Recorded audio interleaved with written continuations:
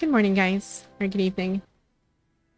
Oh my gosh, I'm so excited. I actually have no idea what's gonna happen in the main quest for Lee under the Spiral of Chronos. And seeing his preview regarding the his abilities, like, dang. Lots of shattering and reality breaking stuff. It is greeted for demotion. It is fine. I can always go back.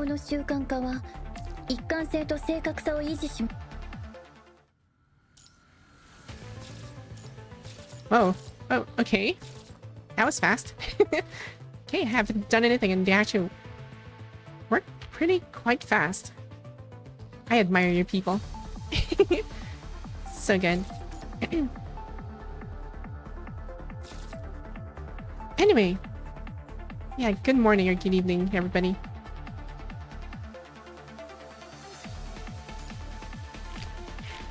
Yeah, so I'm just gonna do a little bit of dailies, then I'm gonna jump right into the main quest because I think it might actually be long, so I have no idea. I'm just gonna prepare myself for whatever may come or something.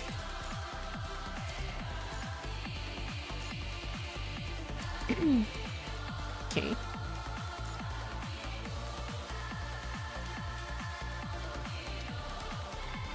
So there will be a lot of reading, most likely, since this is like a I don't know what happened to Lee though, because I think he changed, like, personality-wise. I think he became better. I wouldn't say a person, but construct, but person. I don't know.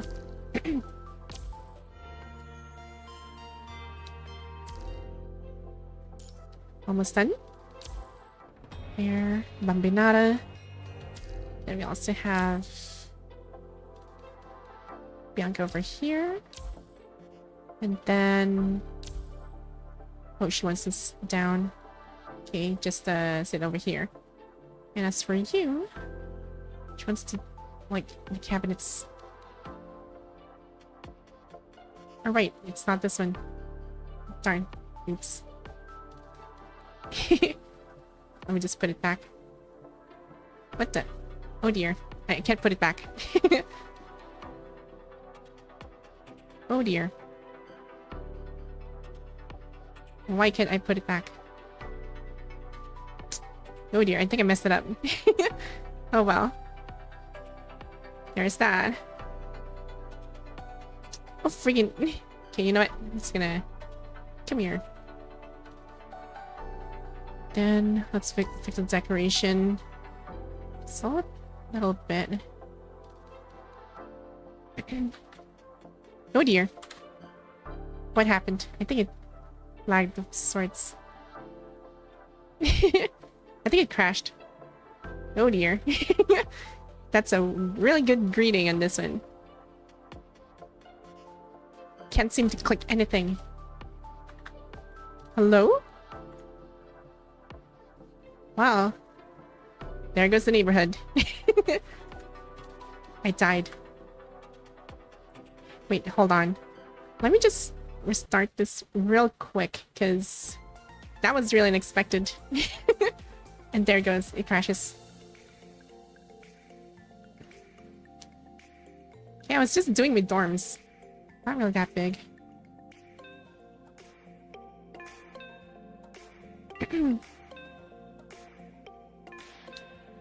Let me just wait for this to load up. Hold on.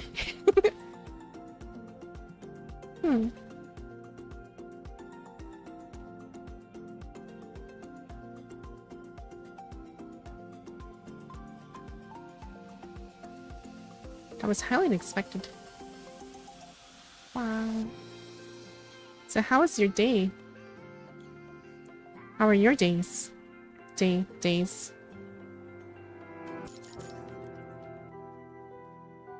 Oh. Okay, there we go.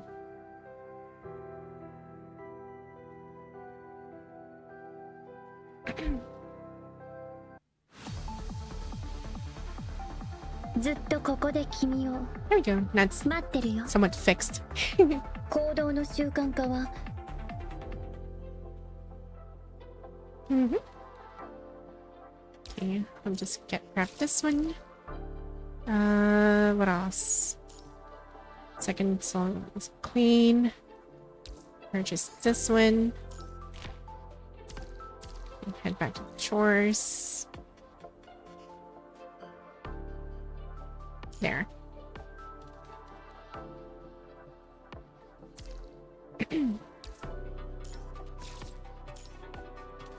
Okay, guess that's it for this one. Next is some part of the mission. Let's get this one first. Grab this. Gonna make a quick run over here. Oh, okay. I leveled up. Nice. Let's go. Positions. Okay. Oh, it's a bonus action. Okay. Right, that's a good one. Okay, I'm saving this one. Oh dear. External reinforcements. And check this one. Positions. Jump over here. Jump over here. And more bonus action. There's like more reinforcements. More supply crates. And starting point. Bonus action. Dang, I'm going places. I actually don't know where the where's the warehouse is. Where the hell is the warehouse? Well, that's it. Probably it's one of these three. I'll get them next time.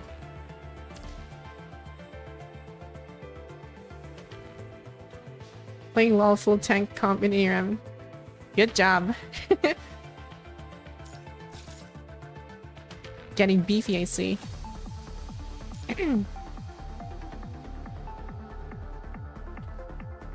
Okay, let's get today's luck. And wait, grab this one. There. Guess that's it for this part. Guess I can jump towards the mission now. Yep, all clean. Right, let's begin. I'm actually excited in what's gonna happen here.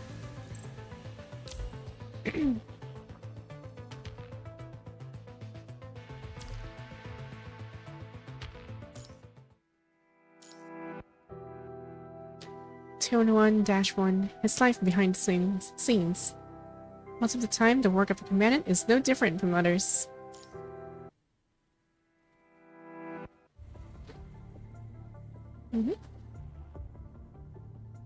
The pure white blackout curtain rises automatically with the sound of the door opening, allowing the cold daylight to dip in through the window panes. The artificial sky outside is now a clear, early morning blue.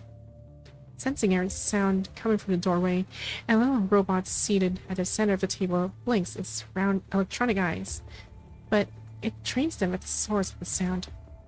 All vital sounds confirm to be normal. Entering the room, the young man stops at the table as usual, placing his half-finished coffee with his sugar on the table. He starts checking his terminal for new missions.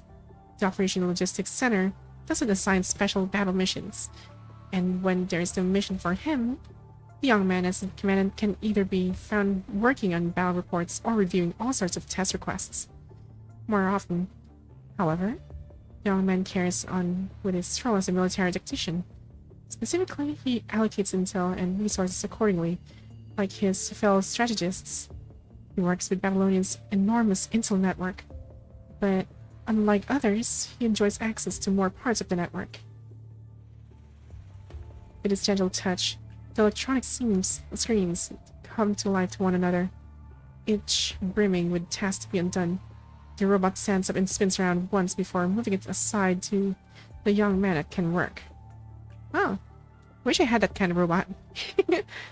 Ever so gently, he pats the robot on the head. It sits in his hand, watching the young man smile at it.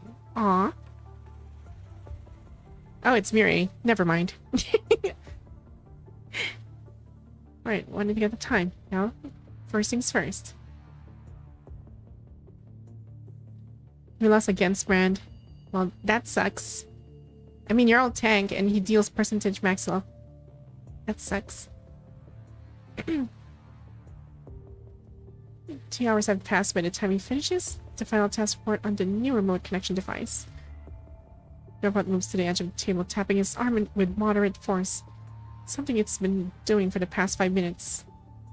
Oops. 5 minutes too late, huh? Rubbing his sore wrist, the blind man swallows 2 white pills with his cold coffee. Heavy footsteps can be heard from the doorway, and in the mirrored reflection of the wall ornament, Miri catches sight of a scarlet figure. Oh, it must be Vera. Closing the screen before him and looking up at the doorway, he waits as the breezy figure makes a beeline through the reception room and straight into his office. Yep, it's Vera. She's the only scarlet or crimson looking hair. All the while without so much as a knock on the door. With a thud, she drops a somewhat old folder and a memory drive in a zipper bag on the table. All the process was a real pain in the butt, but I'm giving it back to you now. Vera speaks with her usual mocking smile, and her mind impossible to read. It's got the mission log and the thing you need. With a glance at the folder, Miri looks knowingly back at Vera. Thank you. Vera sounds sincere enough, except Vera bursts into laughter. We have you to thank, Miri. You're doing a good job as Nicholas' agent. And I need to say I'm impressed by how well you've removed yourself from the radar. They needed an excuse to do what they do above the table, and the Parliament needed this chance to justify what they got. That's why I was sure they'd help. I'm sure it wasn't easy on your part, but you got what you wanted. All the same, right? I only did what I could as a Cerberus commandant. Huh. The man before Vera looks harmless enough, but Vera knows he is anything but. As Cerberus official commandant, Miri does not plan his strategy around orders from the HQ, setting him apart from the other commandants. Project Negan. Yes, I will play Project Negan. I'm actually interested in that game. I saw the trailer, and it looks promising. I might actually try that out. It's sci-fi, it's fast-paced action, I guess. I mean, those things are kind of hit my spot, so who knows? We'll see. Once it's already out. Wait, is it already out? Because I haven't really checked the updates. Just let me know if it's already out. He has a way of bringing out the best in Cerberus and never holds them back from what they do. In fact, he would even help his team get off the hook on occasions when they get in trouble. Or propose cooperation as if they were his equals. No one cares about some weakling commander who can't go down to the surface, said Miri when they first met. No slippery register. Aw, okay. I'll keep an eye. I'll keep an eye on that one, but I will pre-register on that one. Sounds really cool, though. I mean, it looks pretty cool too. The typical thing to do when taming a group of wild beasts is to collar and muzzle them, except it never seemed like something Miri was interested in doing, and that was when it dawned on Vera that this man, despite his gentle smile, is someone the old-timers in the Parliament would seem dangerous, whose insanity is different from Cerberus. Vera, however, is no fan of restrictions herself, nor is she one to fear hidden fangs. You're all for your team members, while I am all for your own benefits. Miri looks down gently at a little robot that spins around his hand. Aw. It's time like these that Vera finds Miri weirdly friendly. You can do whatever you want to do, starting now, and I'll support you however I can, as I always have. Guess I'll do just that then, if Nicola has given me the green light. Anyhow, I'll be on my way now. With it, Vera waves at Mira and she turns around to leave. It was nice working with you. Seeing Vera off, Miri picks up the folder from the table, takes out the content inside and puts in a common folder with the world's government logo in it. I wonder what that file is. 11:30. Parliament Square. With the folder in his hand, Miri heads towards the square, right outside the Parliament building. The artificial sunlight is warm and gentle. It's nearing midday in Eden time. The square, however, amidst its usual hustle and bustle, and is now cordoned off with light strips and autonomous machines that stand in the way of the entrance. Apologies, sir, but passage through here is temporarily prohibited. What's going on? We've identified a technical issue on the bridge of 13-C module. With emergency maintenance underway now, all residents are prohibited from passing through. Oh, but I actually need to head down to the Parliament Hall. The temporary elevator on the left can take you up. You can head down to the hall from there. Right, of course. Thank you.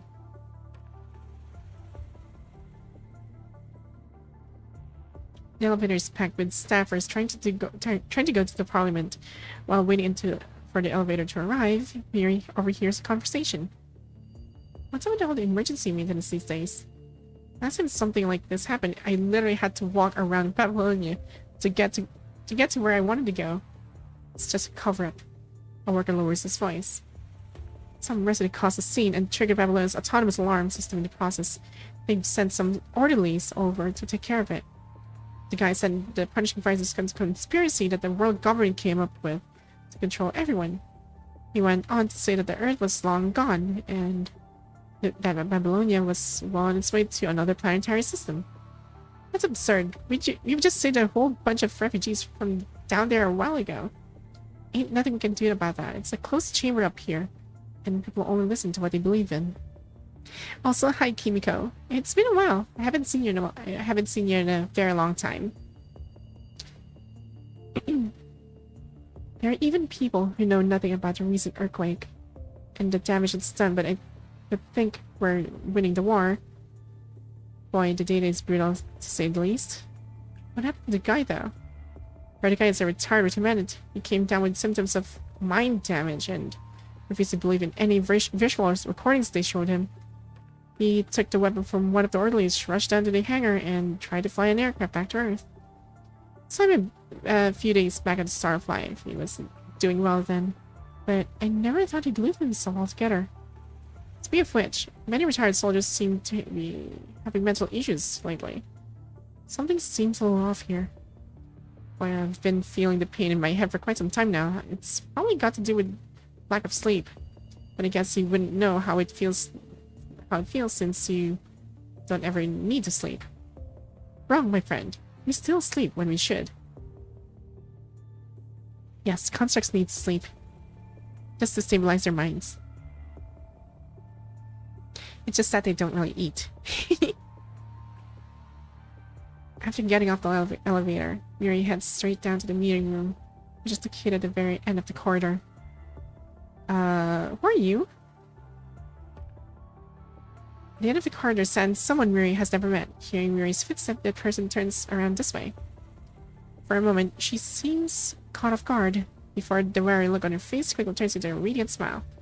She doesn't seem exactly to have masking her feelings. Hi. Moments later, Miri recalls a name that matches the face. Sika. The student who recently graduated as chief of her class at FOS. While Miri has never interacted with her, he hears about her every now and then from task force constructs. Unlike the previous chiefs, however, Sika is under fire because of some controversy. Come in, Sika. Miri greets Sika with a polite smile. Sika quickly greets Miri back, apparently having been caught by surprise. Oh my, sir. I didn't expect you'd still remember my name. Oh, just call me Sika. Don't mind. I don't know if it actually makes me feel comfortable. Scratching her head, Sika tries to pull herself at least. But you deserve all the respect as the chief. And it just hit me that I didn't graduate from FOS myself. Looking slightly uneasy, Mary changes the topic. As he came to pay Commander Nicola a visit. What's the matter? Right, I actually came to submit my application for a surface mission. It's been approved without hiccups, fortunately, and I was just on my way to the hangar. You can tell the process must have been anything but easy from the look on her face. Smiling cheerfully, Mary gives Sika a thumbs up. Good luck with the mission. Thank you, I'll do my best. This is your last chance, Sika. Says Sika quietly to herself as she turns around to leave. Parting ways with Sika, Mary paces down the corridor until he reaches the room at the end. Through the crack of the door, he sees a solemn figure standing by the window. Taking a light breath, Mary knocks on the door.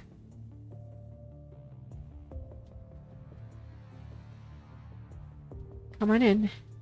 There is still an hour to spare until the adaptation test of the day starts, with Lee already finding himself in the Science Council's classified laboratory. Asimov, on the other hand, sits in the middle of countless projector screens as usual, frowning at the ever-changing data before him. Behind was a chamber partitioned by bulletproof glass walls, with several pods storing construct frames lined in parallel. The pods are empty, except for one that holds a frame. The pod is cordoned off with red light strips, telltale of how important and dangerous the frame inside the pod is. You're early. We're still in the middle of fine-tuning the equipment and initializing the frame here, which is going to take a while. I know, I actually came for something else. Then Lee puts a memory drive on the table in front of Asimov. I came across some data and I have a new hypothesis about the heteromer shards. Meaning no objection from Asimov, Lee inserts a memory drive into the system and opens up several encrypted files. Punishing language. Seeing these words, Asimov jumps to his feet. These are left out of Kuroda's trial record, and I'm also seeing the part missing from Shama's research data that's been retrieved. How did you get your hands on these? Do you still remember how there was data anomaly from 20th adaptation test that happened because a wrong parameter was used for the enemy simulation? I do, and that's because whoever was in charge back then screwed up by adding the data of a heteromer shard. Wait, is it because of the garbled message? With a nod, Lee pulls out a code on the screen. This is no garbled message, but an encrypted message that you can only decrypt with a special key, which I did a week ago. And the key is? I'm afraid I can't tell you what it is just yet until I have all my points of concern sorted out. Right. Well, tell me what you signed there first then. Hello, Shiori. Look at this stream. 1 p.m. Walking out of the parliament, Miri lets out a sigh of relief. Nicholas stops questioning him about his source of information after that, which in turn made it easier for his work to progress. With the issue off his back, Miri now feels more cheerful than ever. I'm not going to look into your source of information, as I said, but I do still want you to keep in mind that everything you've done will mean absolutely nothing if you ever get busted. Thank you so much, Commander. I'm just doing my job. With a mixture of emotions and expressions, Nicola keeps his gaze on a smiling Marie and the black folder sitting squarely on the table. With your complete trust, I now see it as my duty to do the best I can. I have the original now. You're to categorize the rest of it as a mission recycled file through the special channel like you always do. They'll know what to do with it. Of course, the rest of it should help make Lee's frame more compatible. For all he cares, anything could go wrong. But this, after all, he wants more than anything to be of help to Lee. He vividly remembers the time when he could do nothing but watch as Lee soldiered on, carrying the weighty burden of his life. And that time felt like an eternity. Lee would also tell us that things would get better in no time. Except what he said was mostly just lies. Ray looks up at Eden's midday sunny sky. Thanks to the artificial sun, Eden is perpetually sunny with blue skies. When Ray recalls his times with Lee, however, Their memories together would always begin with one certain night from many years ago. It was right after Lee started working at that high-paying job as an engineer that Miri... What the? Is this like a wrong spelling? Miri found that his brother became very busy, to the point that he stopped coming home on time. There were times when Lee would come home early and amaze Miri with all sorts of obscure but interesting engineering knowledge. Did you enjoy Hyperio's gameplay? I'm still in the middle of, like, I just started the what would I call this? Like the quest. But for the gameplay of like Lee on the trial version, yes, I did. It was cool, really cool. Reality breaking stuff. It's so cool. Very often, though, Lee would leave home with some weird box late at night when Miri was fast asleep, and then come back home again by dawn before Miri woke up. It wasn't something Miri was aware of to begin with, until one day a celebration was held for the first time in years downtown where they lived. The day wasn't exactly ideal for holding a celebration, because it seemed on the verge of rain, except it never rained, and the celebration took place as planned. The celebration lasted late into the night. For the entire time, Miri was waiting for Lee to come home to go to the celebration together, but he never did because of work. Miri took his medicine before going to bed. When he next opened his eyes, he heard the bangs of fireworks and the hubbubs of people out there. Lee? From the crack beneath the door that opened into Lee's room, Miri was seeing light as far as Miri could remember, though Lee never closed his door. So Miri got off his bed, tiptoed to the doorway, and pushed the door ajar ever so lightly. Through the crack, Miri could see Lee sitting by his workbench. He was calmly wrapping a roll of gauze around his arm. The table was strewn with used pieces of gauze and all sorts of homeostatic? I thought it was like hemostatic, but okay. Medications. Each of which was as red as blood itself, horrifying a young Miri to no end. It hurt. It's got to hurt. And Miri knew that it's got to hurt more than when he himself came down sick, yet Lee didn't even let out so much as an ouch, as though he was perfectly used to it. Against the ear-splitting bangs of fireworks out there, Lee didn't notice that his door was ajar. The next morning, Lee woke Miri up, as usual, and showed Miri as a gift that he apologized for not being able to make it to the celebration with him. Looking at Lee, Miri wasn't able to ask any of the questions he wanted to ask. It hit him that, as it was then, he was able to help Lee at all. Rather, he was one of the things that caused Lee to worry. It wasn't until Miri saw a long sealed-away construct dossier in the Babylonian database that Miri finally learned about what Lee had to go through. The weight of every single word bone deep. The dossier was a testament to Lee's suffering. Miri has never been able to let go of ever since. But things have turned out indifferently if he had walked into Lee's room that night.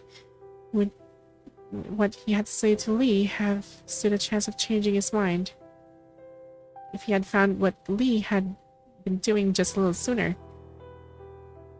All the what-ifs, however, mean absolutely nothing.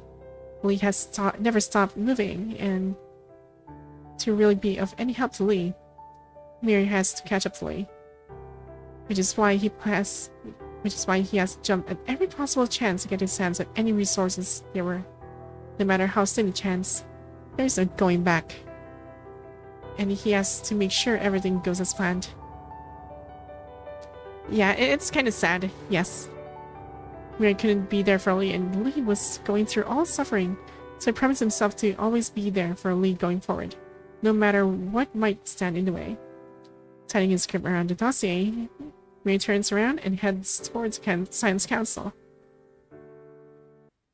Okay, so that's the first part.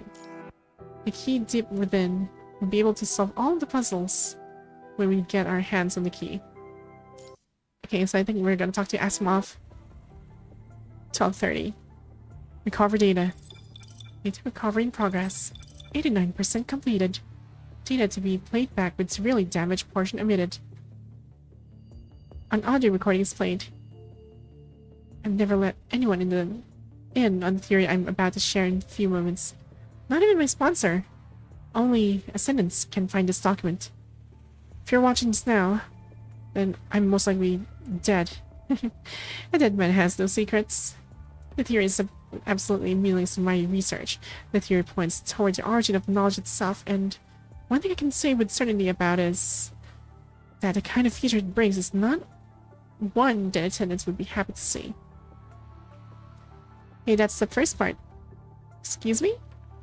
Yeah, that's the first part. Not to mention that the theory is not something we can make happen anyway, as we are. The language of the punishing fires, or, to put it differently, the codes of it.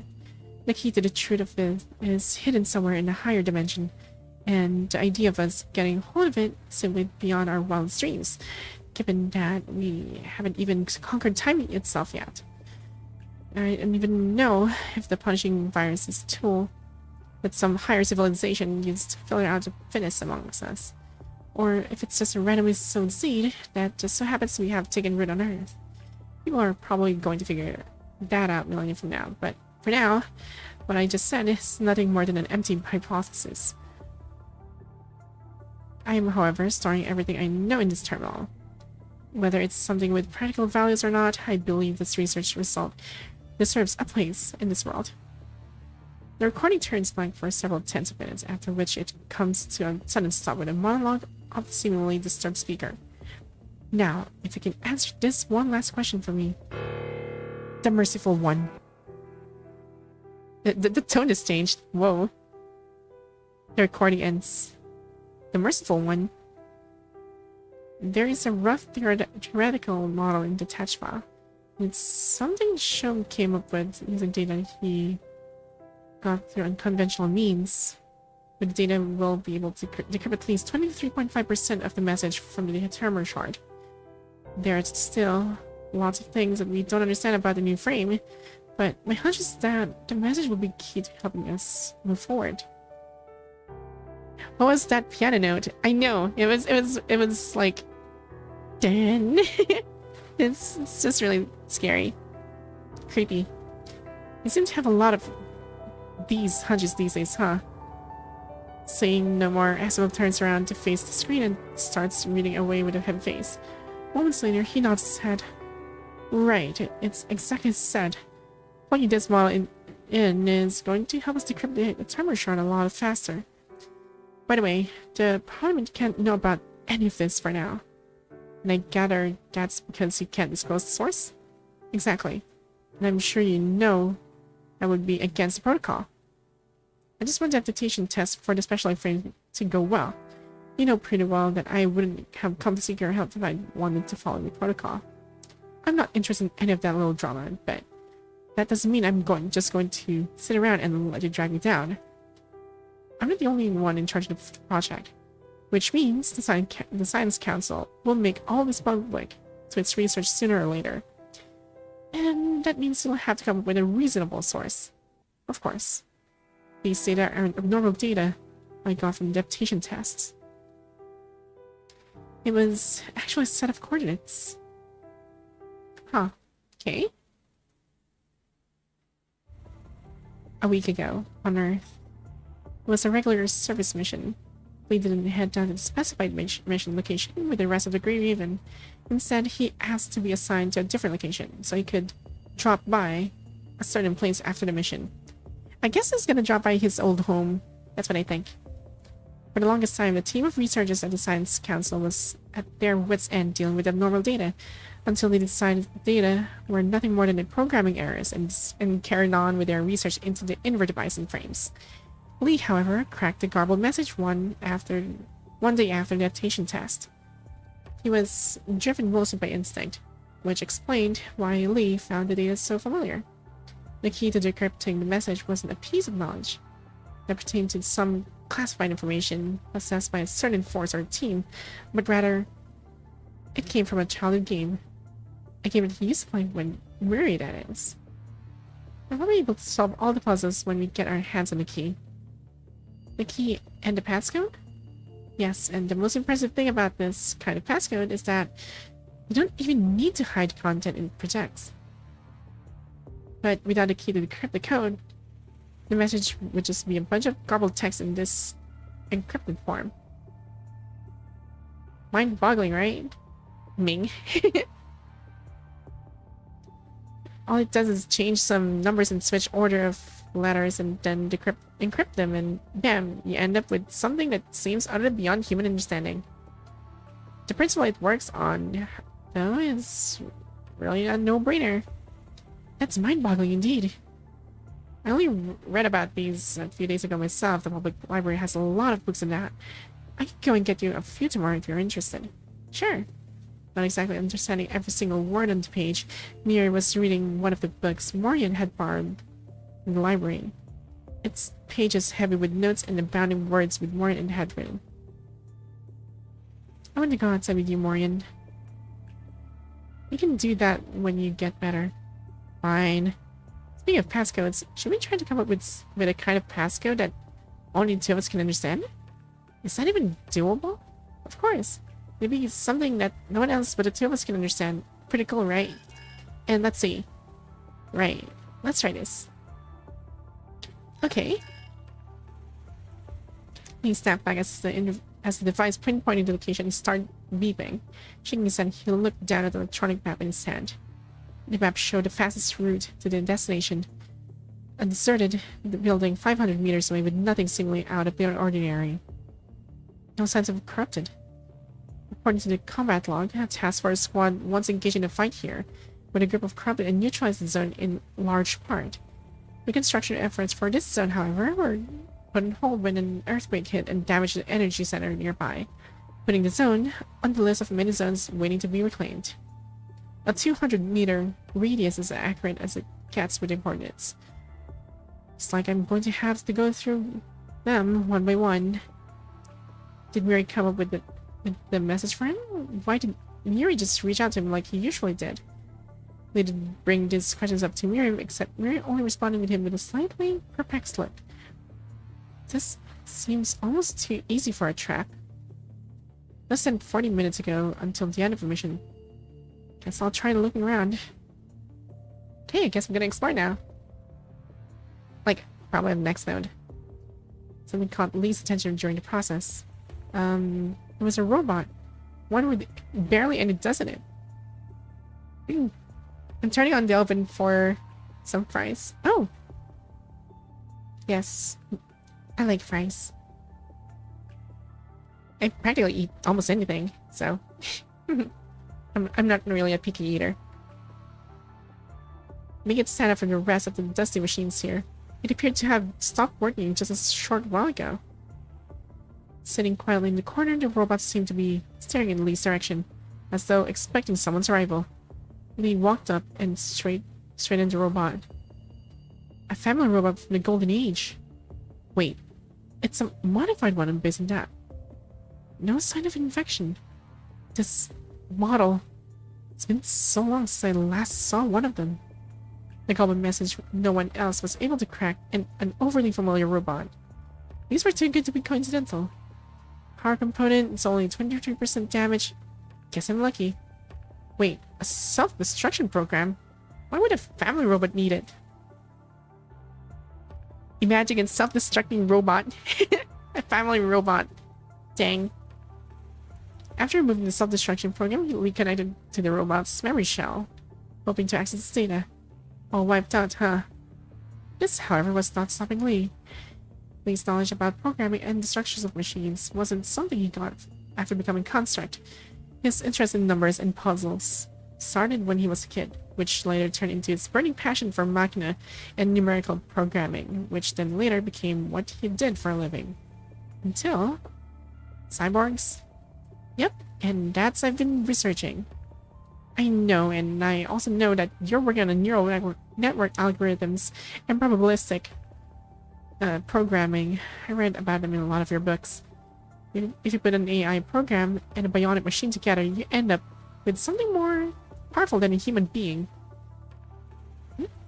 Imagine that your little Roomba chasing your cat around the house just suddenly starting to self-destruct cat. Oh my god, that is scary. It's a self-destructing Roomba. I would actually like that. Like, for example, if there's any like thieves or like those kind of people going inside your house, trespassers, and then Roomba approaches them, like, what's this Roomba doing here? And just suddenly explodes. That would be funny. But at the same time, it's gonna be messy because there'll be blood everywhere and it's gonna damage my stuff. So, no. But it's fun though. But no. This story is lovely and all, but I'm also enjoying the deep blue war zone so much. It's crazy. Yes. You read my mind. With a claimer on it. It's an expensive house defend device. I know. Or what if you put it under your entrance? Like, just add a like one Lego block, like on the doorstep. That's it. You just leave a Lego block there. And the let's say the thief will be like, what's a Lego block doing here? Like something like that. And then let's say he tries to go inside the house, then let's say like the door actually just automatically shuts, and then got scared and all, so he tries running around and just suddenly steps on a Lego block, another Lego block. Oh, the pain. Imagine the suffering. You're not I'm not trapped here with you. You're trapped here with me. And it can happen in this punishing virus world. Yes. Well, that's probably going to take some time. I want to focus on getting you operated on first. Hey, that's what you said last time too. I'll be waiting, Morian, so just don't overwork yourself. By the way, there are a million things I don't understand about programming problems you showed me before. With a frown, Morian looked at all the notes in the book and all the codes that occupied the computer screen. When he first showed Miri a few things about programming, he only meant for them to keep him entertained at home. Miri, however, had been picking up the knowledge and technology, all of which were beyond his current grasp. At the speed of a child who was much too busy running after an express train to consider where the feat was out of his league. I told you to rest, Miri. How much time did you spend on these? Well, I didn't spend that much time. Just don't do it again, alright? You don't want to ruin your eyes. Lego block, freaking psychopath. Not even like go that far. It's just a Lego block. Unless, you know what's actually pretty cool? Like if you have this, what I wanna design this kind of weapon, I call it the Lego launcher. So you actually load up a Lego block inside and just shoot them with Lego blocks.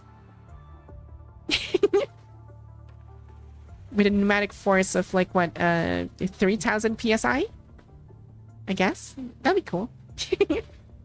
Or rather, it might actually go through. So, ouch. Lego in a claymore. Please, I don't want to explode my house. I just want to shoot them with Legos. As a computer screen blacked out from idling, Mori knew how Miri was and that Miri's condition were hindering his intellectual development. Mentally, Miri was a lot tougher than most kids his age. Which was why Morian could never bring himself to the overly harsh whenever he looked Miri in his eager eyes. I mean, there is no rush, since we still got lots of time. After patting Miri on the head, Morian picks up the book from the table and turned the computer screen back on. Alright, let's get to work. Let's work through them together. Now the code here... The more Lynne looked into the robot, the more he found himself awash in a weird sense of familiarity. The robot was used as a messenger. With what little was left of its memory showing records of multiple entries, Lee tried to probe further, hoping to find the author of the entries, but was denied access, which he saw coming. Impressive and well thought out indeed. The underlying codes that drove the machine were complicated and uncommon, except Lee was no stranger to them. Deploying tactical Lego blocks. Yes.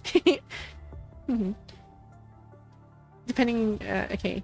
Because they look exactly like the kind of codes he would write. Pretty neat, but I wouldn't have done much of a better job. Could it be you, Miri? He was indeed the one who taught Miri all these, which was something they continued even after Miri went to Babylonia. And was allowed access to public lectures every now and then. Miri would call Lee with his questions he had from lectures. Chrono monitored every single message as a construct, sent out and received. An effort offset by Lee and Miri, who would mask what they really meant to say with secret codes and hide them everywhere in their message to each other. With their respective lives to live, Lee and Miri rarely ever saw each other. There wasn't really anything secret about their messages. They were simply exchanges of daily greetings, and interpreting the messages with their own secret passcodes was how they showed they cared for each other. Then, when Lamy impersonated Marie and lured Grey Raven into Ascendant space, her behavior wasn't the only thing that gave her away to Lee. But also the fact that he didn't get the usual Miri-like replies after sending Miri his usual encrypted messages. Analysis complete. There was only so much data he could fix, from the most damaged, garbled text. Lee felt it for what he was looking for. Don't think I can do what I need to do next here in this pile of ruins. Putting in his pocket the memory drive with all the data he needed, he stood up. Right, time for the meetup. Just then, he heard an ear-splitting bang from afar. With incessant bangs that seemed to come from the depths below. The ground grew violently shaky as debris and cement rained down, shattering into pieces and stirring up waves of dust. They dashed out of the building and into the empty square outside. Right before the door to the building behind him gave way in an ear-deafening bang, bearing away the pile of machines. Was that an explosion? If it was Lee, Lee could have only imagined how severe the damaged location of the explosion must be. Emergency report to all teams in the area. There was, however, no sign of corrupted in Lee's surroundings, and the concentration of punching had been within the safe range since he arrived. Huh. Uh-oh. Something going on with Miri? Not really, no. I hope whatever's going on Miri's side won't change his priority, which is his big brother. Yeah. I hope so. We'll see. With the ground still trembling, Lee felt as though the entire world were shaking violently. The air reverberated with the sound of walls crackling as tiny cracks made their way from the walls and the ground towards a focal point, like the most venomous of snakes. Wait, what in the world?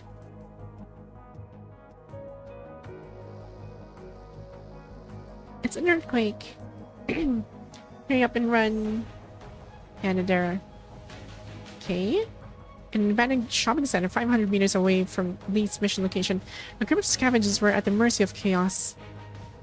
They had been here for a week now, and they wasted no time sealing the door at the entrance as soon as they arrived, for the fear that the corrupted would enter the place, leaving the fire escape on their right their only passage option. Ironically, the very mission they had been taken now hindered their escape from the place.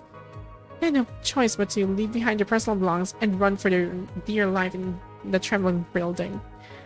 Worn out to nothing more than a dilapidated shell by years of sun and rain, the building finally gave way with a violent shake, sealing their fate as pieces of what used to be the dome above rained down and landed on the floor. Right before the exit was blocked off, however, the scavenger at the end of the line lifted his kid up with all his might. Oh dear. Shakes seemed to have stopped momentarily as the world inside slowly lost its colors, and the light faded away. Ah, you might have escaped corrupted and the red tide, but the crimson virus was never the only source of threat. With the world in its apocalyptic state, however, there was nothing he could do now except for sitting trapped underground as he watched himself literally bleed his life away. Right before he was about to fall unconscious, the scavenger heard someone's voice. There's a survivor here. Out of my way, I'm taking over.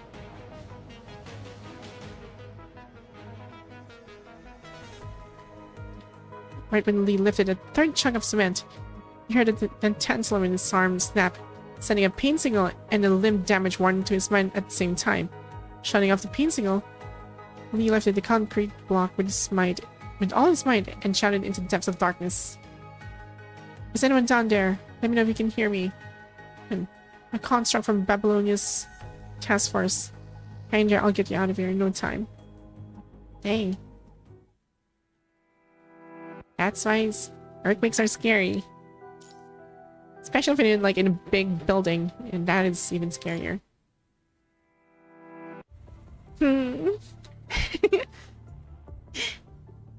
Dang. And that's that. I had to stop when the earthquake hit. And I only managed to come back with those data. And this deserted robot you found there just so happened to have the data we needed. Now, that seems anything but a coincidence to me. It's almost as though someone baited you there just to show you all of that, and then destroyed right away. Natural disasters are not within anyone's control, though. How do you know the earthquake was natural, though? We don't have evidence to say one way or the other. So let's try to focus on solving the issues we have here with the frame. Speaking of natural disasters, though, there is something that caught my attention. Liv saw the version of the future that Asnet predicted when she was in Imperia, and her infection reached a critical value. During recovery, she wrote a report of what she'd seen. I have the report, and in it, she wrote about Earth's ever winner. And that's what Bianca saw too, when she saw the future in the red tide at Copperfield Aquarium. It seems that both Aston and the punching virus point to the same thing. That humanity is going to be wiped out at the end of a winter lasting for decades. Are you saying that the recent earthquake had to do with that prediction? A lot of things can bring out an ice age, such as changes in solar activities or Babylonia ever falls, and also strong geological activities. Everwinter, huh?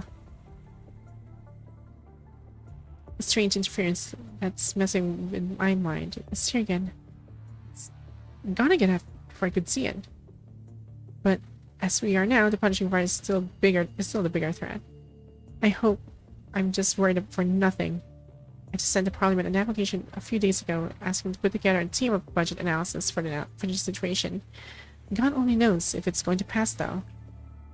As he knocks on the table, as he casts a glance at the progress of initialization on the screen. Almost there. Give me a few more seconds. I just need to do some prepping for the adaptation test. You must rely to bring the data back, and it's not my job to put them in good use. Seeing Asimov at work, Lee to the side pocket. There is a video recording from the robot's data that Lee hasn't shown him. Lee is feeling uneasy precisely because of what he saw in the video recording. I remember chapter 17, Liv's Imperial Frame. Yes, it's like the, what's the title? Surviving Legion? That one. So what's the conclusion? In case you weren't aware, we always need to go out of our way to smuggle the things we want into Babylon's transportation crafts. I can tell everything I know, except you'd probably be disappointed. I'll tell you if I am after you hear it. I mean, I still have confidence in what you're capable of. I'll be damned. You managed to get all the extra information from the mermaid without letting her go. You were either very careful or you simply just locked out. But anyhow, Corona isn't the only one who's aware of that. Let's sit back and see where it's going to take us. Someone taps on the glass with a finger. I see you aren't surprised about the information leakage. Now, you want to be careful around Nicola, because the old man would probably waste no time getting rid of you once you're of no use to him anymore. You seem to know Commander Nicola very well. Care to share with me some of your most memorable moments with him? The person on the other side of the phone chuckles. We're doing a business of trust here, so let's just keep our distance as is, yeah? Now, going back to the agents, they're just a mysterious bunch. We tried to look into them and with all our human resources, but came back nothing. If we're trying to into that one particular agent, and I'm afraid you've been most disappointed. The agent you're looking for, the one that claims to be an author, knows how to manipulate people with the truth. He wants them to see. No, we aren't trying to learn about him. It's just that we keep coming across a particular name in the latter half of Shom's research documents that Babylonian didn't recycle. The merciful one. Exactly. And that's the creme de la creme. Now, how to get our hands on it is the question. That's something even Babylonia's Department of Information would find challenging. Nikolai, is that one realistic political boss in HQ, right? Yeah, the guy that looks like, yeah. He's technically, their boss of the Cerberus team, but it was now recently, commanded by, well, your commandant now is Miri, so before Miri, it was Nikolai who's actually handling secret missions for Vera and the Cerberus team. It is impossible to identify the speakers with the acoustic fingerprints, as both their voices have been processed. We, however, had no trouble identifying one of them from the way he speaks. It's Miri. What is still hiding from me? He has always known that Miri was up to something behind his back, except he never brought it up. The battle's never stopping, and everyone trudging ahead. Their conversations have become repetitive. We can't even remember the last time we enjoyed a casual talk with Miri. We could no longer guess what was going through Miri's mind, and Miri was no longer the adorable younger brother he once was. Still, nothing made Lee prouder than seeing Miri go through life as a healthy boy. At the big brother moments.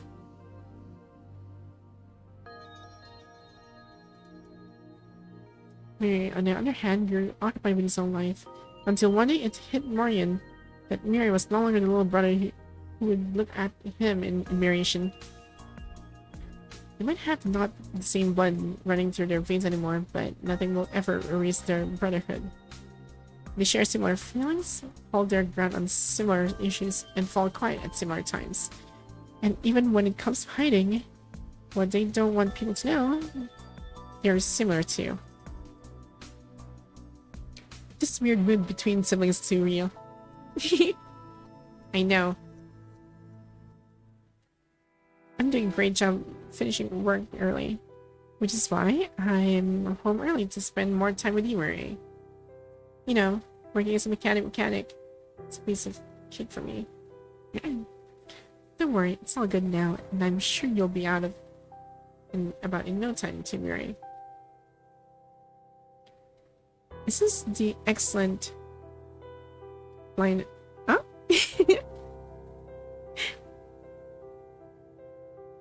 Well, yes. No, yes, maybe.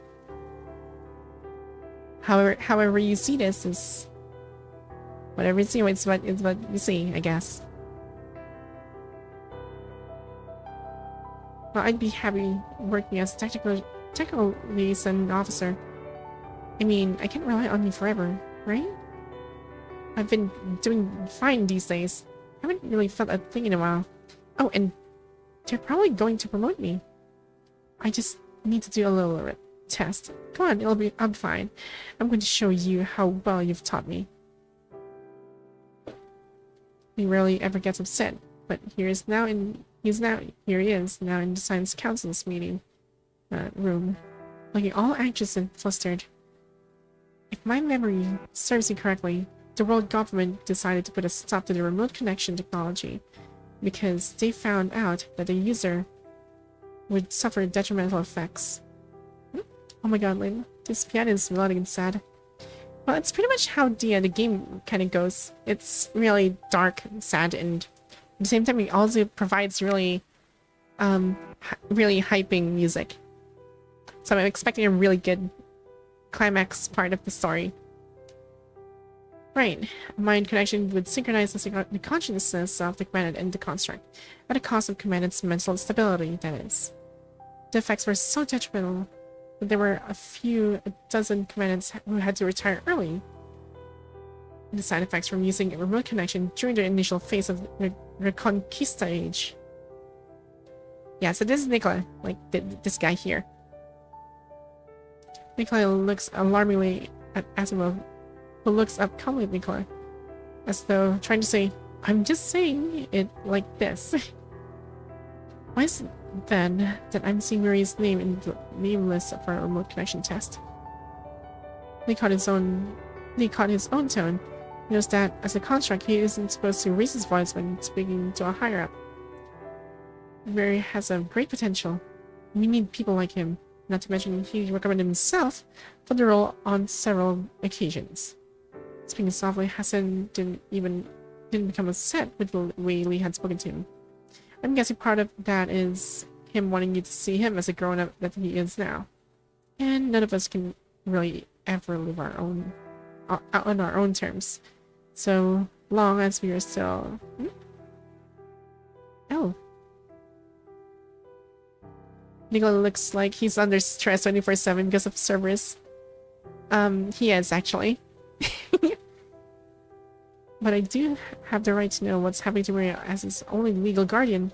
I mean, if anything happens to him, Lee, let's take a moment to remember that you wouldn't have been there. You wouldn't have been here if we decided to come down on you for going through classified information without permission. And I'm sure you don't need anyone to remind you that you, as a construct, no longer belong to Corano, because the world government now owns the document you signed back then. Now, are you still going to press further? At the cost of your team's sanity, Dennis? I am not going to stop Miriam from doing what he wants to do. I'm simply asking to be looped in about the situation. I have all these documents with me, and I'll make sure all of his missions fall under my jurisdiction. Lee, we understand you're only trying to protect Marie. We'll keep it close tabs on Marie's health, because he's the only person we can count on besides the Grey Raven Commandant when it comes to experimenting with a new remote connection. Every person who helps us inch a step closer to victory is important to us. Enough said. We all need to do what we are supposed to do. Return to your team. Dang. All done. He comes to his senses with the sound of a machine's kicking into gear. Coming up to the pod, Asimov looks down at the brand new frame. All set. We're good to proceed to today's adaptation test. Okay, guess I'm gonna test out the new frame. Almost. It's another reading. T30 on Earth. Aboard a transport craft that's making its way through the stratosphere. The ground gradually sharpens to view as the aircraft descends through the clouds, leaving a trail in its wake. Seen from above, the clouds' deserted city looks like a mirage from the Golden Age. Seems to be buzzing with hustle and bustle. All is sharpening into view as the aircraft nears the ground and are countless faults. The faults left in the wake of the earthquake that struck this place, tearing through the ground amongst the grey forest of buildings. To this planet, the faults are but the proof of a plate in motion. To humans, however, they are proof of a disaster. Around the faults are what remains of the buildings that once stood here, some of which have given way from years of disuse and the earthquake, while others are mere burn marks and... okay. Yeah, I haven't really seen Alicia in this form. Well, actually, yeah, not really in this form, but I haven't seen her in a while. Our original location of landing is far more damaged than previously imagined. We'll be touching down ahead of schedule. Yes, please do. Watch that. Ready to descend. Switch to manual control.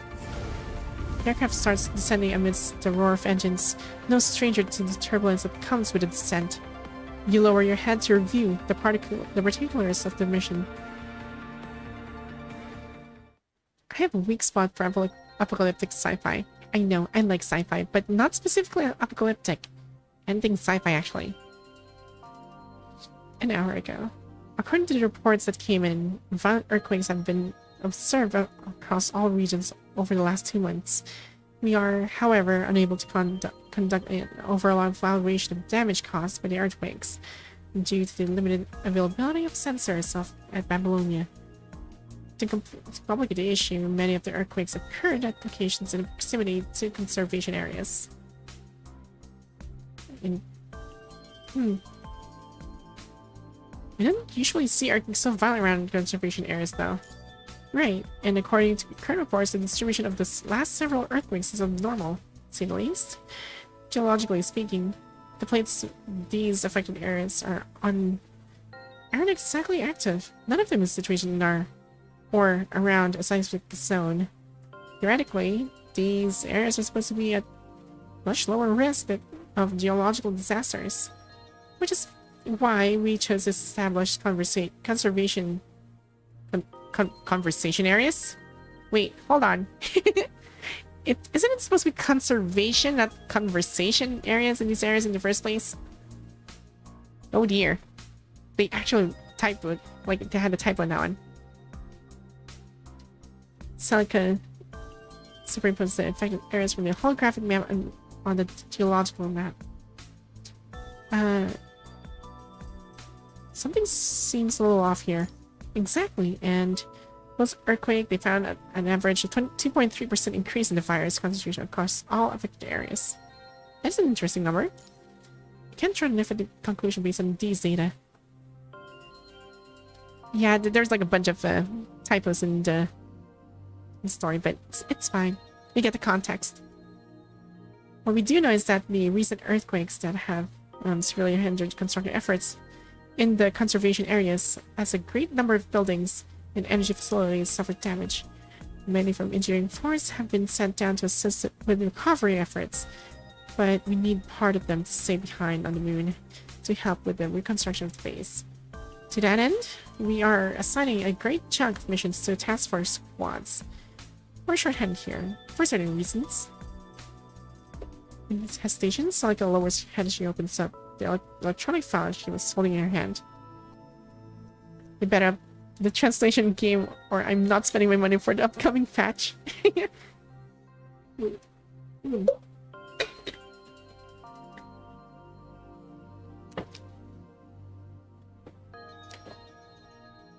Since we're still working on re-establishing communication with the ground, we need a task force squad to go down to look into the situation. And that, Grey Raven, is your mission this time. You are to rendezvous with the squad that's stationed here, and you are to help them investigate the damage inflicted by the earthquakes, repair damaged equipment, and determine what caused the concentration of punishing to rise post-earthquake. The squad will fill you all in the particulars when you get there. Watch that. As Celica taps away on her terminal, details of the mission start showing up on yours. Going through the list of participants, you notice that Lee is still missing. Any questions about the mission? Celica looks up at you from everything that's waiting for her to deal with.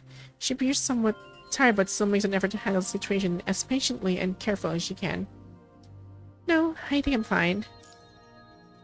You don't think you'd end up anywhere different than you before. Bringing up Lee again now. Look if we get ourselves ready and be on our way in no time. Safe trip and best of luck. Right. And we're here. Come to your senses as Liv speaks to you. You realize that the aircraft is now parked squarely on the ground. Checking the map and seeing the number of corrupted and terror creatures around you is within a safe limit. You give Lucia the green light to open the aircraft's door. I like the sound effects in that. Setting your foot on the ground, you feel lightheaded for a split second as a non-existent tiny crack steps out of the asphalt you're stepping on, shakes you to the core with a tremble from the depths of Earth itself. It felt like a heartbeat, one that came and went so fast that it almost seemed like an illusion. Meant it? That was a neurological simulation just now. And you guess it. It's probably a side effect from the aircraft speeding up with reverse thrust. You didn't see it coming when you hit me just now, but you aren't going to allow it to happen again. Let's get started. We can travel by the transportation craft going forward. I've reached out to a nearby team and they'll be here in 15 minutes with a smaller vehicle. We need to walk to the rendezvous point first, though. Watch that. All these... Did the earthquakes cause this? Alicia hasn't let her guard down for a single second along the way, while Liv has been analyzing the fissures and concentration levels of punishing on the way with a recorder and marking them all down on the holographic map. Since the Battle of Copperfield, Aquarium came to an end. The perceived threat from hetero creatures has been waning with the red tide ebbing. When hetero creatures start punishing polymers, they stop. Oh dear. We're dropping in hot. Yes, I'm sure that ain't some normal earthquake. Yes, I also think that way too.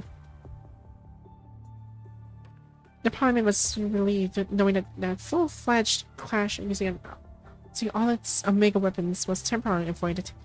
At the same time, the lunar base reconstruction has been faster than ever, and the research of specialized frames has been making headway thanks to new information. I mean, everything looks so positive for the time being. Humans have been spared a moment to breathe. Every single victory has made its way to the people in no time, rekindling their hope. Is this peacefulness a sign of hope, or just temporary calm before the storm? You, however, have never been able to shake off the uneasy feeling in your mind. You are no stranger to what's been happening, and the earthquakes have done nothing but unsettle you even more. Flustered, you've promised yourself that you'll let go of nothing you come across here, and that you'll prepare yourself for anything that might happen, so your team won't have to face it alone again. Commandant, are you feeling okay? Slowing down, Lucian casts you a worried look. It hits you now that your face is heavy with a frown. I'm fine. Take it easy. This is just a recon mission. Tell yourself. As it occurs to you that this is the second time your team is checking on you since the mission began. I see. You're almost fully recovered, Commandant, but it never hurts to be careful. And you two Liv. Just take it easy. But honestly, try sending a dozen tough guys my way now and watch me rough them all up. No doubt about that, Commandant. But I just want you to know that I'll keep an eye out of you anyway. Yeah, right. Yes. Oh. Well, thanks for subscribing, by the way. Guess where comments are Chads. Which is something you know she normally wouldn't do. Close enough. That indeed, it sounds like something he would say. Liv nods in agreement, but her expression soon breaks into a complex smile. That's Lee for you. You might come across as sounding like a better person who doesn't care, but we all know for a fact that he's the exact opposite of that. And he'd always put everything on his own shoulders. I know, right? Lee doesn't really talk about what he likes and doesn't like. Not even now. Even Lucia have read you like an open book. Never outspoken, Lee has been supporting Graven in his own way. He's absent from a lot of missions the team has been sent on these days because of all the adaptation tests he needs to go to, but he never misses a beat when it comes to routine work. Before the team heads out for a battle, you can always count on Lee to send you the detailed analysis of the local enemy and the enemy to be fought. Also, Lee never fails to fine-tune the exoskeletons and weapons at the base with meticulous care so they're battle-ready. You know that you can basically count on him to get everything done. For Liv, though she's still suffering with a migraine since chapter 17. Yeah, there's that. True, I mean, they spill no beans about their research on the new specialized frame, and I'm sure Commander doesn't know much more than we do. Well, actually, you stopped cold when your terminal started ringing with a connection request. A certain squad of engineering force stationed around the conservation area. Hello, this is Excelynne, your Excelynne hotline. How may be of service? Yeah, just kidding. Try switching to a different channel. There we go. Can you hear me?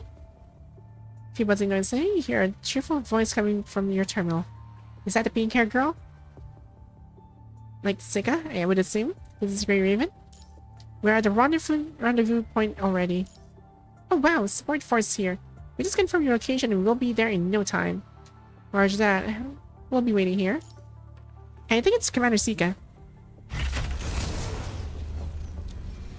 10 minutes later, a small vehicle with the world's government's logo sharpens the view, veering wildly around the collapsed buildings and faults with astounding dexterity. You seem to recognize the wilderness with which the vehicle is being operated. The vehicle speeds down this way as it gets to identify the driver. Yo! Swerving at the vehicle to stop with the same astounding dexterity and parking it squarely by the roadside. The driver pops her head out of the window. Oh, it's Bridget! Never mind. She's back. Been a while, Commandant. Totally saw you coming, Bridget. Hop on already. We'll go through the particulars to go. I haven't seen Bridget in a long time. Dang. Contrary to how she drove coming down, Bridget now drives the vehicle steadily toward the conservation area. I haven't seen Bridget for quite some time after that mission with the with like being stuck on Earth for so long.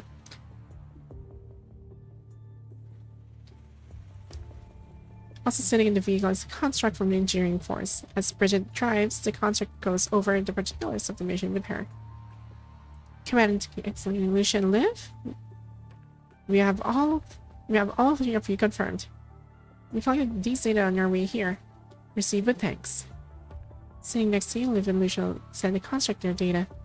These are going to come in handy. Thank you so much. Thanks. We knew we could always count on Grey Raven. How's everything looking? Not so good. Didn't end up with any casualties from the earthquakes because we got everyone evacuated in time, but a big part of the conservation area's basic infrastructure came down because of the earthquakes. We're now trying to bring power back with a backup power system. Some of the communication towers got ruined too. Engineering force is working at top speed trying to bring them back up. And we should see the connection in this zone up and running tomorrow. We don't know if there will be aftershocks though. The only thing we can say about the earthquakes at this point is that they hit at random times. You guys are godsend, Grey Raven, because we're short-handed as of now. That's what I got said too. Isn't there another task force squad around? Command came down this morning with some constructs. I'm guessing they put the squad together and ad hoc. And they're on a mission now around the conservation area. Things there are way worse, and they even picked up traces of corrupted. She's always there when we're doing some important stuff on the surface. I know, like, but what a guess I'll be meeting her again. But I gotta say, yes, she looks really pretty. Just remove the glasses and she's even prettier.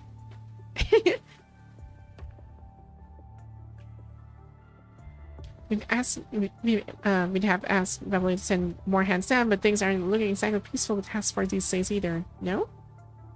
What do you mean? Defectors. Having been quiet this whole time, the concert of engineering force suddenly breaks her silence and chimes in. As you glance at her rearview mirror, you can feel her vigilant gaze upon you. Vision takes off her sunglasses and lets out a sigh. Yeah, she looks nice, see? The Parliament has been trying to keep everyone in the dark, but the whole thing is an open secret now. We're suddenly seeing a bunch of defecting constructs these days, and a lot of the squads with defecting constructs are put on hold for missions and put under investigation in Babylonia. Psycho's heavy face from back then makes sense now. And Teasel too, I see. You look over at Liv with those whose face is just as heavy now. You aren't allowed to come down to Earth for missions until the higher ups get to the bottom of the situation. A lot of the squads that get sent down these days are scraped together, and people are finding it difficult to work with one another. All times too, huh? Task Force has all its intel shared among its members and possesses the most lethal of weapons, making it vulnerable to even the least bit of mistrust and suspicion among its members. Rumor has it that a defecting construct showed up at the base on Earth with an ascendant and killed everyone there. Dang. The size and color. Yes, she actually looks really, really cool. I wish I could play. I wish I could play like her and play as a playable character of sorts. Like, I don't know. She does more kicking or stuff or something. I don't know. My friend is still in lockup because of that once certain construct. She pats the construct on the shoulder. There's nothing wrong with getting yourself ready for what's coming your way, but there are things that are simply above our pay grade. So, I'm only seeing 3 of you here. What happened to this other guy called Lee? He's on a different mission. I see. It's been a while since I last saw him. Last fought alongside Lee at the beach. In the battle where everyone's life was at stake. After the battle, you never really had a chance to talk to Lee, except once.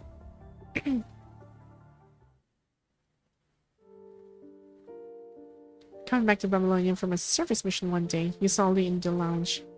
He was sitting in front of a desk. His always worn jacket was placed neatly aside, revealing the part of his frame without bioskin. He was fixing his arm, whose mechanical structure was exposed. With the tool in his hand, he was making meticulous adjustments to the mechanical parts in his arm. All the while, however, he was doing so with a face so straight that one wouldn't have been blamed for thinking he was just picking apart some machine. Are you just going to keep standing there? He snapped at you, all the while carrying on with what he had been doing. He decided to continue the conversation. Is it going to cost your mind to defeat? I'm just fixing my frame. Well, this would be the human equivalent of treating an open wound. I do it on a regular basis and never experience a mind deviation. Well, you can just ask them to do it for you at the maintenance department. I'm just more comfortable here. And I don't want to make people do for me what I can just do for myself. You can count on Curry Games. Be sure to listen to their fan base and making lots of playable enemies. Yes.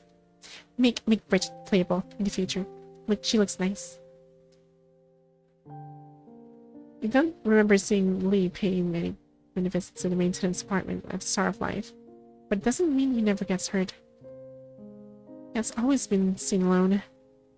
The people who don't know him might find him aloof, but people who do know him, now that he is just used to putting the burden on his own shoulders, we carried on with his work without looking up, filling the room with the clinks and clangs of metal parts. Am I bothering you? Not really. This is your lounge. Lee seemed lost for words with a frown. Just ask whatever questions you have. How's everything coming along with the adaptation test? I believe I sent you a report every time there was a test. After the Battle of Copperfield Aquarium, and with your insistence, Hassan agreed to the idea of sending you a progress report along with the updates of the frame every time there was an adaptation test. Hassan, however, had refused to provide you updates on anything else, saying this frame does not require a mind connection with the command at the moment. Except the reports didn't really clear your doubts. I've seen them. But I'm curious about what didn't go into the reports. What exactly does sudden mind overload mean? And something just feels a little off about you these days. As if it was hiding something. One question at a time. I've only got one mouth to do all the talking. Now, about the sudden mind overload, I don't know what's causing it, but it hasn't affected the frame or its battle performance. Everything about the new frame is within normal standards, and there's nothing off about me. Well, if if you don't ever bring it up to Lee, we'll just put all the load on himself and solve it before people even know there were problems. And if you ask me what we've done for him, well, I can hardly think of anything. Thomas has everything planned out. I might be Grey Raven's captain, but I often find myself relying on his judgment. I seem to always think that he's just going to finish everything I asked him to do, which he actually does, except it just never hits me that Lee might need help himself. Just never breaks it up. And that is Lee for you. He always meets the problem head on. It's always quiet, yet all you know you can count on him. And I'm not just sure if I feel the same anymore. I'm never there when my team members adjust themselves to new frames, or it might just... And I just don't want anything to go wrong with any of you anymore.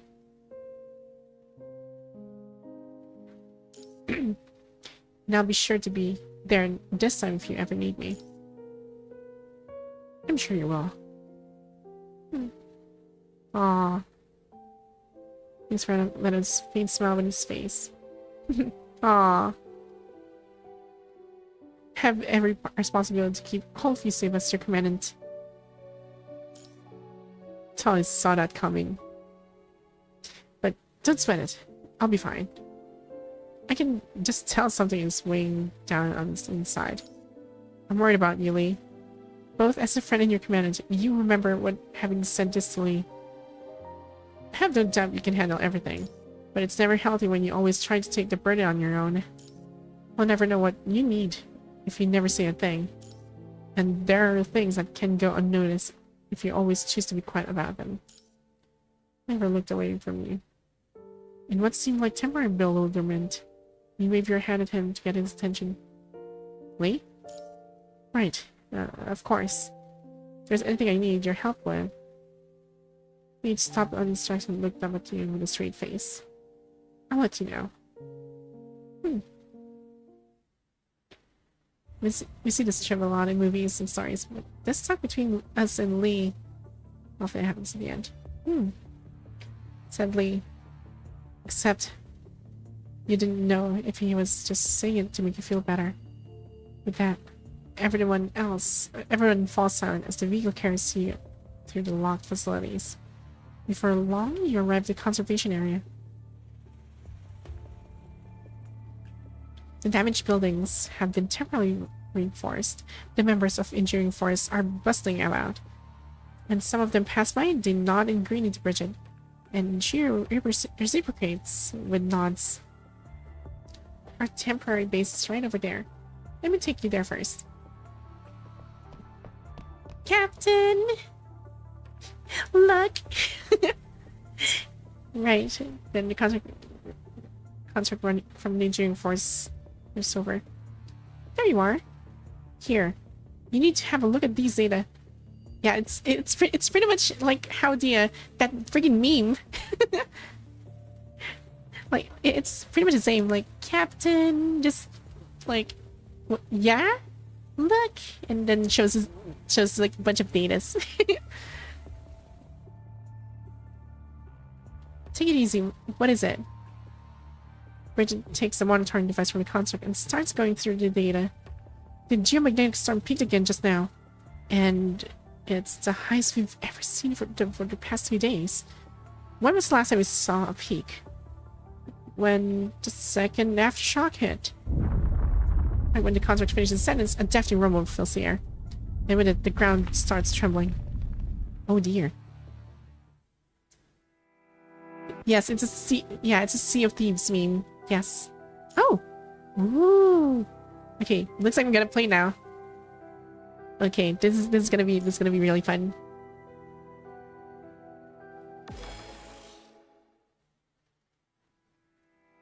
The fall was endless. Aside from the soul-crushing pain, this is what Lee remembers most vividly from being turned into a construct. To this day, Lee still remembers the day he was turned into a construct. He's at Cronus Lab, which, unlike the trial error at the Science Council, was a dark, cold lab in the basement.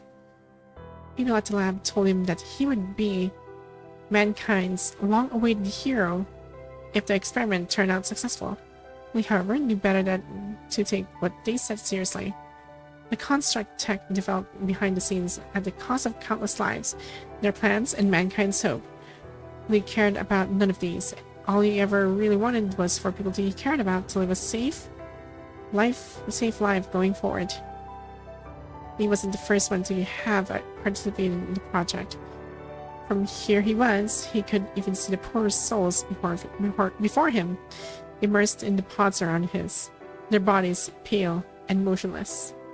Those bodies, hooked up into innumerable wires, were anything but human. They have been disassembled and reassembled only at the end to either be used or discarded, erasing every last bit of human dignity they might have had. A few lost causes tainted the floor with their vital fluid, trying to crawl their way out of the lab in their broken body. He was glad that he wasn't yet in the state of when Mary Witt's last song as a human. Oh dear. He thought he was going to carry on fighting for a rest tool until someone came along and told him that they saw a construct as indispensable partners.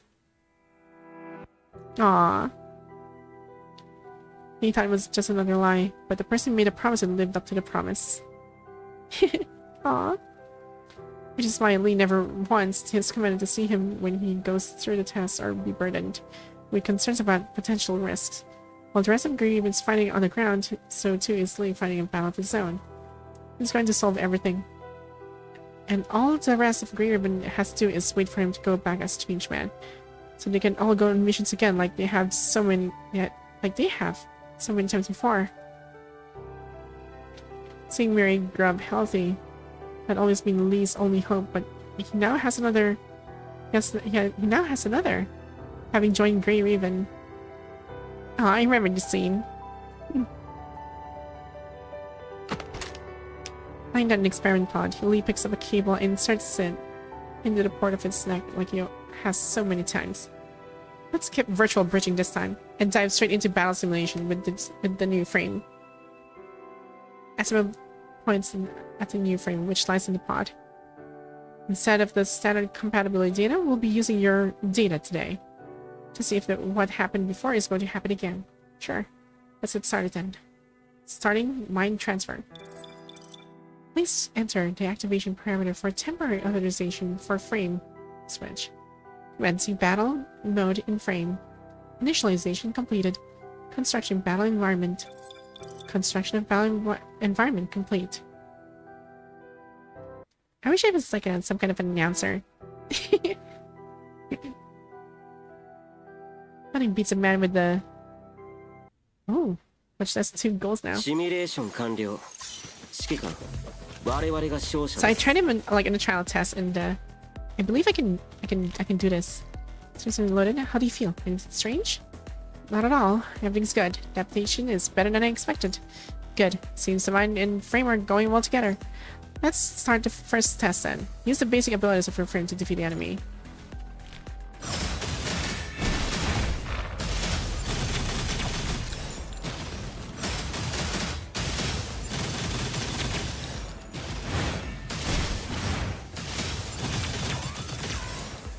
Dang.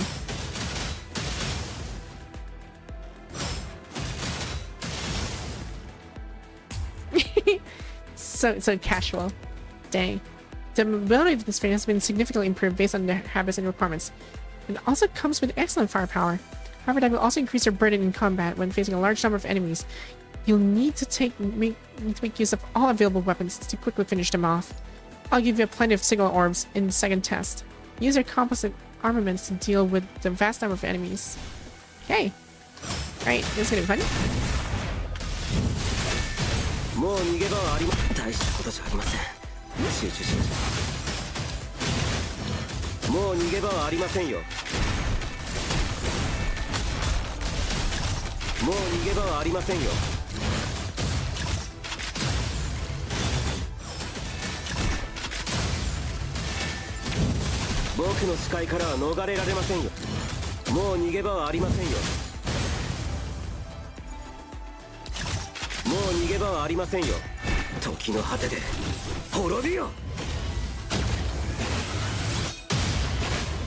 Dang. That is so cool.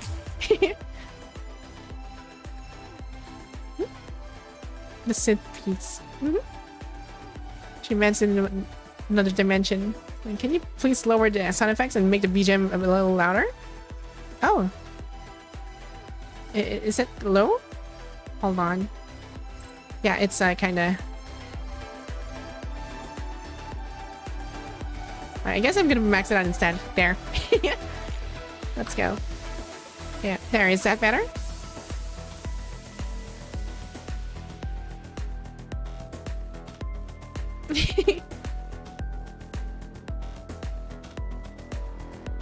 Okay, I think I've pretty much mastered this frame. Yes, I did. The basic abilities are enough for you to handle regular combat. On top of that, we still need to add a special power to this frame. Plan to? Right. For now, this feature only exists in theory. With its incredible instant computing power, when this frame is running at maximum output, it can even transcend beyond time and dimensions. Let's just call it Hyper Matrix for now. You can try using this feature in the simulated battle first. I'm ready.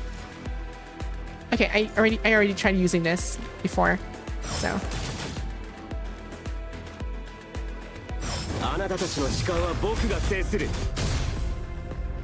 This is Hyper Matrix mentioned. Just like Matrix, it will forecast all possible enemy actions. They must be near stationary in your eyes. But Hyper Matrix is more than that. The attack data from certain skills you used earlier will be stored within the core of your weapon. In this space, you can access and reuse this information by attacking enemies. In this space, you can access and reuse this information by attacking enemies. Okay. Great, you can consume skill data to generate new side points and unleash them until enemies' Hyper Matrix ends. When the Hyper Matrix is closed, all the side points across all the dimensions will be unleashed into the enemy. Now try using the signature move to leave, okay? Ooh. From now I'm going to load the data of some formidable enemies. The system will no longer help you maintain Hyper Matrix, you need to control it yourself. I see. Let's go.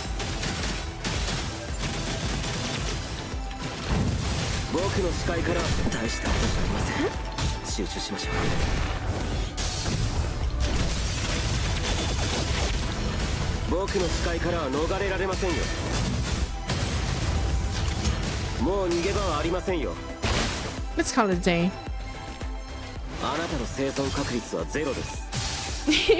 Nice. Your computing power is all drained. Let's call it a day before you put yourself in danger.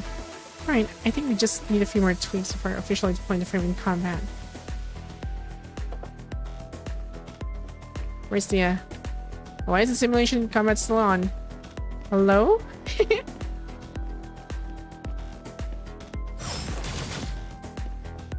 Massimo? What's going on? System, execute the logout command. Oh dear. Wow, you're actually gaming what? Oh dear. What the frick? Oh my god. It brings me back to my... Oh dear.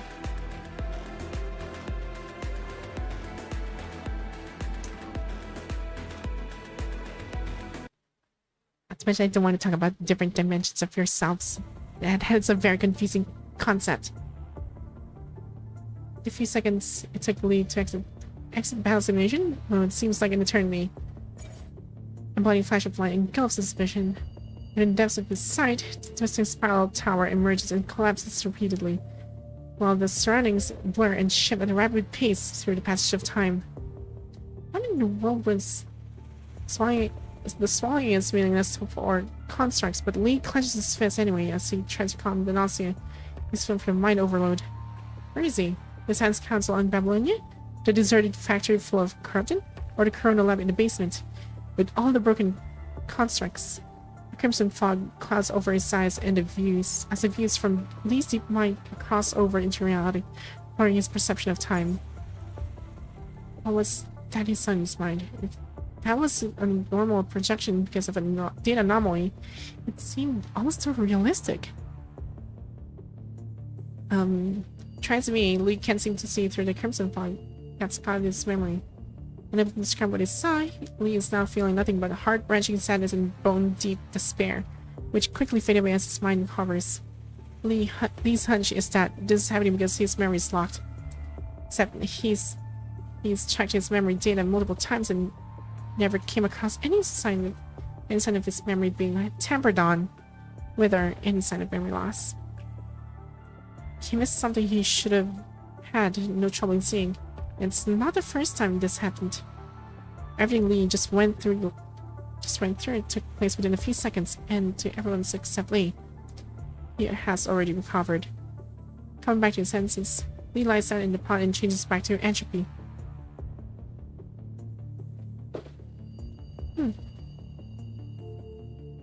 Right, we're out. These next level frames always comes with side effects just like Liv's Imperia. Exactly. How long did my mind overload just now? Lasted for 3 seconds. But my mind recorded 35 minutes.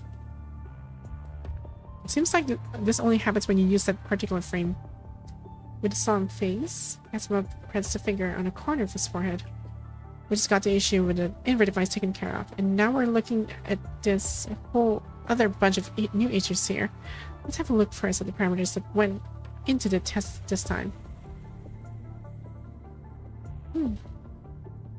Imagine, like, testing a lot of things. The Science Council remains illuminated, and everyone carries on with what they have to do quietly.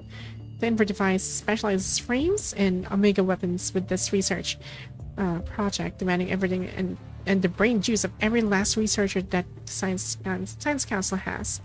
Mankind sees the brain children of its wisdom all put into use for one single cause. Every single goody one, despite at the cost of countless lives, has been handed over to the researchers, rekindling hope in mankind. We have the results from the analysis now. How does everything look? The invert device worked just fine and the frame is 90% compatible. Except there was obviously something wrong with his mind just now, right? Right. It's the same as what happened before. We always end up with an overload when we try to collect battle data with him in that particular frame. And it only happens when he's in that frame. We compared at what we have here with the test results for the virtual connection, and confirmed that this is what happens when the Omega weapon in the frame reaches maximum power when working. The invert device, on the other hand, works just fine, and we see the percentage of infection go down at a critical point. Which is why the data of the frame seems completely normal, and I even go as far as calling the data impressive. And this frame is the only one out of all the specialized frames that's completely immune to the punishing virus, which is exactly what we hope to see. We found a way to balance Omega weapons to help us absorb and purify punishing. The data extracted from the Terror shards can help Omega weapons better purify punishing. If we work on improving the invert device, this frame's purification speed will be able to catch up to its absorption speed just fine. If we can normalize the technology of this frame, then I'm sure it's going to be a major game changer. Asimov's voice sounds on the verge of cracking when it says game changer. I don't know why my mind overloads, but it only does that when I change into that new frame. I'm sure it has to do with the fact that it's a specialized frame and it has something that simulated data don't. Something like this happened before, but never to the extent we saw this time. Right, it was 0.5 seconds to begin with, and now we're seeing 3 seconds. Your mind fluctuated so much during this period of time that we couldn't even pick up the correct range of good machines. Booty one. Yes, booty. If we'd run the test on different construct, their mind would have been destroyed and they would have been infected right away. So was that time travel just now that we experienced? Well, not really time travel. It's more of like he is experiencing something faster. Like he actually recorded 35 minutes in his mind, but in reality, it was only 3 seconds. He's too fast. He's really too fast. Imagine. Ooh. Okay. But you're able to recover within 3 seconds and with all your numbers back to normal, as if nothing happened to you. And we haven't observe damage on your mind so far. Asimov's right. This only happens when you're using the new frame. But I don't remember anything that's imprinted on my mind. And not seeing any extra data in there either. All that Lee remembers is a single message. Man's too fast. Oh my god. Are we going for that route? I mean, his weapon is technically a, like, 2 pistols, so he's technically a shooter, and he moves pretty fast, so I guess it's a quick shooter, I guess. All that Lee remembers is a single message, and all he and Miri understands, and piece of subconsciousness that will pop into his mind every now and then. Every so often, Lee sees location coordinates key to his missions, or hears calls coming from the seashore that disappear before he knows it. Ayo.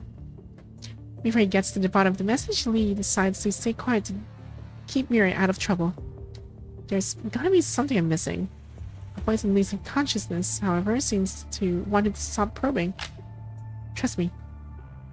We're going to apply this technology to all the new specialized frames somewhere down the road. Somewhere down the road.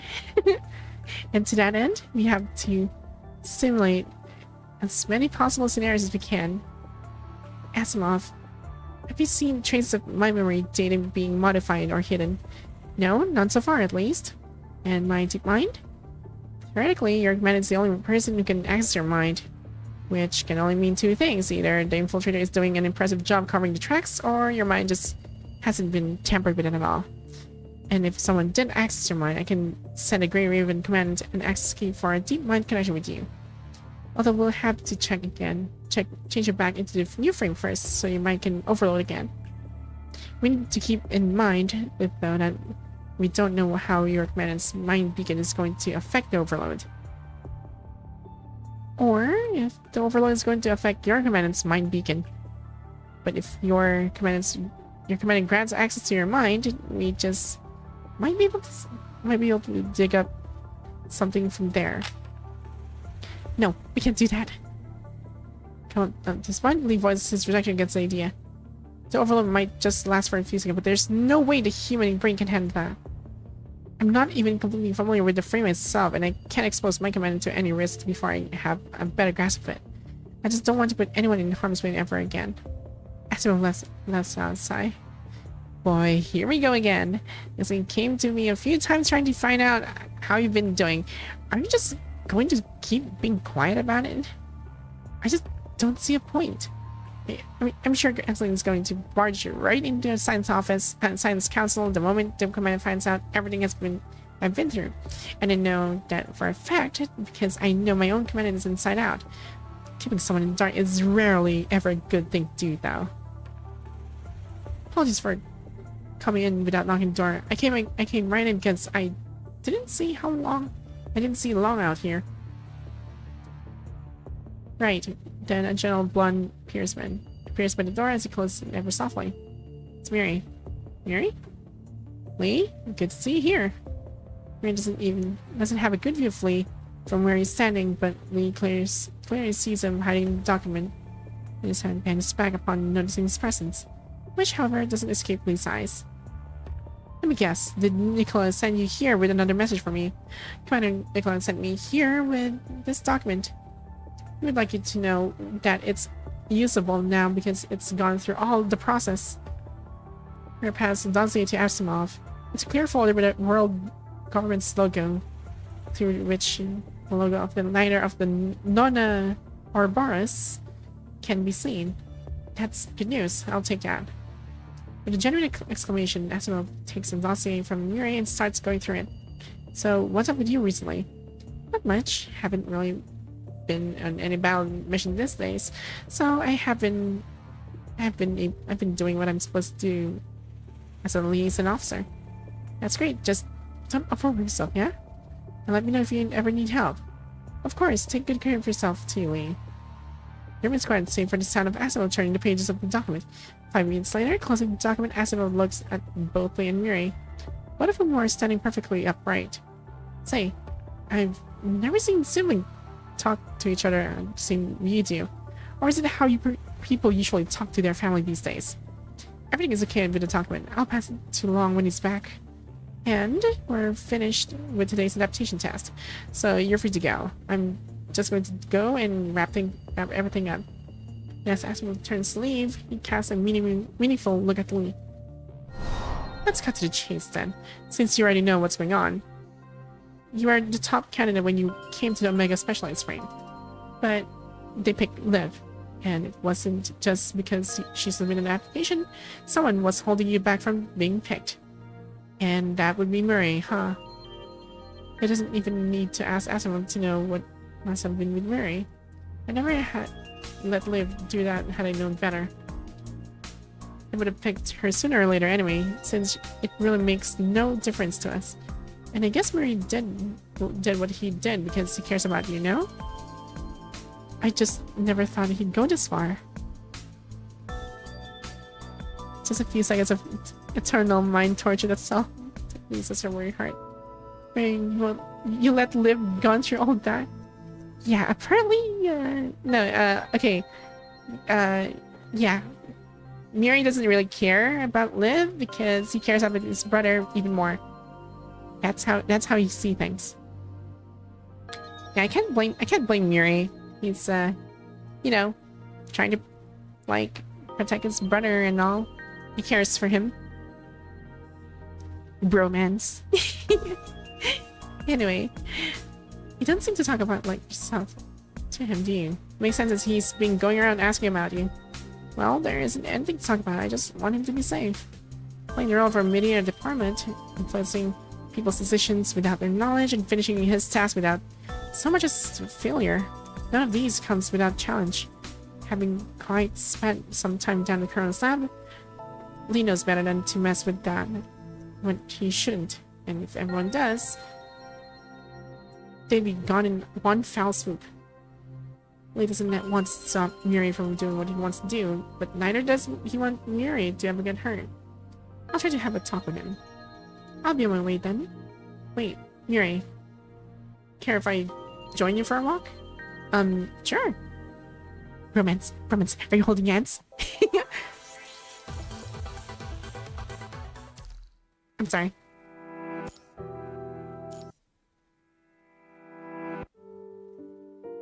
Living count signs cancel. Lee and Miri walk side by side down the hall leading out of the building. This is when Lee would usually ask Miri about his work and health, except Lee doesn't say a thing after saying what he did just now, giving Miri no choice but to tag along. Well? Miri tries to make Lee stop, but to no avail. Keeping his eyes trained straight ahead, Lee carries on walking. Holding hands? Are they holding hands?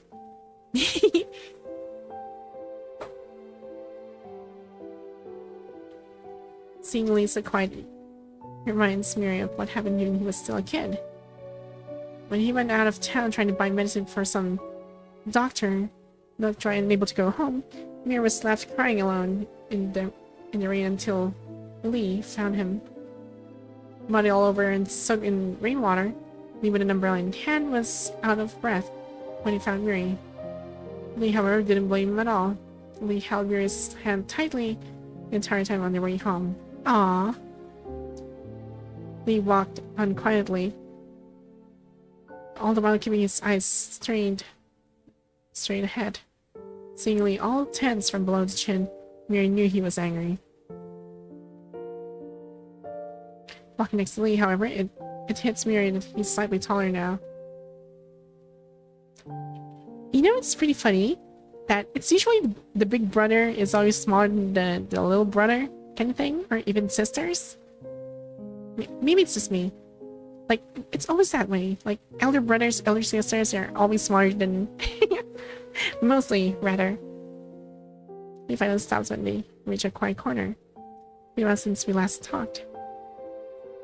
Miri looks around and is surprised when he notices that this place is one of the few in the bridge area without monitors.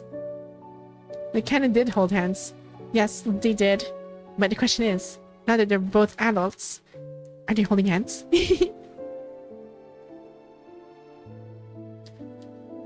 Mary quickly goes through in his head everything he's done recently to see if there's any loose and he forgot to tie up that gave him away.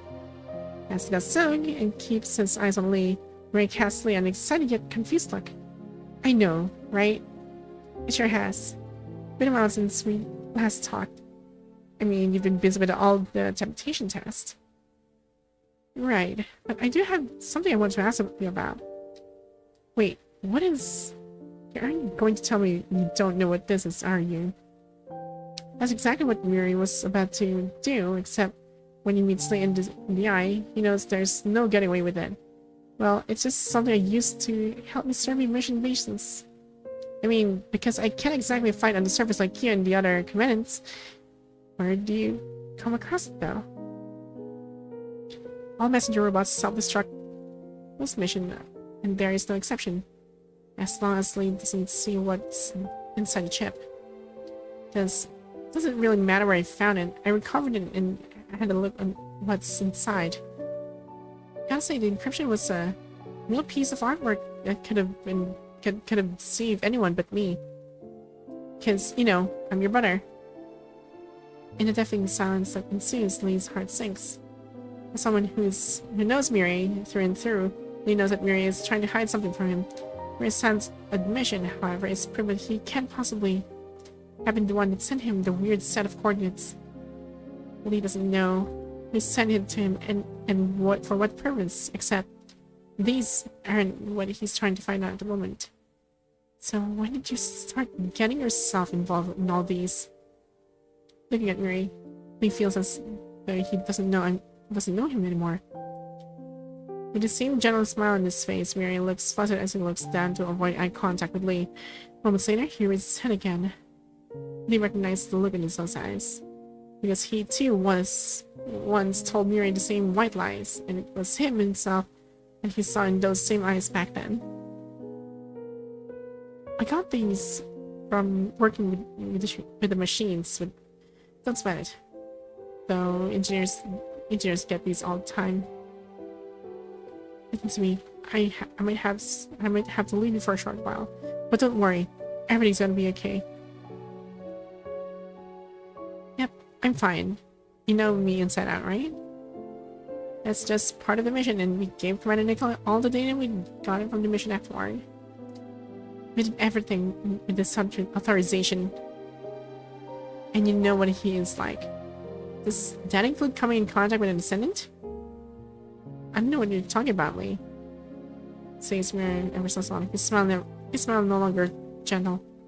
Back at City 75, Lamia might have been able to copy the way you look, but there was no way she could have gotten her hands on your communication identification number, when there was no connection.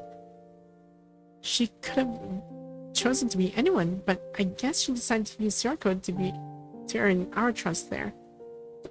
And that can only mean one thing. You've been in contact with her until that point. As expected, it still can't surpass you after all these years, Lee. Ray starts saying as he thinks to himself. Only you can manage to deduce the course this way, Lee. But I really don't know what you're talking about. Mary knows there's no point in lying anymore, but he refuses to give in. It's been a long time since Lee saw Mary so sad and so full of secrets. Wait, so he actually is in contact with Lamia? Ooh, interesting. Mary would always look at the Lees with expectation and comforting admiration. They recalls last seeing Mary in tears when Lee himself was inside one of the glass pods in Corona Lab, and both Lee and Mary believed they'd never see each other again.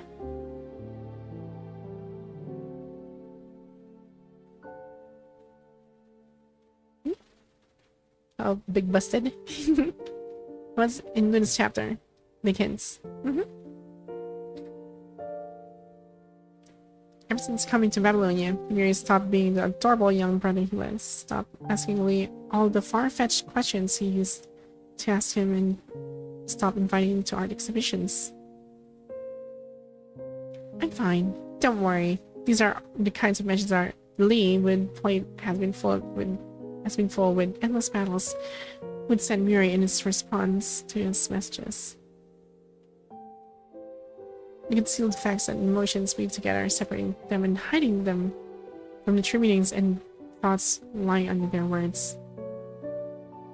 I trust you, Mary, and I'll take your side no matter what.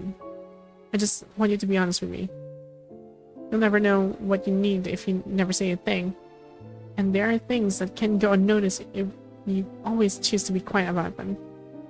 Why are you keeping me and your commandant in the dark about your frame's compatibility then?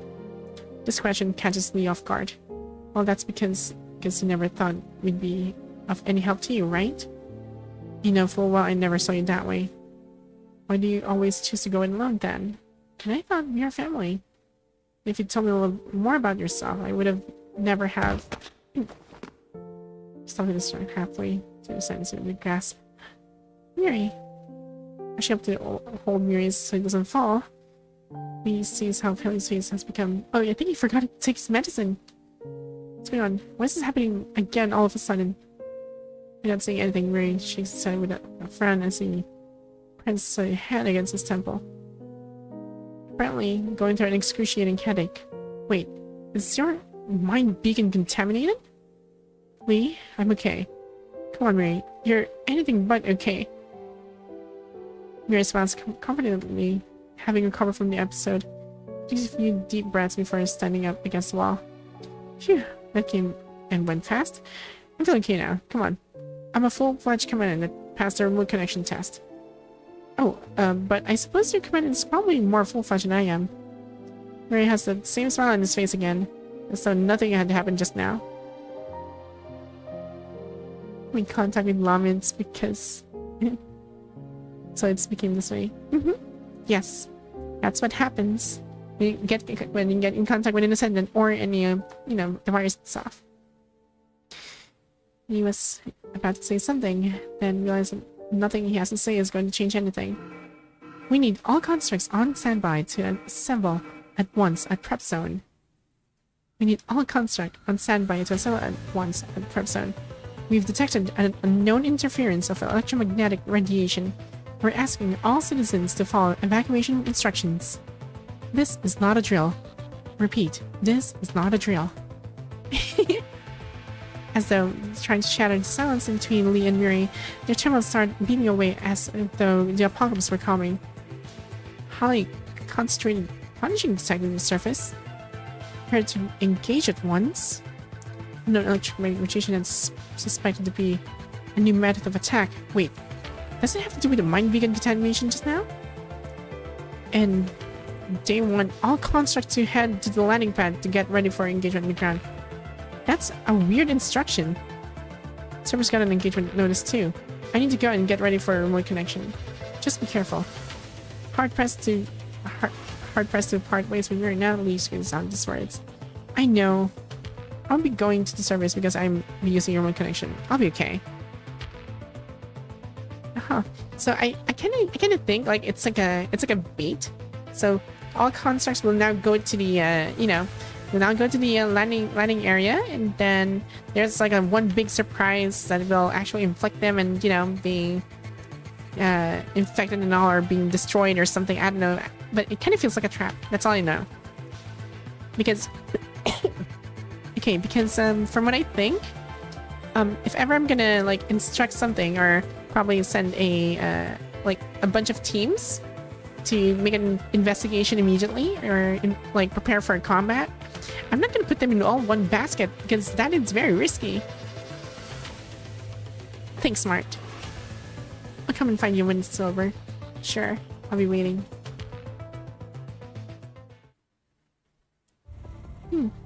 Hi.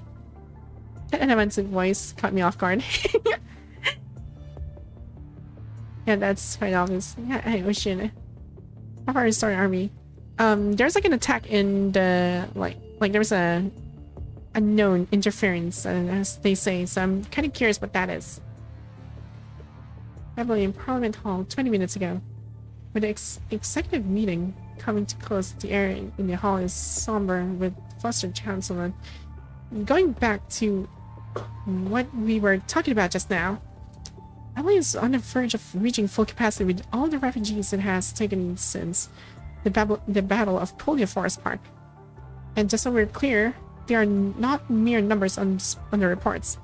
They are human beings, and they need to consume resources to stay alive. We're burning through our resources faster than ever, and we don't know how much longer it's going to take for our production lines to be built. For God's sake, we haven't even replenished the resource we spent on the previous battles. If this goes on, we'll have no choice but to cut back on the amount of resources we assign to the residential area. But this standard of production you're asking us to meet is mission impossible. Another thing to keep in mind is that the resources on the colony ship won't last forever, although the possibility of additional personnel was indeed taken into account when the resources were prepared. And that's what we're doing on top of all the conservation areas, excuse me, please, on Earth that can't fend for themselves and need our resources. We're getting realistic here. Yes. We need to pick up the pace with the rebuilding their conservation areas on Earth and slowly help them get their production level back to what it was. Speaking of conservation areas, the report showed that there have been quite a few earthquakes these days. Was there no warning? And we haven't seen a single report so far detailing damage from the earthquakes. Babylonia has lost contact with the majority of the surveying stations on the surface since the Great Evacuation. No one is manning those planes now.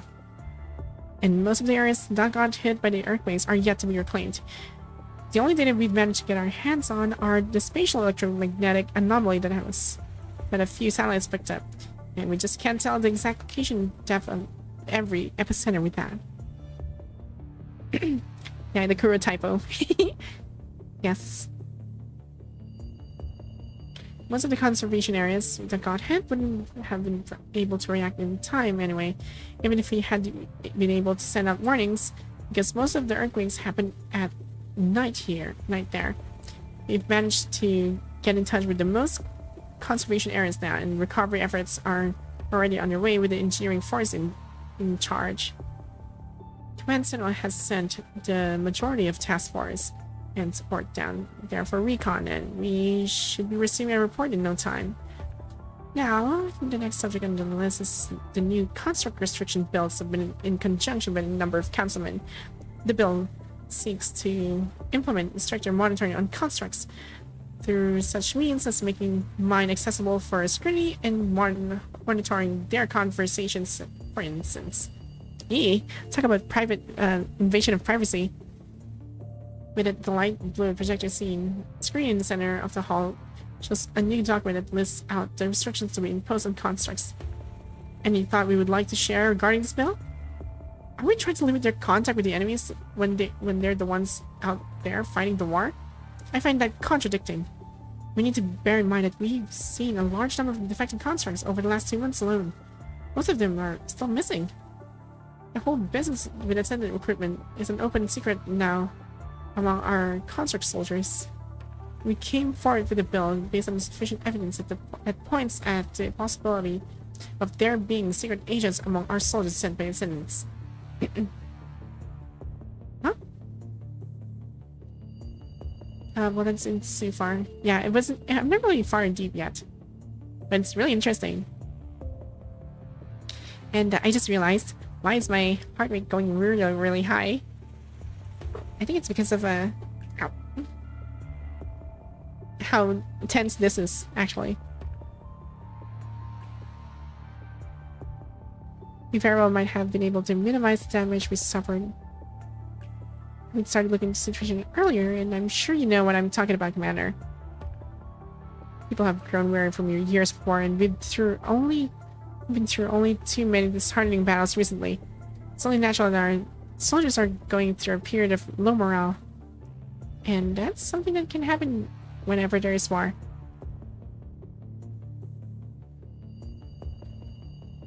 Yeah, the music and politics.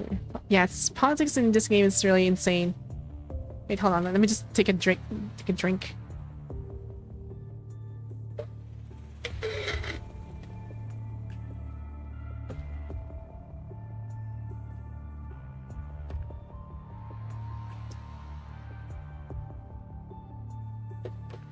Ow. Ouch. My butt hurts. Mm. Hey. Well, at least it's not going down. I'm trying to relax for a bit. Hold on. Sorry. Anyway. Still, most of our soldiers are fighting war with hope and determination. Are we really going to hit them with a bill that shows our lack of trust in them? And what we should be doing is supporting them.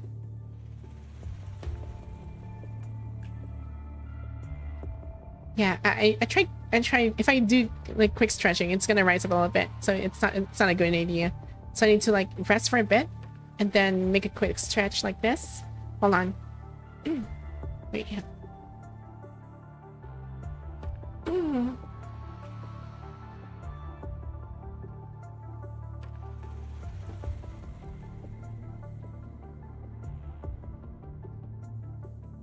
Okay, there we go. President Sen, I know you've always been an advocate of human rights for constructs, but I'm not sure if it'd be a good idea to stand by defecting constructs. Are you going to wait for them to attack Babylonia and take all the classified information we have here back to Excelynne's? In the heat of the moment, this particular councilman sat up from his seat and he sat at the table, distorted by the slap. His microphone sends out an amplified buzzing noise that threatens to split the ear in the spacious hall. What are you doing? This is the world's government's parliament. Sit back down already. The councilman who tried to stop him, however, falls to the ground with a punch. Are you out of your mind? Traitor. Amidst chaos of the influence in the hall, the quiet mumble goes unnoticed. Silence. Right. When Nikolai was about to call his security in, a disconcerting emergency call forced its way through the channel into the parliament. Apologies. This is an emergency announcement. Please, kindly terminate the meeting at once and find a place to... What's going on? Just tell us what's going on already.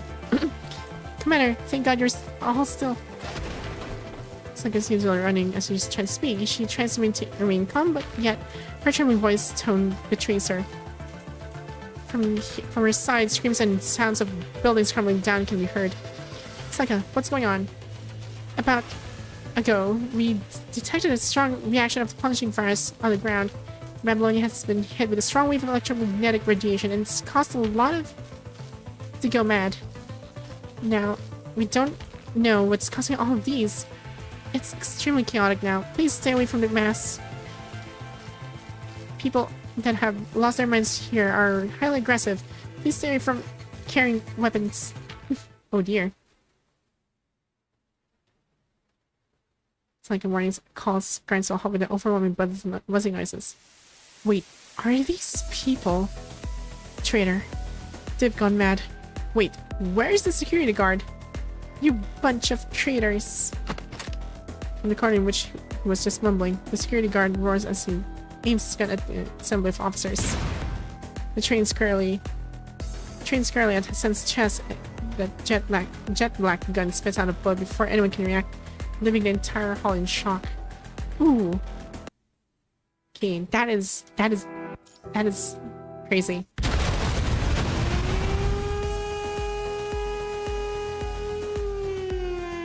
The alarm begins, blaring at the same time the ground roars in rage, plunging the entire conservation area into chaos and screams.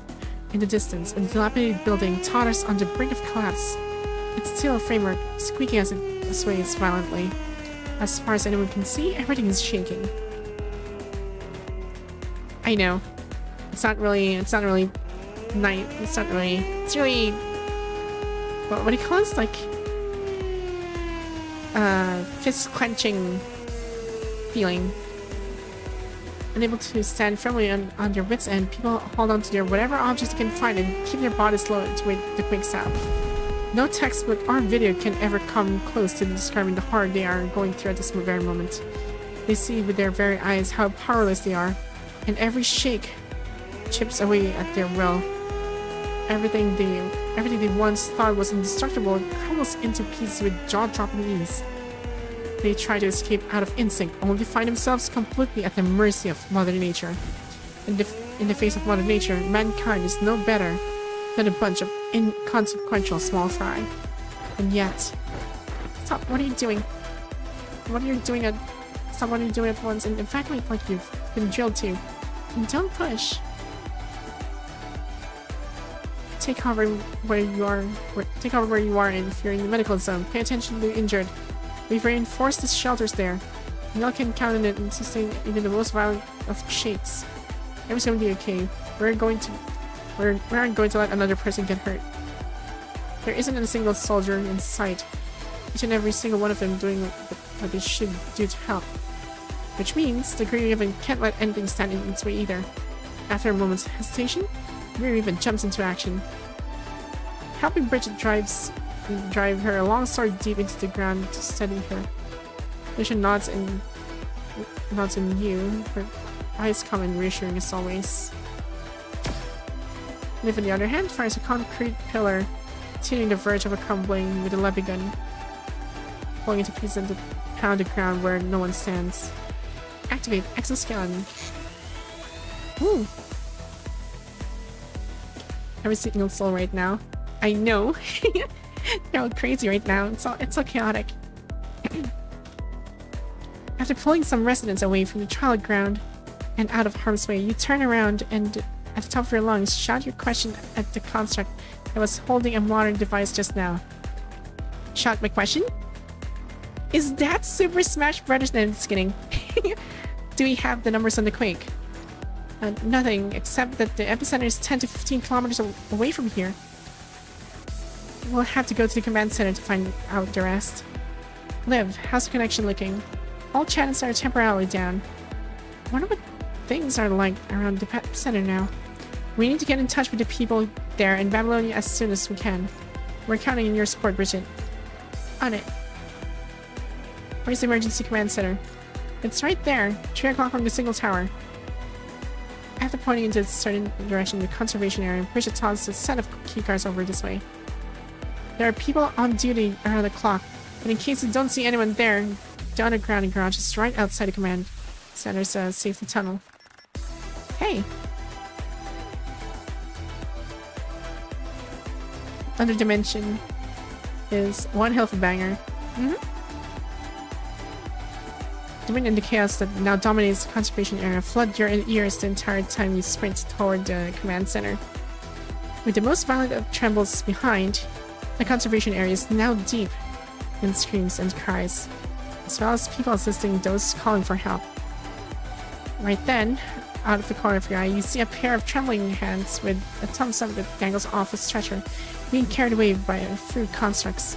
Aren't you a tough one, huh? Yes, come what may, because together we're strong. Together, strong.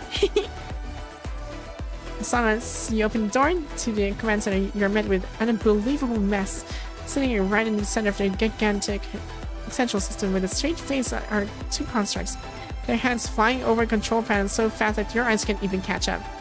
One of the construct's arm seems obviously crushed out of shape, except she seems completely unaware of it. The space-time distribution and characteristics and the ultimate parameters. What in the world is going on? None of these is making any sense. Emergency communications is 98% activated, 99%. There we go. Damn it. We aren't hearing anything back from Conservation Area 27. Task Force Grey Ribbon's here to help. Oh, thank God. The liaison officer almost jumps out of her seat. How's everything looking? Not good at all. No comms, and we still haven't heard back from Babylonia. Not good at all. The normal electromagnetic signal of this earthquake is weird, and... What do you mean? The epicenter is 2,000 meters on the ground. If our device got the measurement right, which makes no sense at all, because if that's where the epicenter is, then we shouldn't be seeing catastrophic damage here just 17 kilometers away from the epicenter. The Conservation Area 27 can only be having it worse because they have a bigger population than we do with their high-power CPFs. Calm down and send us a copy of the data first. It's likely that they've lost all means of communication there. We're going to head there now. Wait, use the card down in the underground garage. The card comes with a mobile emergency command device that contains all our data. You'll be able to connect to the nodes with it. We've had dozens nodes set up already. We'll keep trying and see if we can get in touch with the other zones. Good luck. Change and look and Lucian live. You scurry towards the safety exit. The constructs, on the other hand, stay where they are. Yes. Yes, Monk Uni. Monkey Uni. Every sighing. Yes. Please fasten your seatbelts. Half an hour later, you hear a voice emerge from the white noise that's been filling the air. This is Commandant speaking. This is an SOS message to all squads from Babylonia. I repeat, this Commandant speaking. This is an SOS message to all from Babylonia. A group of Hetero creatures attack and no rejection normal. That was an SOS message just now. Communicate them. Just confirmed the center to be Apodidae under task force. Their last mission report was 3 hours and 25 minutes ago, stating that they were on a joint mission with the engineering force around Conservation 27. That's probably the squad Bridget was talking about. Let them know we got their message. On it, SOS message received by Green Raven. We're on our way. Okay. This is oh. I also got a message as well on, like, I received a report. But, well, not really a report, but yeah, it's actually a report. Oh, never mind. It's just a warning that it's actually raining here. That's it. I thought it was like some kind of a, you know, earthquake as well, because that'll be terrifying. Because there was like a recent earthquakes here too, but I didn't notice. Now I'm just reading. There's like a rain alert. That's it. Anyway, to be sure there will be aftershocks, but you decide to go with the most safe-looking route that goes around the city, in case you ever need to engage any enemies when an aftershock hits. The weather seems worse than it was just now. The heavy clouds descending upon the horizon quickly rob you of your visibility and turn the grey buildings in the distance into a twisted mountain range. Over the ever-changing line of grey, however, a red flash quickly swishes past. When you turn your head around for a better look of what that was, however, you see nothing. We're in close vicinity of where the SOS message was sent out went. Look for their signal. Found them. I'm picking up reactions of them, and the terror creatures 923 meters away at 2 o'clock. Get ready for engagement. Like, hey! We're going for combat. Hey. Income from the left. Oh, I thought I was gonna do things. Never mind. Target has been directed to selected location, Commandant. Get out of there. Laser barriers set up on the right. Live now. On it. Firing from across the divided laser cannon accurately blows off a corner. Really, you're just smart. Dealt the coup de grace. The already teetering walls crumble to the ground with an ear-splitting bang. This falling concrete blocks block the heroes and the terror creatures' way out. Then, like a then like a millefeuille. Yeah, I think this one's French. Millefeuille. Then like a millefeuille. That runs in a time lapse. The floors of the building go down in a chain reaction. I believe the millefeuille is like a dessert. I think. I know this is like a dessert. Hey, I'm learning new words. Like, not really learning, but I already know these words.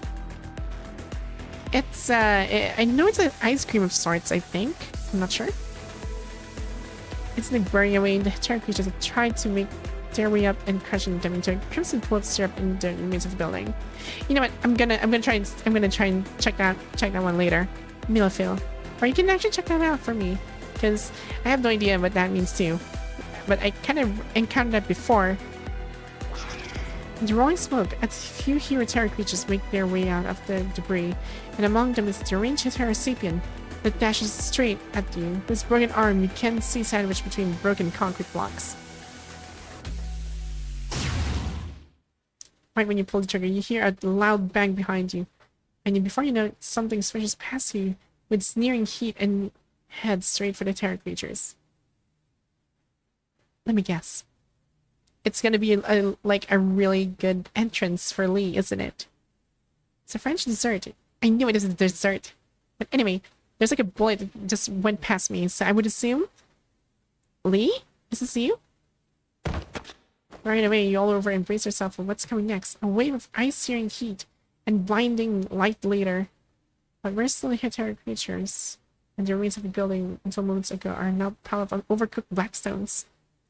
Yeah, that sounds like Lee. The world is quiet again as your terminal beeps into informing that all enemies have been neutralized. Are you alright? I'm okay, but wait. You see a girl in her command uniform collapse to the ground. The rocket launcher over her shoulders, still spinning out smoke. Oh, it's Sika. Never mind. I thought it was Lee. Oh well. What is your fingers wrapped tightly around the arm? We need a doctor here. Right, I'm on it. Dang. No chance to lean it, not now. Aw. Some simple patching would should do. Please stay still. Let me inject you with the serum for you. Thank you. Wait, I mean, oh my god, I'm terribly sorry. Her arm is still patched up and live, so you can apologize at this time for her license. She looked out of the corner of her eye, pile of burning metal a few meters away.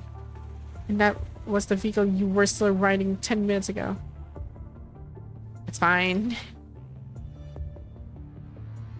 Thank God I took the communication device from the car. The shot that took down the building took a turn and landed squarely on the car, which you never saw coming, but you're just glad no one got hurt.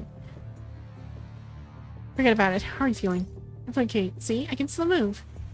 Was it you that sent out the SOS message? Yes. Straightening herself and looking your way, Sika looks flustered. So like she hasn't recovered from everything that just happened now. We're safe now. And I know we should have introduced ourselves earlier, but we're Grey Raven. And I'm Excelynne. Yes, I know who you are. I mean, everyone in my class... Wait, no. Everyone who's been to FS knows who you are. So Sika looking more flustered now. It's silly me. I'm Sika LeBron. I came fresh out of FOS, and I currently serve as the Apodidae Commandant. It's truly a pleasure to meet you. An introduction to Sika pays you a proper ceremonial salute, which you reciprocate with a salute. Fresh out of FOS and already serving? Now that's rare. LeBron. I must have heard it somewhere before. Seeing Sika with glittering eyes brings you back all the moments you look into the shining bright eyes in the audience when you delivered graduation speeches.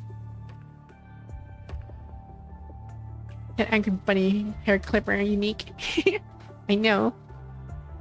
LeBron. It's a little late, but graduates these days are unbelievably young, but it is a little late. Congratulations on graduating. Thank you. I never thought you'd be the one getting my SOS message, Commandant. I'm sure if Sika sounds upset. We're both commandants here, so feel free to just call me by my name. Right, of course. It doesn't seem like she heard you. How she addresses you, however, is hardly what we want to discuss right now. Where is the rest of your squad? Just me. The rest of my squad is on a different mission, and I lost contact with them. Sika quickly goes over what's happened. She was sent here on a mission to help engineering force to install a new communication device, but stumbled across a group of corrupted and heteric creatures on her way. In the best interest of the engineers and the communication device they came to install, she decided to stay behind to fight enemies while the rest of her team escorted engineers to safety in the nearby conservation area 27. And everything went as planned until the earthquake suddenly hit and severed all means of communication. In the last message she got from her team before the earthquake, they wrote that they had detected an electromagnetic radiation from unknown origin. I sent an SOS message multiple times while moving toward Conservation Area 27, but never heard back from anyone. And I only have myself to blame for failing to come up with a more well-thought-out plan. No one starts out experienced. We can go over what you just have done better after the mission. But now we need to think about what to do next while we're still here. Right, of course. Going through Apodiday's last message in your head again, you can't help but think about the electromagnetic radiation is a new form of attack that corrupted and circuit just came up with. And if that's true, then you need to get to where they are as soon as possible. Please take a sip of water. Yes, I will. Thanks for reminding.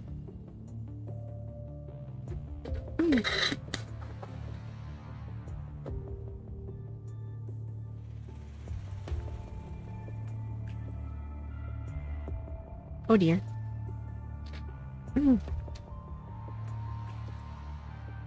Ow. Yeah, my heart rate is just going high. Abruptly, an incoming call joins the communication terminal to life. It's delivery? It's getting. It is the liaison officer from we went not long ago. Her face looking grim. We have an emergency. A message was just received from the soldiers near Conservation 27. Is the communications issue resolved? It's being addressed. A squad with communication expertise and their commandant headed to the site shortly after the support request was sent. From the on-site report we just received, the situation is far more dire than we could have ever imagined. Have a look at yourselves. My heart's racing, been dancing since the sirens. I know. The attachment said video officer only contains a video and a string of coordinates. What is this?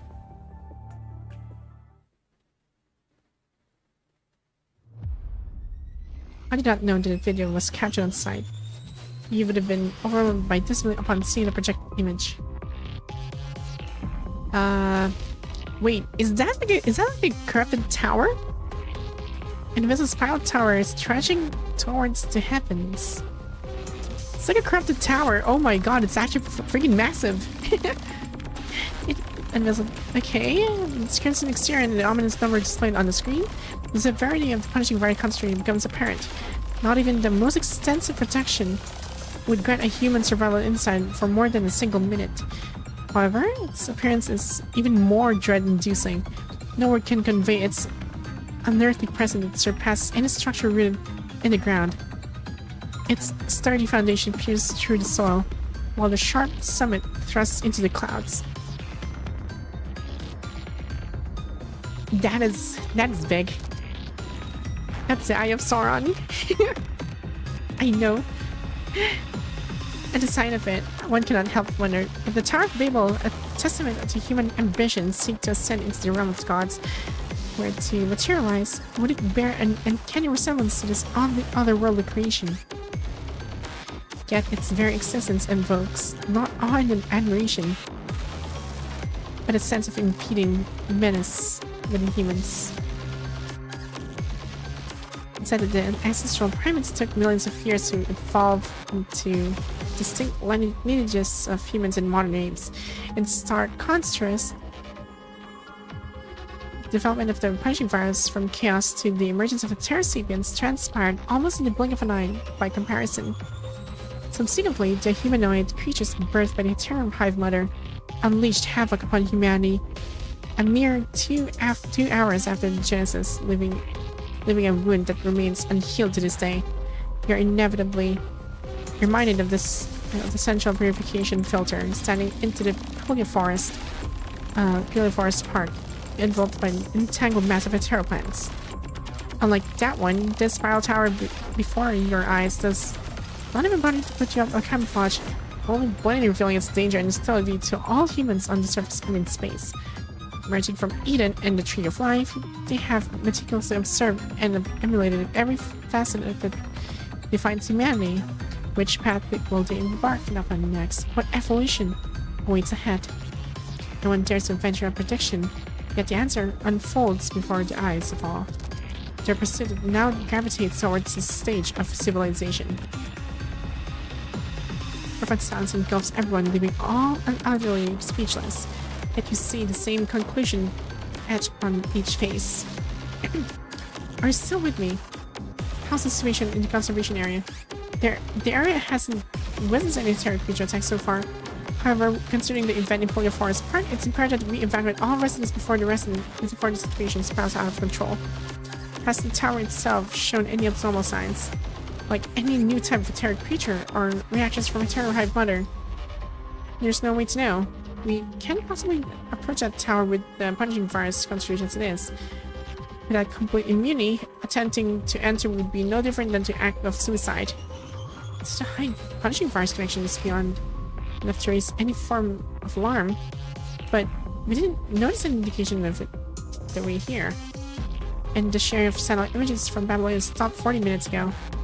40 minutes ago, right around when the last wave of earthquakes began. Which means the tower had already risen by then. We didn't see that at all. Suddenly a recollection flashes in our minds. One of a twisted structure silhouette you glimpsed it in the distance while traveling, but at the time you dismissed it as a mere hallucination, causing a persistence of vision. This tower may be able to employ some form of disguise, but it's only visible from a certain distance. Still, I still can't reach my squad. See, it climbs the terminal in her hand. I must get to them immediately. And information on a pod today. We're not able to locate them precisely yet due to electromagnetic interference. All we know is that the Woodcock and Mountain Owl have already arrived. The other squads that were on a mission in the vicinity are en route to provide support. Got it. Then, Grey Raven. Wait, I want to go too. Please, let me come with you. Although our pod today is a newly formed squad, I see each member as my important teammate. We've lost contact for a while, but I'm really worried about them. Sorry, I know these words may sound immature coming from a commander like me, but... And please, don't worry about my injury. I assure I won't slow you down. It's fine with me. If you'd wear my squad in danger, I'd do everything in my power to reach them too. Aww. Destination, Conservation, Area 27, coordinates confirmed. Area Raven and Apollo Command are ready to go. En route to provide support. Okay, this is really getting more intense. I just had only one combat and the rest are like, I'm just... Oh my god. The blade aims precisely at Hassan's heart, leaving him no time to react. He can nothing but watch as the enraged guard pulls the trigger, unleashing a furious yell. The deafening roar of the gunshot reverberates within the expansive Parliament Hall. Its echoes gradually dissipate into profound sounds. Unexpected, the bullet intended for Hassan's heart finds its mark in the chest of another person instead. One of the councilmen rushes in front of Hassan's amidst chaos, selflessly shielding him from harm. Mr. List? The bullet strikes his chest with force, yet it fails to bring him down. Nonetheless, it takes him few unsteady steps to regain his balance. You traitor, go to hell. Zero tries to pull the trigger once more. His fist proves swifter than his finger, delivering a powerful blow to the guard's jaw. In a split second, the man sent sprawling to the ground as Liz swiftly receives the falling gun. Only after ensuring the guard's complete incapacitation does Liz retreat to Hassan's side. Thanks, but how did you... It's only important that Hassan's eyes catch sight of bulletproof vest concealed beneath the suit, revealed by the bullet hole. Oh, dang! This guy's like smart, I guess. Pretty much like a Boy Scout. He's actually prepared. There's been something going on in the front line that we can't even have some least combat stages. I know. Even here in HQ2. Yeah, everything's going crazy now. Again. We sent two Nicole later deflects and cancel an attack by throwing a kick and comes to join them. So it seems someone actually showed up to a meeting wearing a bulletproof vest. Talk about having zero faith in the Parliament security. No offense, it's just a bad habit of mine. I can't stand to see any accidents that deviate from my plans. This simply removes the magazine from the pistol to check the remaining bullets before loading it. With a sense of urgency, he fires several warning shots, dissuading approaching people from getting any closer. Even the Parliament guards are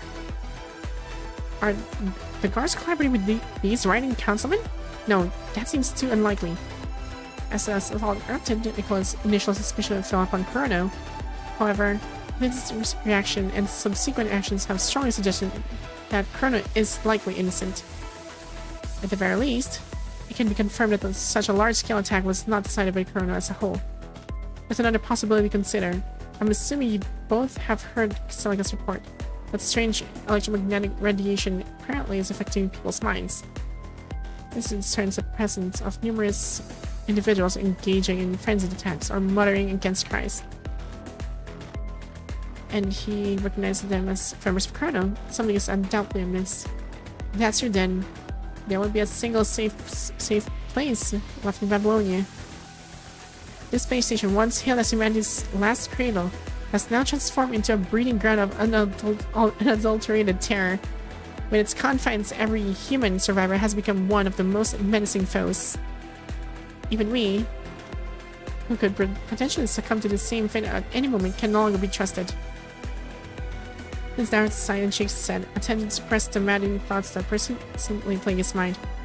He recognized all too well the surrendering to that madness would inevitably transform into one of them.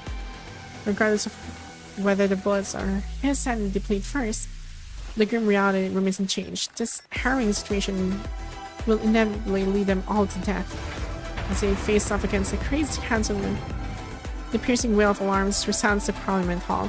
Accompanied by the clamor, the emergency partition door leading to the hall begins its descent. We are going to be stuck here. Dang. This is getting... Yeah, they're all old vets too. We'll make it's already too late. Since it says there's no time left for them. The partition doors falls with astonishing speed, isolating the Parliament Hall from the outside world in the blink of an eye. None of this feels normal. It appears that even the person in control of the partition doors is being influenced. Is this the end?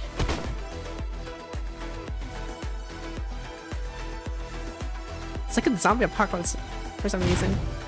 With a thunderous bang, the previously locked emergency door passage door is forcefully kicked open, shattering the tense atmosphere. In the doorway emerges a figure, both familiar and unexpected. Collins, what are you here? Wait, Collins? What the hell? Collins made that killing with a wide grin as if he was long friends happily reunited. Didn't see this coming, did you?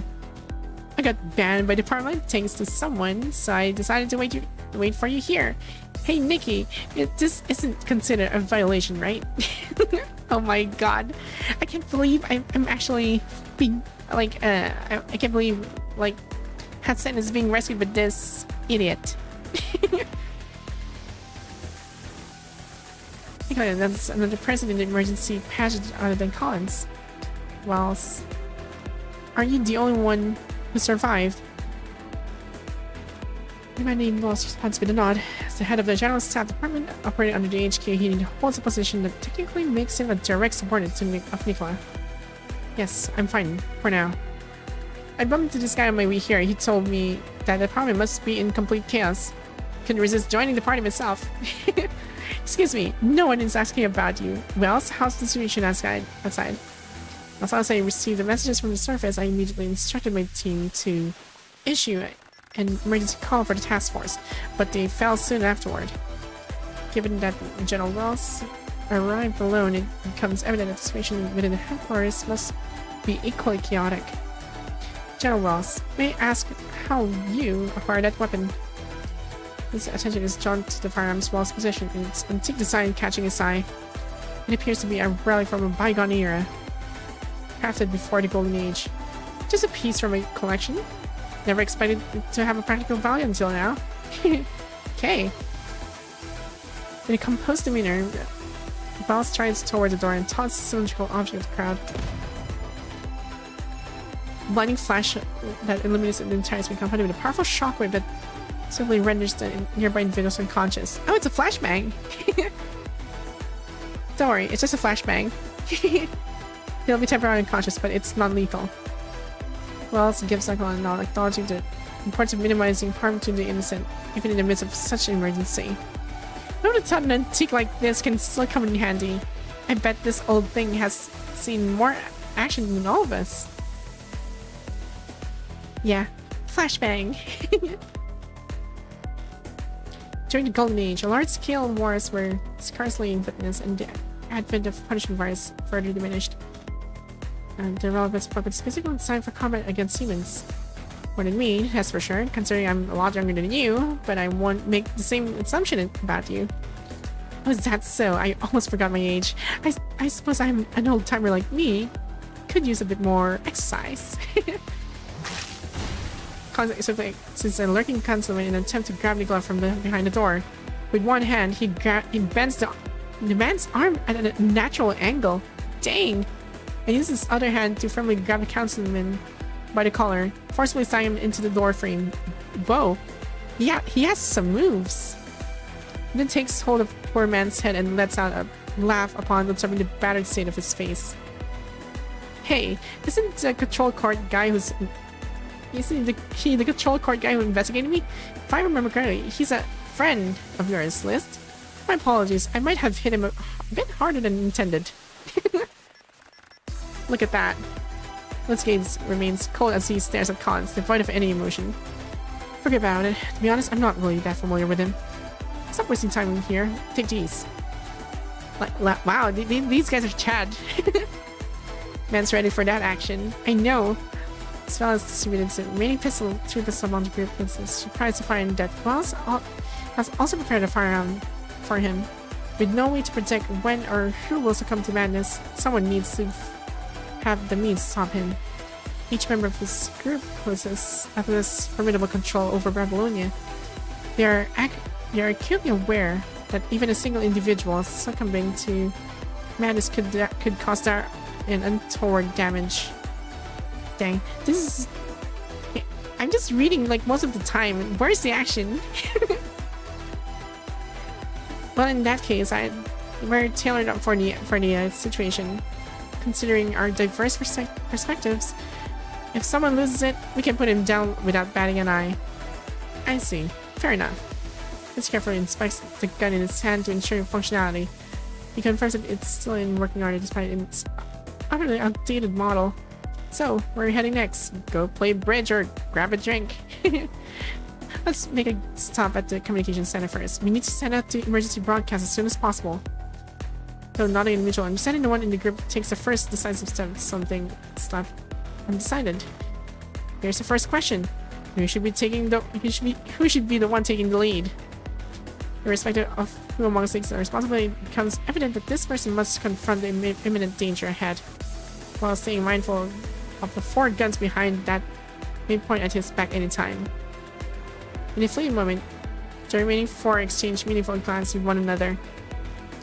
For me, I think the best person in command would be Nicola.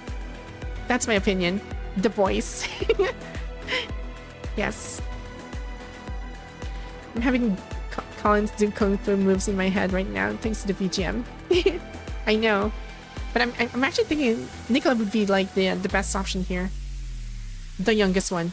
Wait, what? Is that even a question? The youngest one, of course. Considering our combat abilities, it would be optimal for the young one to scout ahead and make the first contact with the enemies. I second that. The youngest person should be assigned to the front line. Okay. A subtle twitch of his mouth and his instartable frown reveal his inner thoughts. However, it only takes a fleeting moment before he raises his gun and makes his forward. Okay, so it is. Alright then. Congratulations, you're now leading 4 seniors. Within the confines of a dim-emitting room belonging to the Science Council, the light of holographic transmission is intermittently flashing. Oh, it's Hippocrates. I haven't seen her in a while. Based on the rough inferences from the Science Council and the Star of Life, the conclusion should be easily drawn. Oh! Indeed, it appears that the electromagnetic waves, or rather the energy beams emitted by the Hetero Tower, have a significant ability to contaminate mind beacons, leading humans into madness. Okay, so I'm actually worried about Murray because he has his mind beacon. How's Nicola the youngest one? No, I actually thought like Nicola has some pretty good moves, I guess, or some tactics or some sort. But I never thought Liz would actually lead the team, the team of misfits. However, the symptoms exhibited by the affected individuals are not identical, and it's only been around tens of minutes since the onset, which is not sufficient time for us to fully decipher its approach. Same for us even. Okay. Oh, it's Rosa. Aw. She's been silently staying in the corner the whole time and startled by the noise and bursts out screaming. Be careful, the Hetero creature that ran away is hiding in this room. Hetero creature? Wait, are they actually being, like, I think they're hallucinating. Like, they're hallucinating that the Ross is a creature? If it's come out, we should utilize this new grenade to blast the door once open. The door. Okay.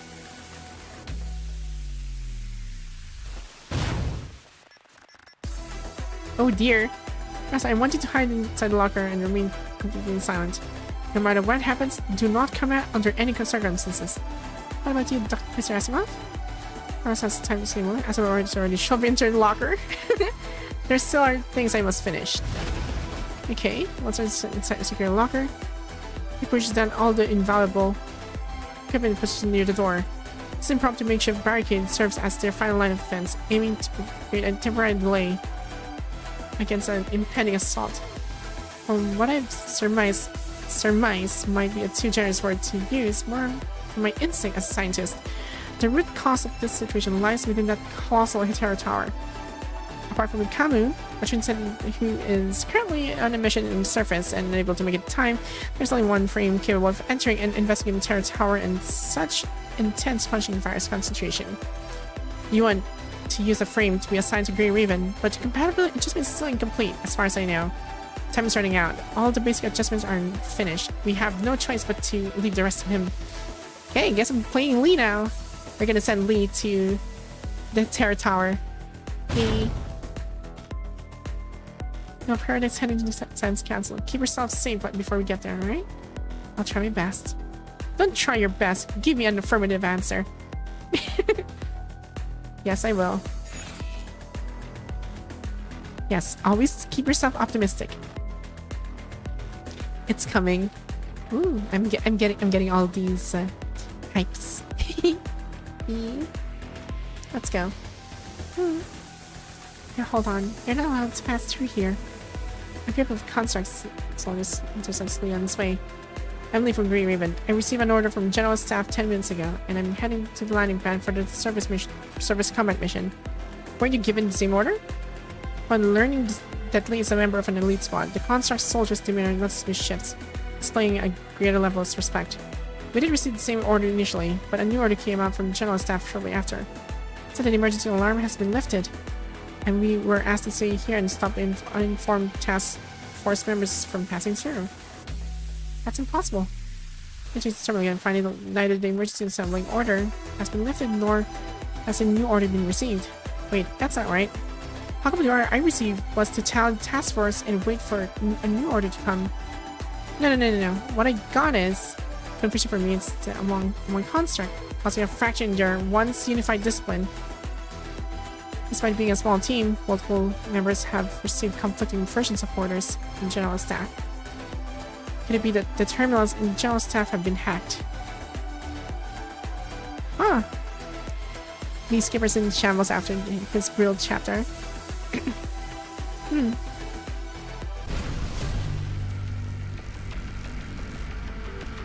Probably a deafening blast resonates from nearby, jolting Lee out of his contemplation. The street side store erupted in flames and subsequently detonated. To Lee's astonishment, the nearby residents appeared entirely oblivious to the imminent danger. Their gaze fixed upon the flames with vacant expressions. Go help them. Dang. Oh, it's Asimov. Asimov? After a few seconds, Lee finally manages to discern Asimov's words. Lee, can you hear me? This is Lee, Asimov. What is going on in Babylonia? Do you know anything? Although Lee has answered Asimov's call, it appears that Lee's voice is unable to reach Asimov on the other end. I'm hearing no response. Could it be that the use of terminal intercoms is manually restricted? If you can hear me, please, immediately head to the Science Council. Based on our preliminary investigation, it appears that the recently emerged Terror Tower on the surface is emitting a specific type of electromagnetic radiation in the form of a visible red light that can contaminate the mind beacons of humans. Okay, that's a really advanced tech right there. There's not much left. I'll make it short. I finished adjusting your new frame. Consciousness, transfer, and authorization are the last two steps to be taken before its activation. The vicinity surrounding the Terror Tower is still... Okay, so I'm getting the new frame, and then I'm gonna beat some... Well, I guess I'm gonna try and... I guess it's not really beat at this point. It's gonna be like, I'm gonna kill these infected people already. I have no choice but to place a hope for it on your soldiers. Damn it. Okay. Or something tells him that the frame known as Imperial holds a key to unlock all the answers he seeks. Okay. Right, I guess we're almost there. Yeah, we're almost heading towards the almost heading towards the main story. And we're gonna get into some problem when in the new frame. I think so. Ow, my butt. Advanced to release an officer's coordinates? Huh. Wow. I wonder how long will it take for me to actually go into combat again. So I'm gonna try and read this really fast. So I'm kind of curious what's gonna happen next. Sort of Damocles? I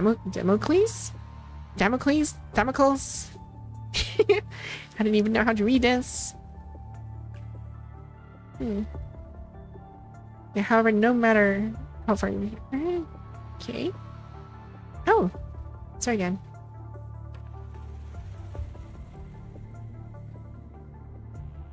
It's the correct direction. Liv? Man, the satellite map suggests that we are getting closer to our destination, huh? What's wrong?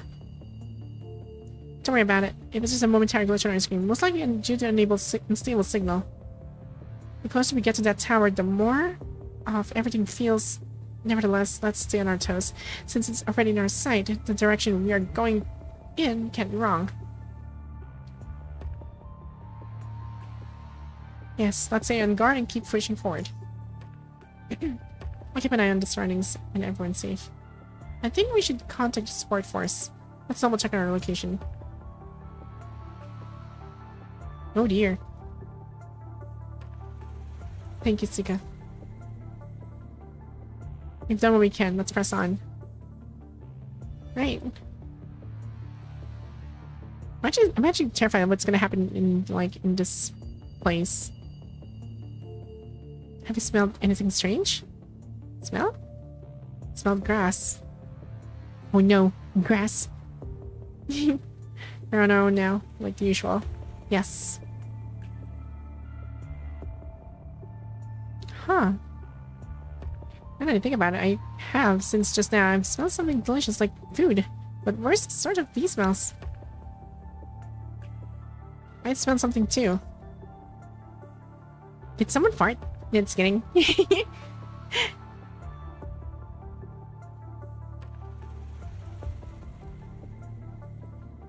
The shock that feels her eyes unfolds at an unusual speed. As if time itself has been distorted. You're bleeding. Huh? I touched your lip. Oh! Oh dear. Classic crimson wave resembles a nuclear mushroom. Oh dear. Okay, it's spectacular at the same time. Holy crap.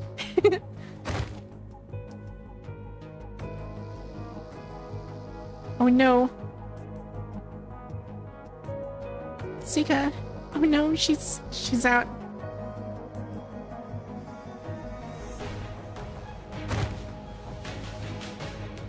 Oh no. Ow. I hope I didn't break my neck when I fell down or something. The darkness resembles an inky beach after a neap tide. A sacrificial grounds of an alien invasion that sits at the barren border of another planet. Huh. Yeah, I guess we got ourselves knocked out. Like, that chocolate must have been something. But I'm actually wondering, like, okay, so I would assume, I guess Lee will start to drop in and try to protect us from the shockwaves of sorts, or like, oh.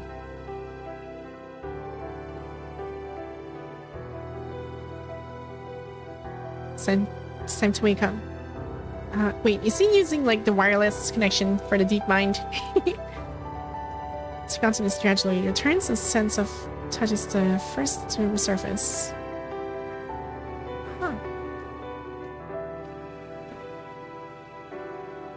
Distinct odor of early soil and metallic tang hints at the presence of blood. Wait, what? Harley? Wait, when was the last time I saw Harley? I saw Harley like back in the Puglia Park Forest. That was a long time ago. Dang, that was quite a while back. Okay. Ambush before. Was that you? Ambush? Ambush? he just oh my god.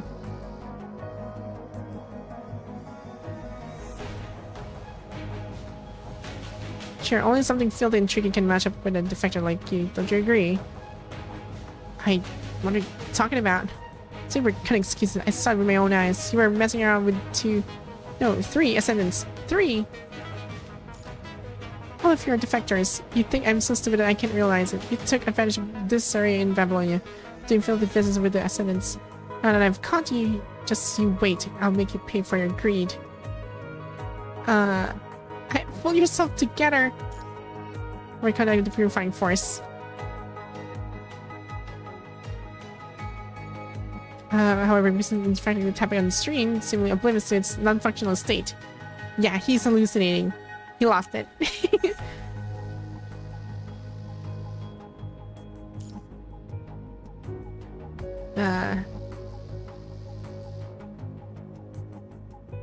Even taking the life of a few. The top dug off the defectors, so avenge my teammates who fell on the battlefield.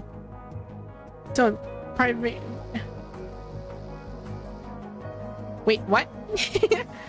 You're going to regret this after gaining your senses, or don't. Private execution is now allowed, or is it not allowed?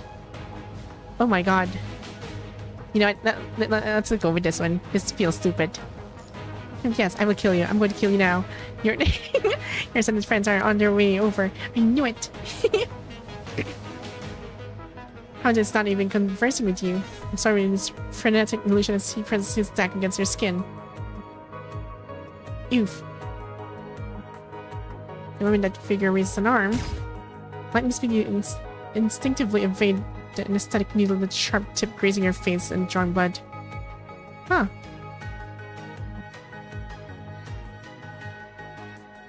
I'm sorry. How dare you?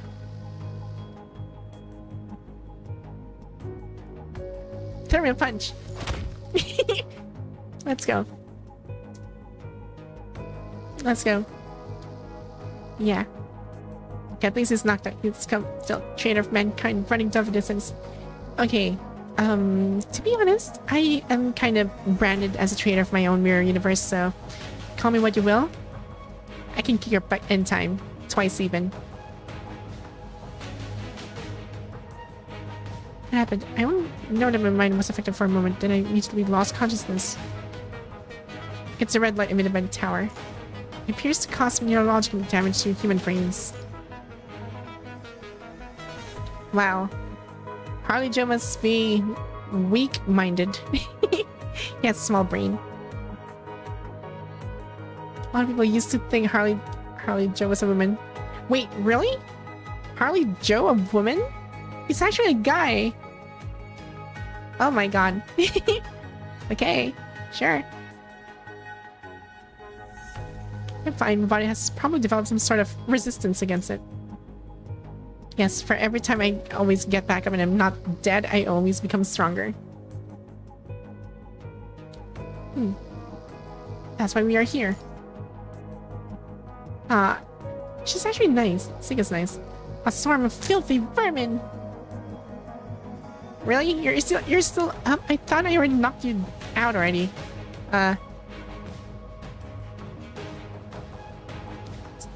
This is actually a surgical anesthetic for emergency self-treatment, so it can only achieve local anesthesia.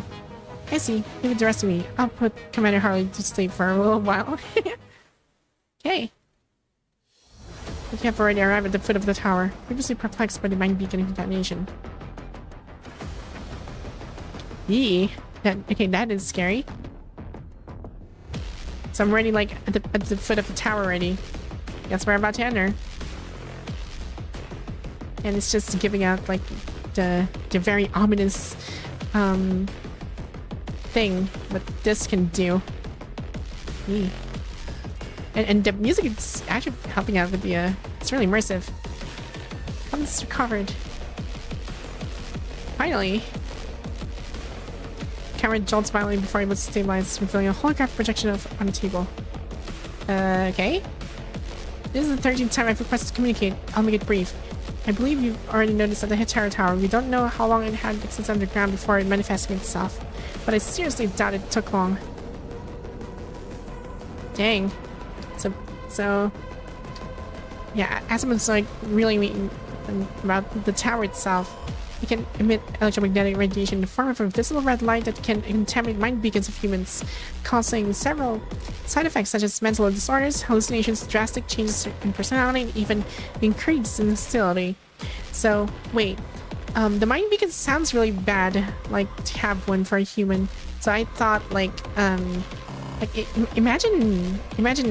I think it was Elon who was trying to push on with technology to put microchips in human brains. So, yeah, no. No chips.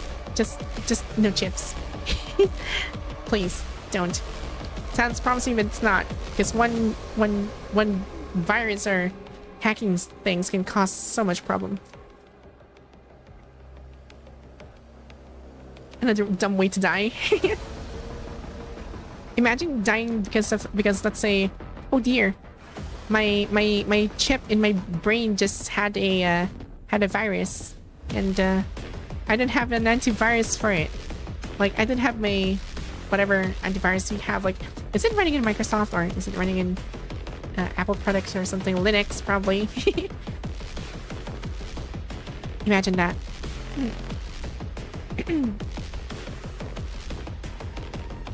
The range of contamination can already reach Babylonia. The closer to the tower, the more exponentially the punishing virus concentration and the contamination level will increase. So far, we have not discovered an effective approach of defense. Ordinary anti-radiation equipment proves futile against it. Only commands who can resist mind beacon contamination can... Asimov, you're the only one. I'm the chosen one. Girls piercing screaming up from the background. The camera begins to tremble violently. Something covers the vision, plunging everything into absolute darkness. Save people who are still not affected. You must inform others of the situation. Stop it from spreading.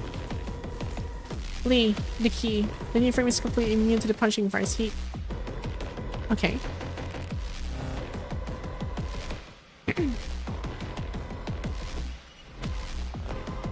Yes, and we must quickly come up with a plan based on what Asimov told us. The stress signals sent it in a larger range, and I've received more responses.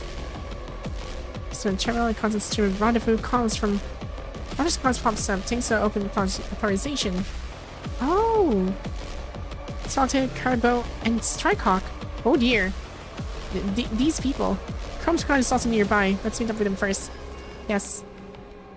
Normal heat sources are detected approaching from behind. They should be different. There should be different commands with their squads. They are not responding to our comms request. Likely affected by the unknown radiation. There are 3 squads in total, now increasing to 4.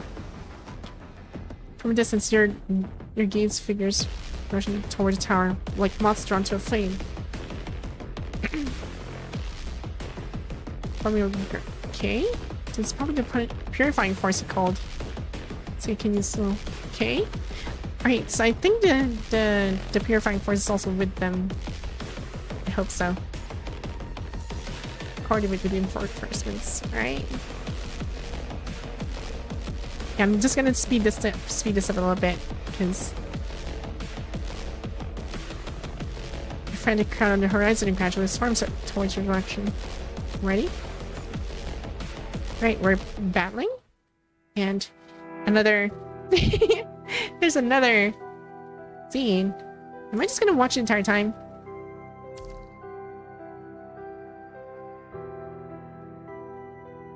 Looks like I'm just gonna watch.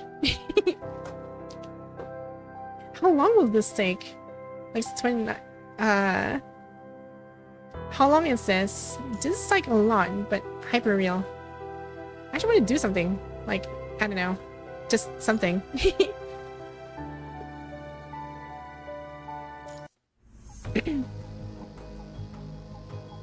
Oh dear. Signal's over there. Okay, so Lee's now trying to clear a path to actually get the new frame. More people are still over there. Move faster if we can still spare the energy to talk. Dang.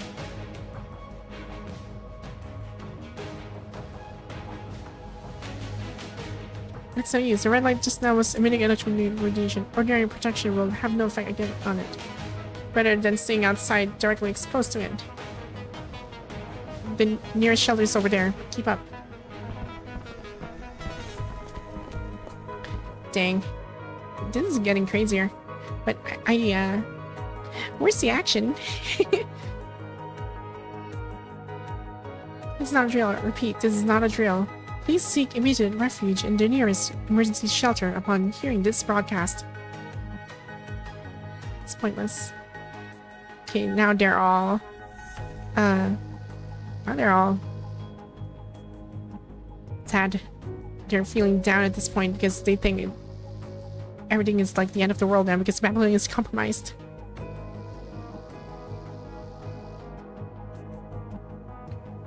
Huh. Ooh. Science Council of Babylonia. So you arrive at Science Council, a scene of chaos unfolds before him. Shattered piece of glass. Okay. Hetero creatures. How did the hetero creatures enter Babylonia? Put yourself together. They are not hetero creatures. I'm still wondering if your presence for hetero creatures have breached our defense and invaded the Science Council. I am not a hetero creature. Put down that stick. Oh my god, they're actually... This construct is also contaminated? Be careful! Oh no. We might have to go through all the groundworks before Lee's action save us all. It's gonna make it. Get into... Get in a new frame, Lee!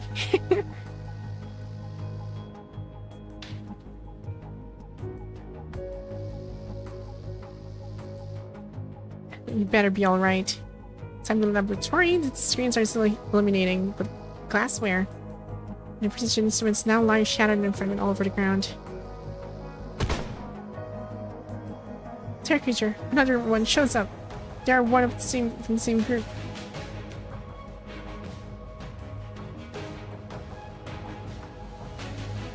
From his dead terminal, he gets fixated upon his... Where's Asimov? Terror creature. He's talking again. I understand this language, but I'm sure it's some sort of structured language. Capture operation number 2. Start to record. We just discovered this.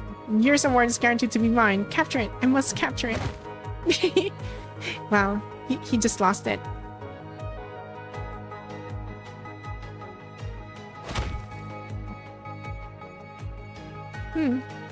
Yeah, so he just knocked him out. Shot so quickly. Bandage is out? Should be still some disinfectant gel left here. Rosa? Lee. Trace her head.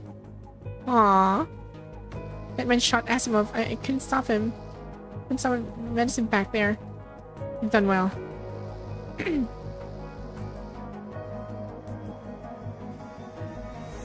Unfortunately, we switched to the new frame without Asimov's authorization. No, that would work.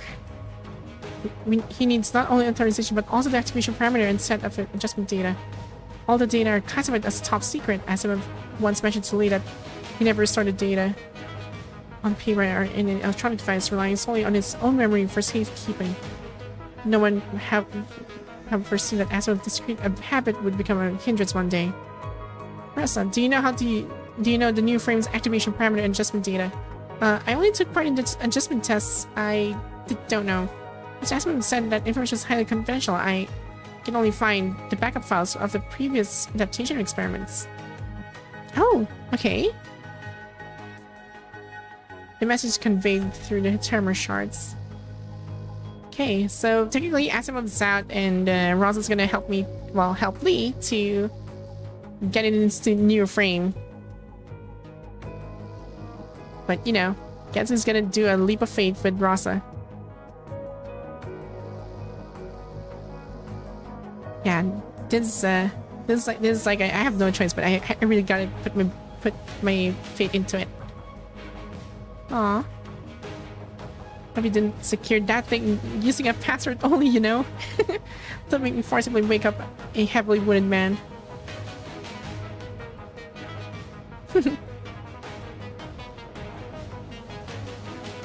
So they arrives and finds the terminal shard stored in the level of convenience rather than the street. Huh.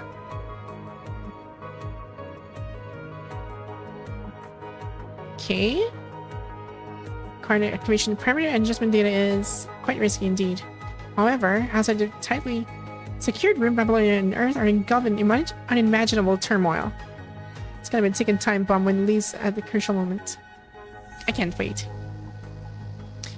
Given the capabilities of humans, there are inherent limits to the extent of damage it can inflict. Okay, that must better be true.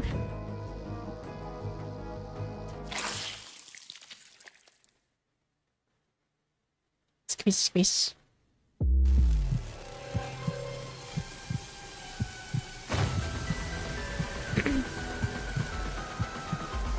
Oh dear.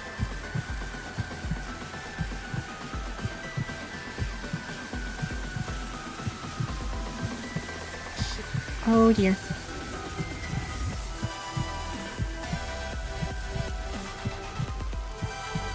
Stay awake.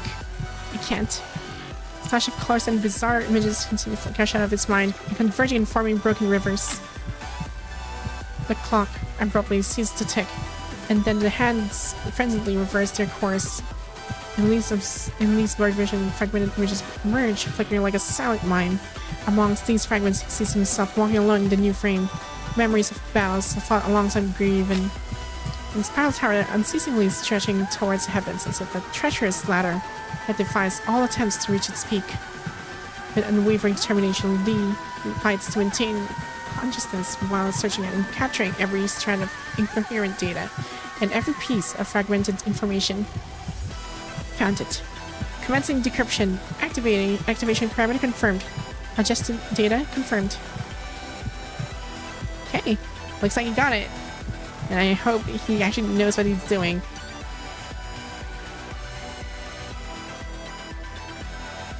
Oh. Okay. This is the first time he has been this close to the verge of death. Hearing its desperate cries, his body trembles involuntarily, suggesting that his nerves are still entangled with the depths of the void from which he narrowly escaped. The intense influx of calculations within a brief span of time causes a slight overload in Lee's brain. As he blindly stares at the pale ceiling, a rapid succession of everything he has seen floods in his mind. Do those memories truly exist? The images continue to flash within him, depicting the operation of switching to the new frame, and battles fought in the distant past, yet somehow a subtle sense of divergence lingers within him, as if these memories differ slightly from the experiences he has undergone. Which of them are his real memories?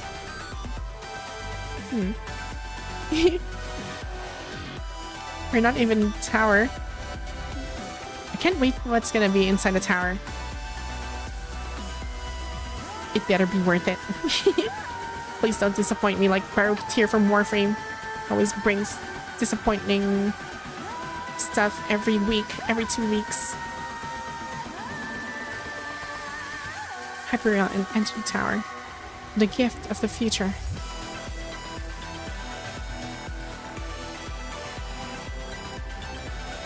I like this.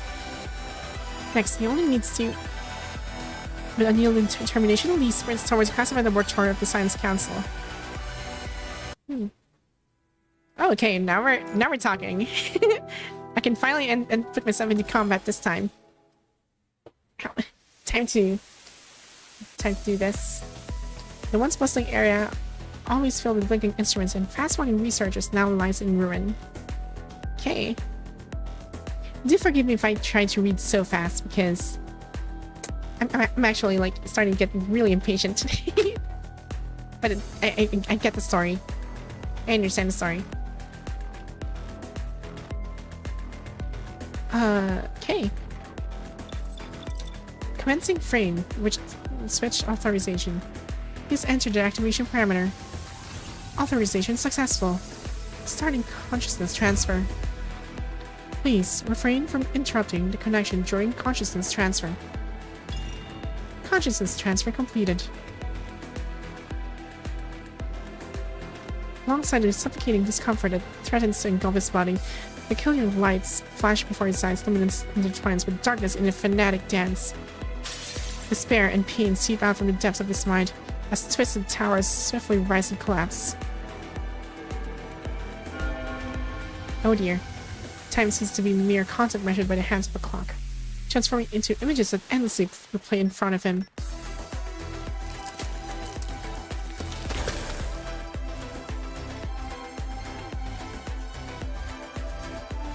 His thoughts insidiously begin to venture into the realm of the unknown, guided by an otherworldly force. He ascends along a web woven with the fabric of time and space. However, an invisible hand mercilessly yanks him down each time he nears the summit. Wow. In the pinnacle of the web stands a towering gate, reaching toward the heavens with an imposing presence. Once again, allured by the radiant light that seeps from behind it, he embarks on yet another desperate climb.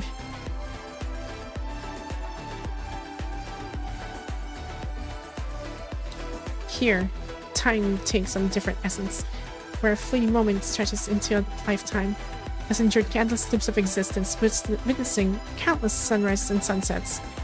He finds himself trapped in this rift of the world, akin to a helpless insect ensnared within a prison of amber.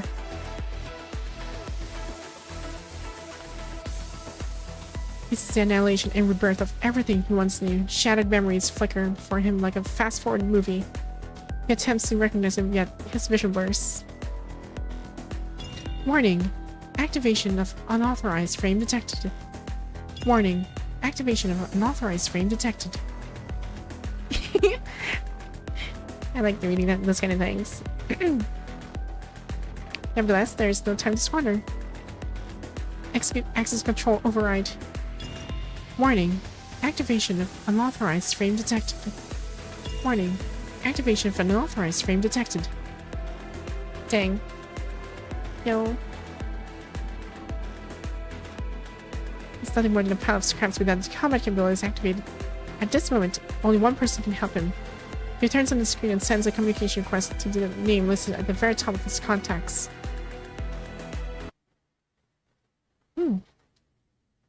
6:30 p.m. And here we go. Some tower summons an immense eye that emerges from the earth, leaving nothing to evade its watchful scrutiny. The resounding echo of rushing footsteps shatters the oppressive silence as countless bright red dots silently light up the surrounding darkness.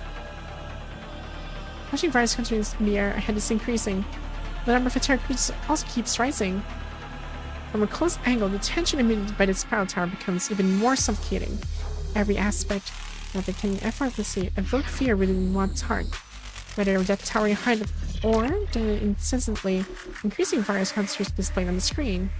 The sensation of unease intensifies with each step taken toward it. Well, okay. Guess it's almost time for me to actually do my thing. It's all you're safe to press on. Liv, have you picked up any comm signal? Give me a call with Mr. Asser might cost me by. Okay.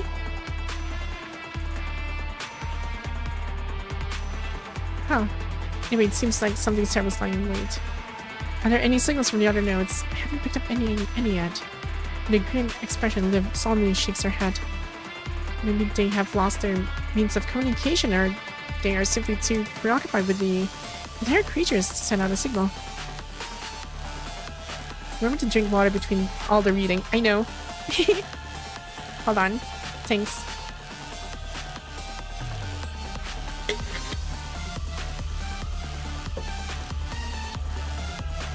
I haven't been talking non-stop. Oh my god. Yeah, let's halt here and concentrate on eliminating the nearby terror creatures for now. We'll find a way.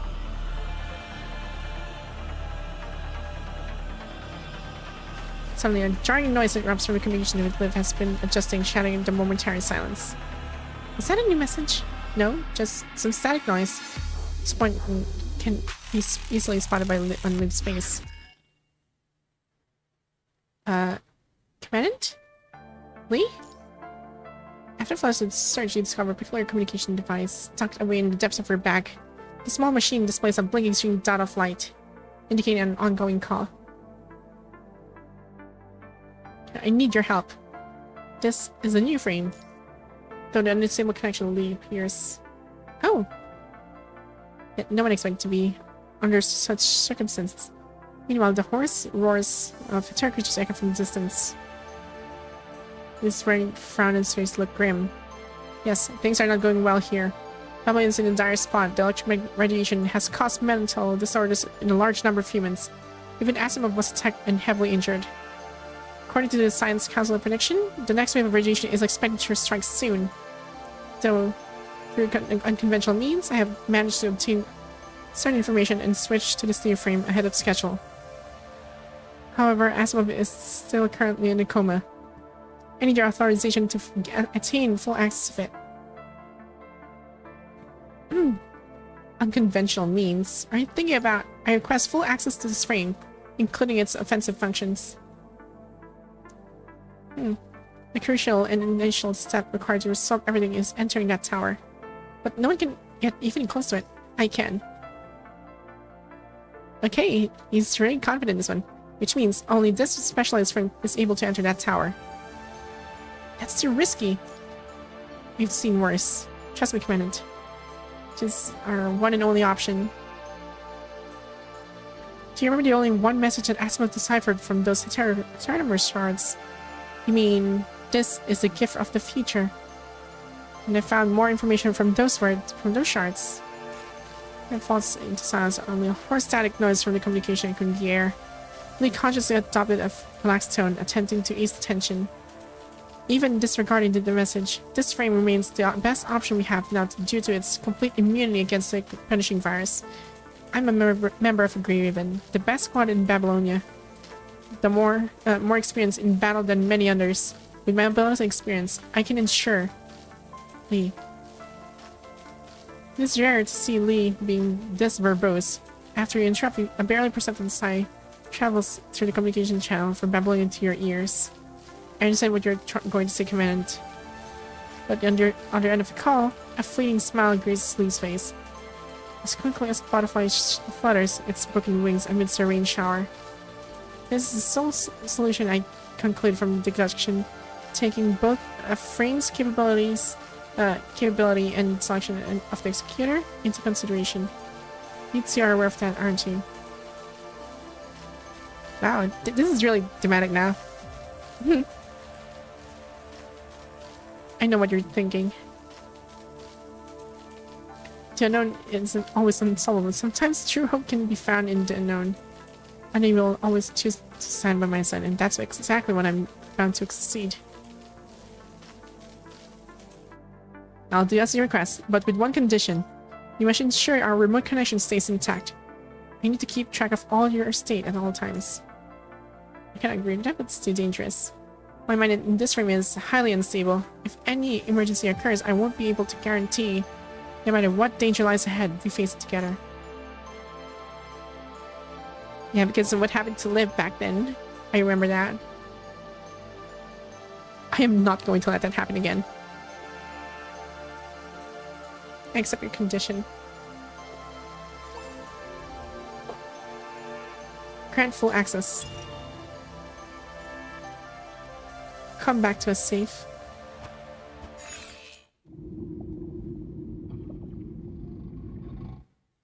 Right. What's gonna happen now? Commandant, authorization confirmed. Verification successful. Full access control granted. Functions enabled. Data test passed. Access to weapon granted. Okay.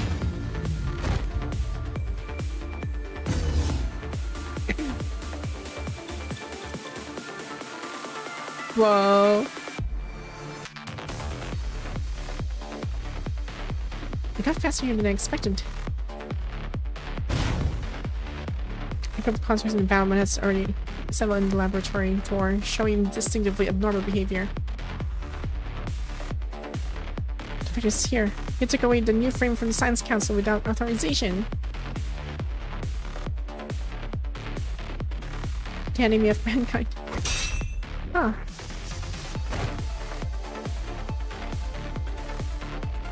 There's no sign of punishing virus infection. Could be the mind because of commands are corrupting, affecting constructs through their mind. This doesn't sound good. I have more pressing matter to deal with. I'm sorry. How are people skipping Lee? Yeah. After a brief glance back at the sealed gate, he opens the map of the tower hangar and strides forth. He needs a transport craft, one that can take him to the surface with the root of this madness. But where's he gonna get a craft though? Okay, time to do my thing. Simulation 完了。指揮官、我々が勝者です。Right. Let's go.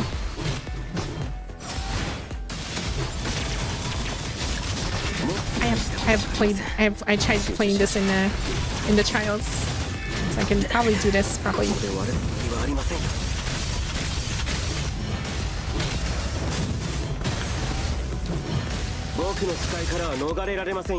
There we go. Whoa. What the? This point in time? What the? Are you alright? Oh dear. Whoa.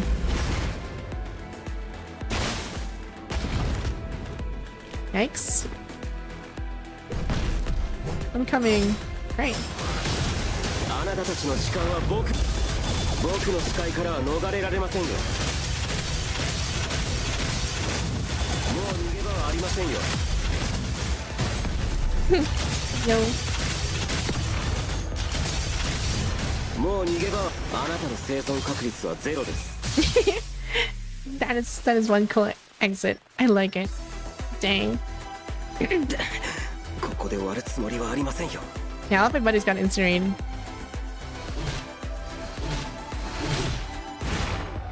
Oh dear. Y'all got hit by another gravity. Hey. It's like a cup? Reporter R looks like the drone hangar suit. Okay. Alright.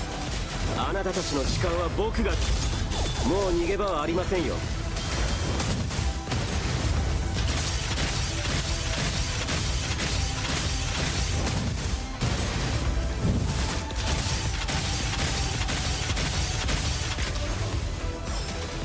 Actually, I'm gonna use this one instead.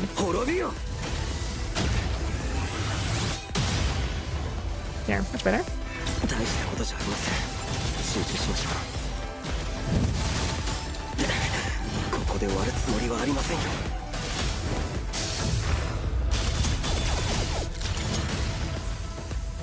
Oops. Okay.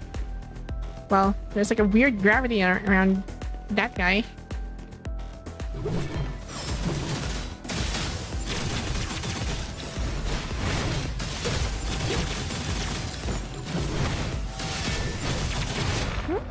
No, he's down. My turn.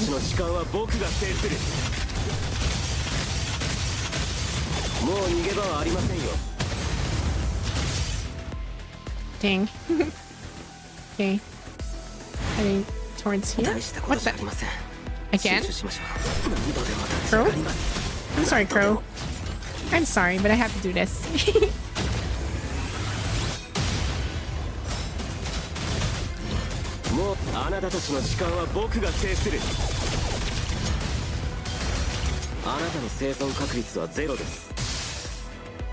Goodbye, Crow.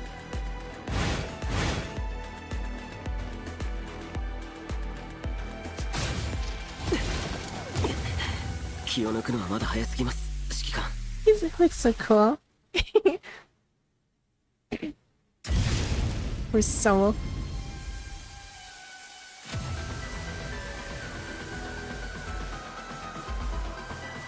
Great.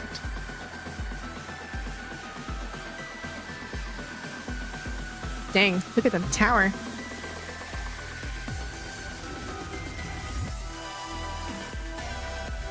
Well, dancers should be lying around right here. The simple connection in his deep mind fully quickly and gathers his thoughts and sets the landing spot. And he lunges at the tower with no hesitation. Okay. And okay, more more videos or cutscenes, not really combat worthy. But yeah. How many I've been here? It's been like ages. We're back to the text. I know, we're back to the text. Crimson light of the spiral tower appears in the sky. The malfunctioning artificial sky of Eden glows red. That's a long way, I know. It's really mouthful. I mean, the story is great and all. I like that. Huh. I don't recall now how many times he has sent communication requests through his terminal, but silence has been the only response received. Suppressing the surging unease in his heart, he raises his head and his gaze was captured by two females standing not far from him, who are helping injured civilians to their feet. Mitsuki, as one of the women, exudes an incredible sense of peace and grace. It is as if she possesses absolute mastery over her surroundings, and nothing will spiral out of control in her presence. The patrol court. Why are you here?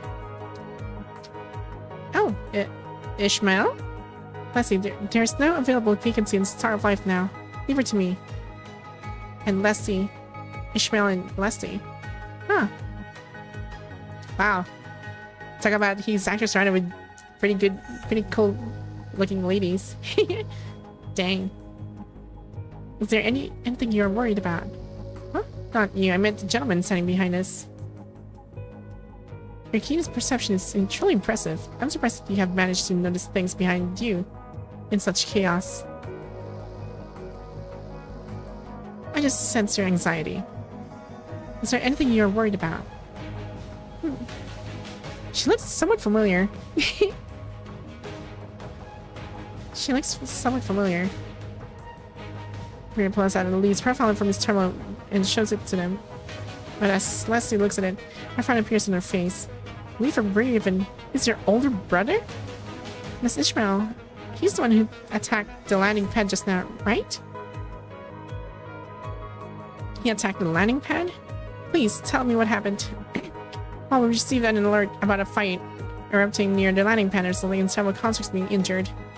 After the assault, he commandeered a transport and departed for Earth. Technically, it's not the control court's job to handle the situation, but that's the least we need to worry about right now. Celeste feels with her hair. Ishmael sends an impending wave of complaints and realizes it's her time to intervene in the conversation. Would you mind if I explain the situation for him? Sure. Okay.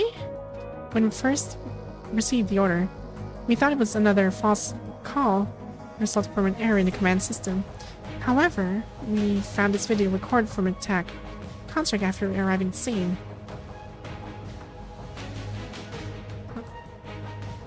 Could it be Lee was infected by this commandant? However, Miri concludes his hysteria as a fuller look in Lee's eyes.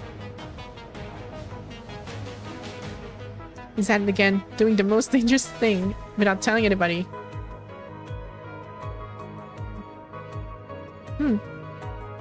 Yeah, that's very much Lee.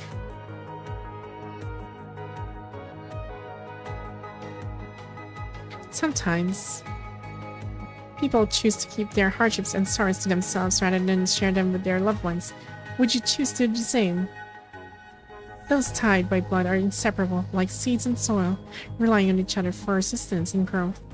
But from the moment the seed sprouts, it ceaselessly strives to ascend towards the sky. He may have already grown into a towering tree far away from the soil below. However, does it mean he will break the promise he once made to the soil? Sorry, I've been wasting your time. Regardless of what lies ahead, I sincerely wish that you make a choice devoid of regret for yourself and for your loved ones. I wish I could like voice Ishmael or something.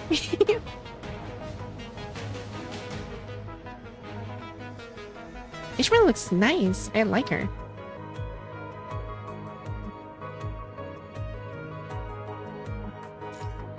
Was it your order or his choice? Huh. He decided to end the tower and resolve the radiation at its source. I knew it. He wasn't willing to tell me even until the very end. I didn't even have a chance to stop him. You know your brother better than me, don't you? After all, it's Lee what we were talking about. Even so, that's still way too risky. Lee must have learned the key to solving everything. But no matter the outcome, I will share all the risks with him. We will always fight alongside with each other. That's so. As the sacrifice himself is the best solution, I fear that he will still calmly embrace that decision. If things go down that path, please stop him. This is a quest for me. As it is, my responsibility. You better pick the mommy's voice actor for her.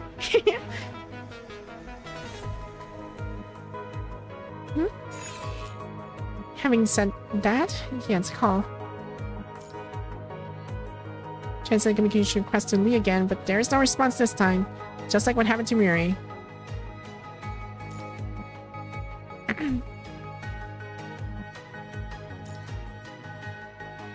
An unimaginable burden in your brain. Once it exceeds its limit, similar to what happened to Command Simon, you will... I'm aware. But there's no other vital option left for us. We must prioritize restoring a portion of our combat power. Otherwise, more of our teammates will perish in vain. I'll be careful and only connect to some of them each time. I'll keep you informed. I will. I'm counting on you to monitor my physical state. Continue to request reinforcements from other squads. Dang. I'm like a freaking beacon. Dang. Are they hot spotting me? Dang. So weird.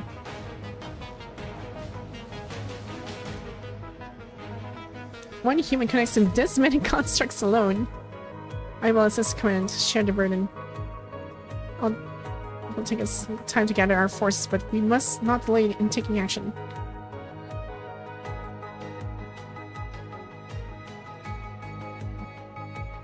By himself? Why is he always pulling that stunt? At this moment, our only choice is to trust Commandant and Lee. We'll head out to support Graven. You can come meet us since our job is done. Got it. Stay on your toes. We'll find corrupted roaming all over the shortcuts. Don't worry about me. Of course. Dang. I like her outfit. Can I have your outfit? I like your outfit. Miss Ishmael, everything's settled here. Let's head to the next location. Okay, let me finish the final touch.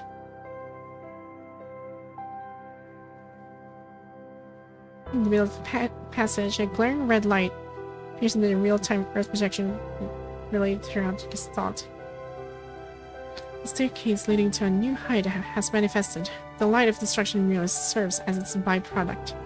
Humans has finally reached this milestone. It's earlier than expected. Everything is progressing at an accelerated rate. Dang. According to my deduction, whether mankind can ascend the stairs or not, it all leads to... is the enemy still around? She cannot alter the course of destruction. The present her cannot make a change indeed. Insufficient reference data. Please update the database. That's not necessary. The one who received her gifts has set off. The one's established balance has been disrupted. Humanity now stands a chance against the punishing virus. However, the staircase has arrived. Early most are not ready yet. Next. Okay. Yes, the enemy. Hmm? Oh, it's Nugget. But Nugget. I just want to call him Nugget. Because, Nugget. Donut. Mr. Donut. Yes, mister. I haven't seen Cinder like ever since. We need not intervene. Only please witness her assistance to humanity and learn about their last resort.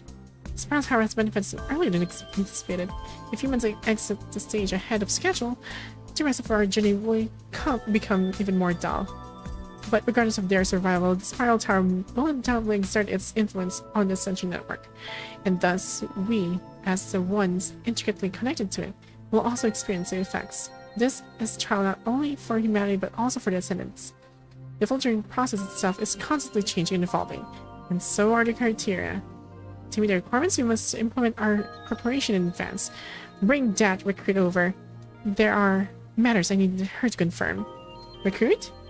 Is this Luna? Or who's this? Finally, we meet again. So, about the tower, what is it? Have you not picked up anything during your time spent around it, mister? I'm just a defector, and why would you tell me about it? You don't have to keep up that appearance around me, Miss Defector. Fine. But Lamia, never mind. You happy now? Much better. Welcome back, Miss Lamia. It's been a while. Yeah, didn't say that we already last time? Fate has brought so much upon you that me last time, and so does this time. But let's not talk about this. You really don't know anything about that tower. That mister still doesn't see me as his ally, so not so much. All I know is that he saw this day coming along ago and has made his preparation for it. I initially thought this whole diversion plan was about getting defectors to cover what went down the red tide. Based on what I'm seeing now, the red tide could also be part of his next move, serving as cover for something else. We can come to peripheral. This is what I could do. I dislike him so much. Yes, I don't like him too. And then the shorty. Oh, it's allowing me to infiltrate Babylon with that, huh? Most likely. But I don't think she can infiltrate Babylonia easily as, you know, as that kid, because she's technically emanating with a bunch of punishing fires around her, so anything that would actually work. So, in that chaos, probably she might have. Probably.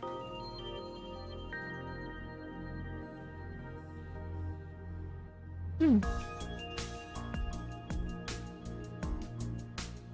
to say, or maybe it doesn't even face him in the end.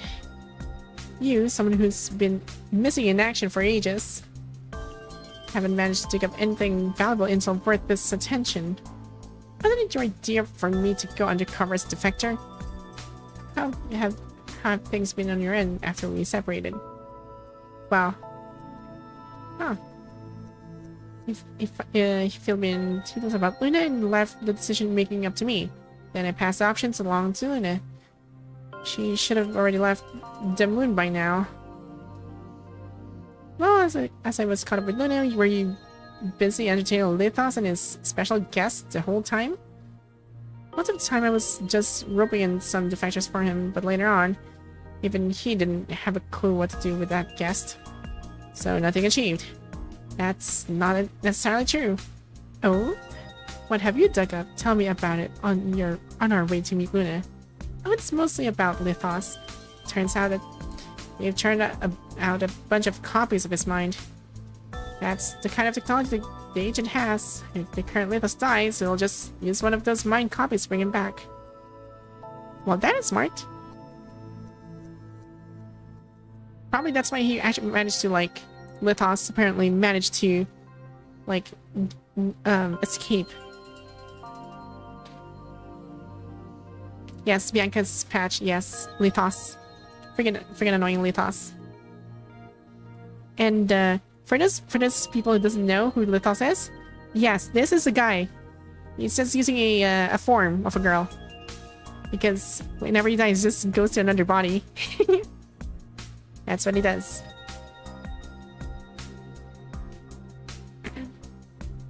Hello, little Lithos. Do you remember me? Lilith, I'm glad to see you well. Thank you. It's all thanks to you, to previous you, I mean. It's a shame that I couldn't express my gratitude to him in person. In that case, I suppose we can consider this as our first encounter. The pleasure is all mine. From now on, I will be your ally as a new Ascendant. Ascendant? Was it Mr.'s decision? I don't recall any of that. The previous you posed the same question. Or not, for I made this choice of my own volition and willing to accept any consequences that may arise. Is this really okay? Certainly, the most thrilling joys often intertwined with great risks. I begged Mr. Vonnegut for a long time to secure a VIP seat for the upcoming show. Not to mention, you all have your hands occupied, don't you? With the feature that Mr. predicted right in reach, he indeed requires a more resourceful helper. Then, a warm welcome to you, Miss Lilith. Huh. Okay, I guess that's a new character, Lilith. Do not squander more time here. You have unveiled the possibility beyond ascendance and transcendence. Your mission stands fulfilled. Linger no more upon those test subjects. Linger no longer. He casts a fleeting glance at a nearby figure, who remains silent throughout. So, should I get rid of him? Mr. says Lilith can keep him in if that's what he wants. We have other pressing matters at the moment. I see. I'll ask one last time before I seal him up. Huh. Beneath this crimson sky, only that tattered figure remain. You've heard it. This will be the last time I speak. The last time I ask. This tower has validated all of Mrs. predictions. No one is able to make a difference facing such calamity, be it humans or constructs. It's just like what you've seen before. Only those who hold power can call the shots. It's been a long time since you were thrown off the train, and I'm the one who's been taking care of you so far. Oh, wait! He's actually talking to, what's the guy's name? Shrek? AKA Shrek, AKA no one? Oh my guys, I still remember their names. Yes, it's no one. This is definitely no one's. Because what happened was when they were like the twins on the Aslam train. So in order for those twins to actually not avoid the omega bomb thingies that are stored inside the back, so he jumped right in like Shrek. When he was Shrek, he jumped right in and sacrificed himself to blow up the bomb, the omega particle bomb, and heavily injured those twins, and he fell off the train, and it was revived. And when he was revived by Lithos himself.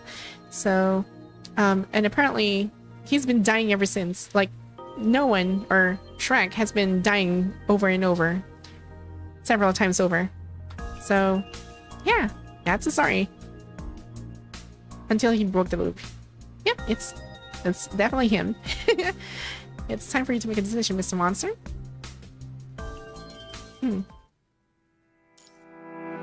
Explore the inside of the tower and go to the highest level. Right, time to do some exploration stuff. I heard an explosion. Yo. Whoa. Okay. Now Lee's the only one in this craft.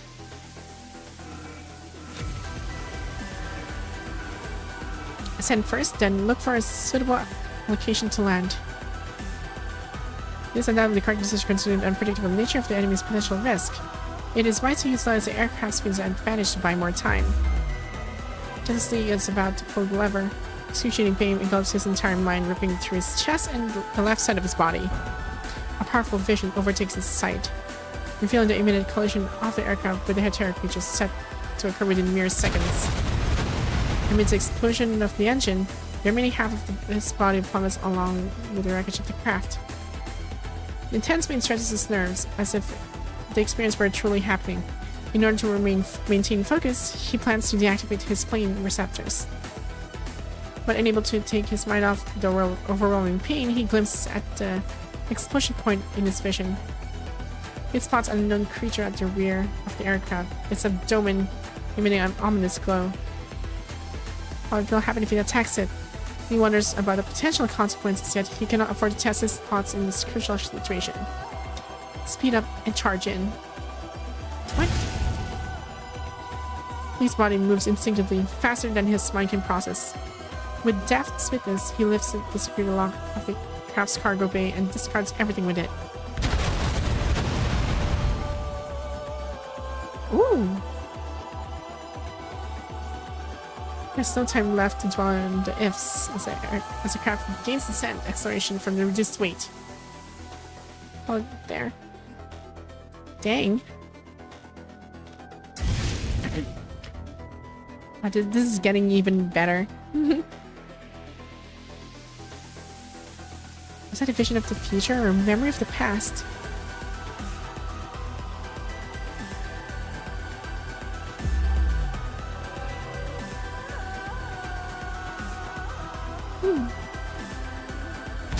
Bullets are instantly turned into fragments while the flammable substance from the bombs levels the entire aircraft.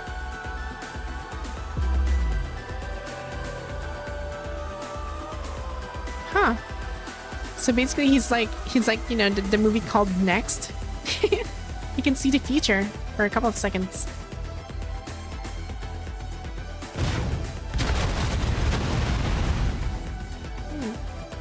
One of the swift motion, he kicks open the cabin door and propels himself in the open air.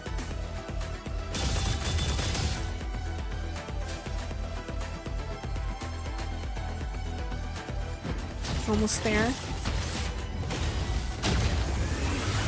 Trevor pulls the trigger of this weapon and unleashes a full power of the upon the ground below. The forceful discharge creates a momentary recoil, ensuring a safe landing. That's smart. That is smart.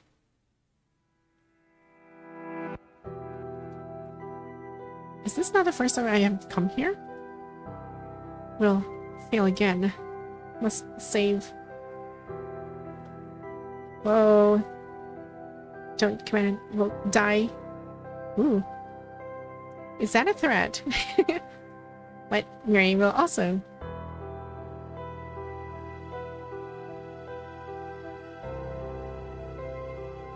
I'm getting into the best part.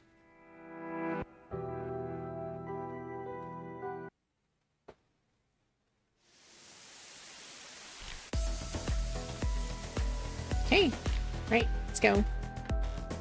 Time to clear some path. Hi. Perfect. あなたたちの時間は僕が制する。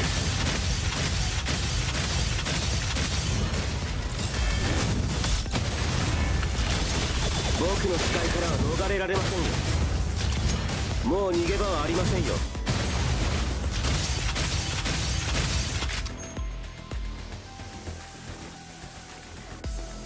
Okay. これで終わりです。 Guess everything's done. Come on. These carpets are a nightmare, Norman. Let's see.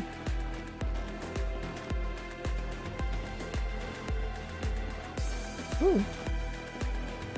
Lead to another area. Okay.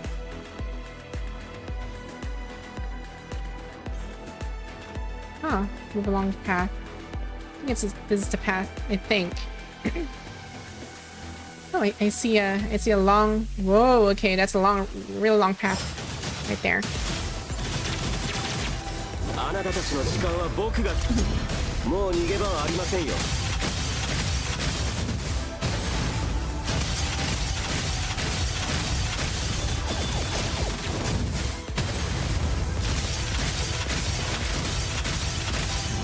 もう逃げ場はこれで終わりです。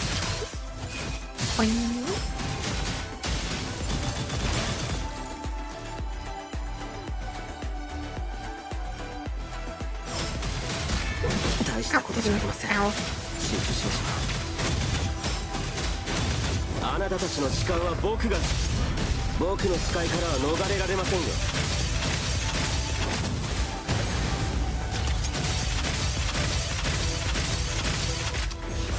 What the? I see someone here. Is that a construct? How do we get there? Oh, never mind. My lost child. Okay. What the? Whoa. あなたたちの時間は僕 I が better be 制する safe then, sorry. It's gonna keep hitting everything. Let's go. 僕の視界からは逃れられませんよ Annihilation. 大した Oh こと dear. じゃありません I can't break 集 free. 中しましょう Is a forced connection? Oh dear. I can't move. Oh dear. Well, that's something.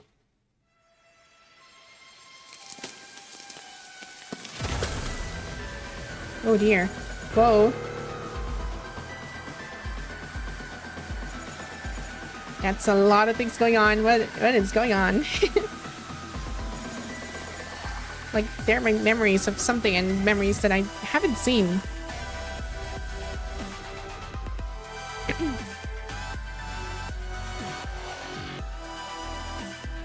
Okay.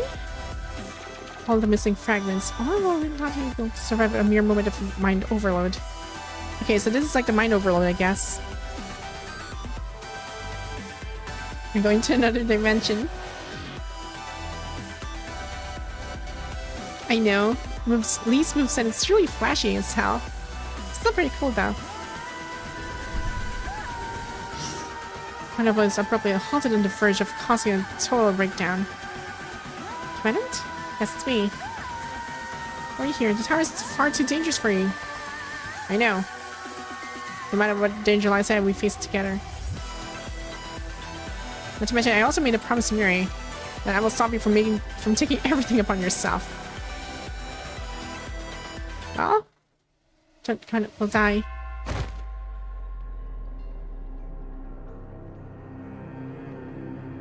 Wait, he actually did he just severed me?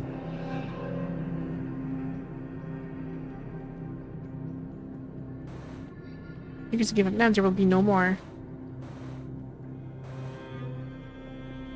This is not the first failed attempt, nor the first time to bid farewell.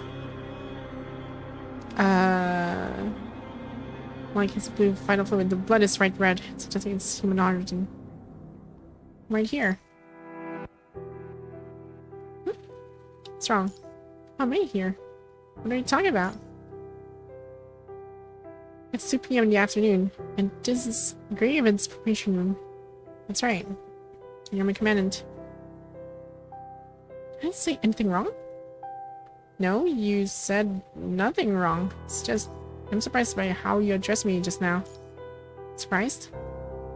Yeah, maybe it's because Graven just finished restructuring. You've been sort of frigid to me these days. I feel your reluctance to acknowledge me as a recent graduate. So here you call me commandant, my commandant all of a sudden. Seems like the other way is still better. Come on! Hellfire frame. We haven't just finished restructuring.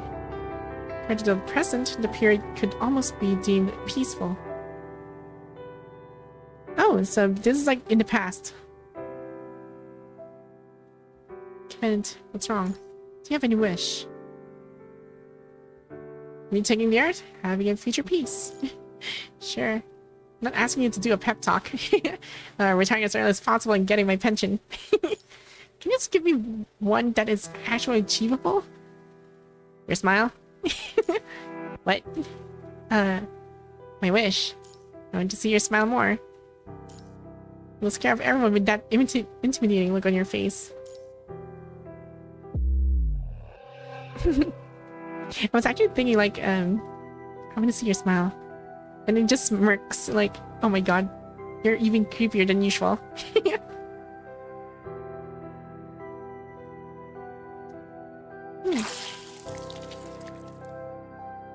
Now his hands are tainted with blood again.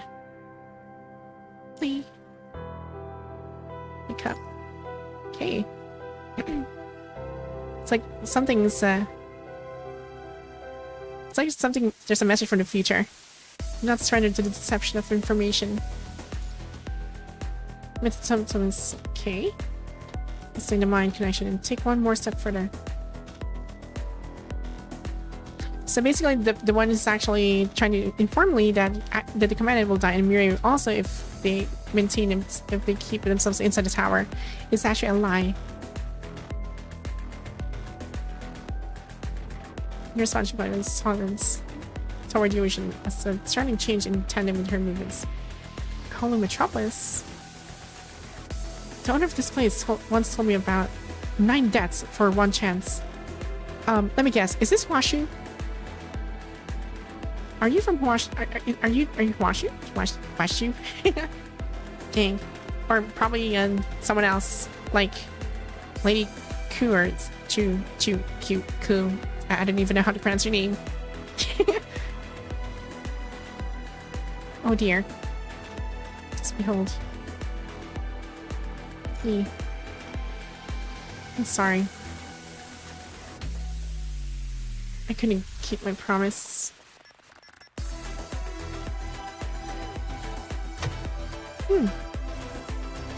Lady Chu. Okay.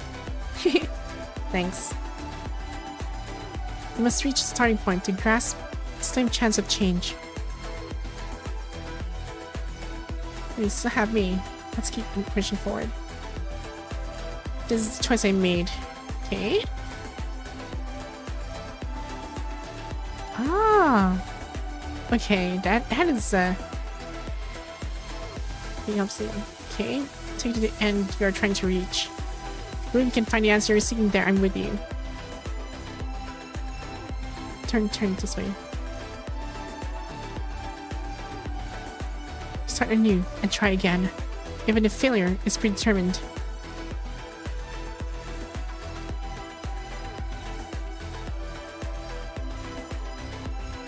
Everything is fine. Just some scratches, no big deal. I was born weak. Can get easily deceived. I need someone to watch over me all the time.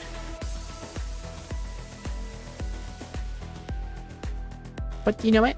When I stare at your back as you walk away, it draws me back to the moment our father left. Aww.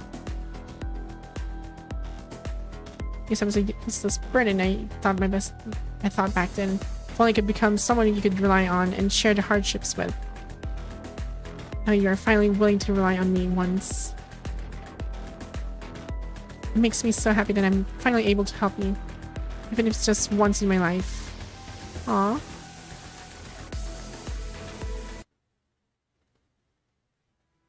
The possibilities the starting point brings are right in front of him, but he's also on the verge of collapse due to mind overload. Whoa! Who's this pretty girl? You have once again paid this price to reach the starting point. How many more times does this person you treasure so much to have be sacrificed before your body can forge the way to the top of the tower? No matter, as long as you do not give up, I shall continue to watch over you as the gatekeeper. Go read her message and let history replay itself.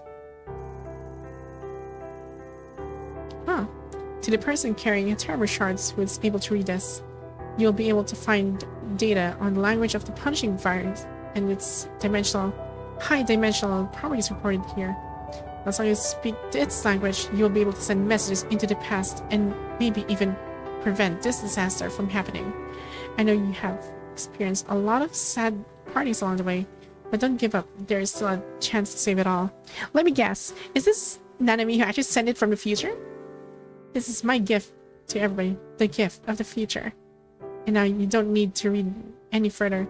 Time is ticking. Go and extract the data. But on the off chance that you're not in a rush, can you relay a message to Commandant of Grey Ribbon, Liv, Lucia, and everyone else who is still out and is still alive? I miss you guys. Is this Nanami? Because she's the only one who actually managed to send it to the past, or probably... Yeah, probably. Actually, a punishing message. There's a sequence on one of the past stages. Yeah. It was like the what's the name of the chapter? It was like the Nanamech chapter, I believe. Listen, I'll have to.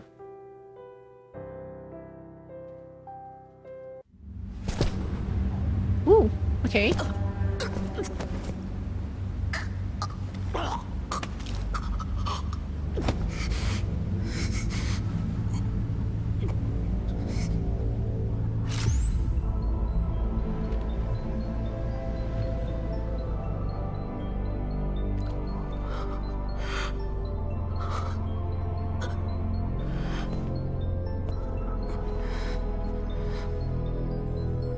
Huh. Whoa. What am I seeing?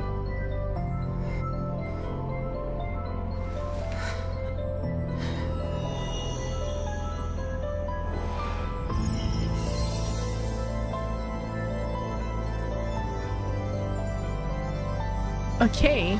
That is...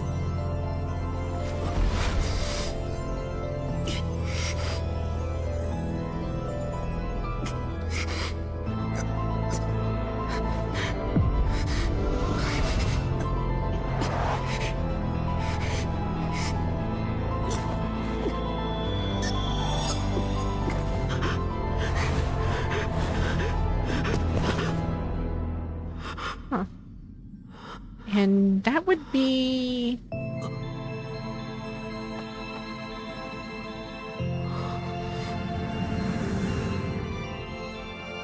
I can't believe you didn't see that. It's actually glowing gold. Well.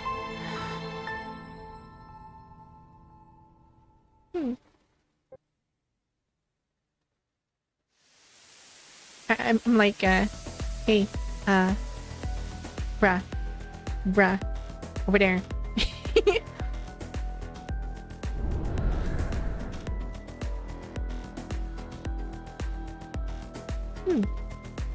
Okay. Such matters are not for you to linger upon. Break free from the confines and search for the true path, leading upward amidst a boundless array of possibilities. Sometimes the key lies hidden in minute details. The page must return for the next chapter. Ooh. It slides through the air and landing in the core of the blast corrupted with an unparalleled position. This is the reporting. I've cleared all the corrupted in area C20 and am ready to return. Huh.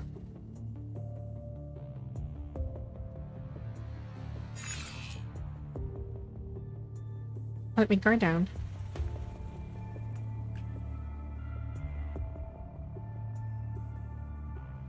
Need some timely treatment. Oh. Sis. Could it be? These are coordinates. Wait, so he sent something in the past. Oh my god. Stop messing with time traveling and quantum physics. You don't want to do that. Like, seriously, you don't want to mess with time. Time traveling is a big no-no.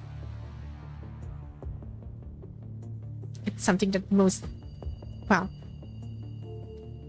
something that I actually know that would be really, really bad. Something really bad will happen if you actually control time. Or actually going back in time, rather. It's bad.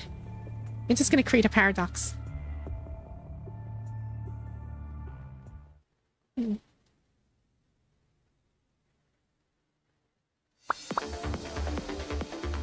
Okay, right, so I guess I'm off to see the corrupted. Okay. Oh, okay.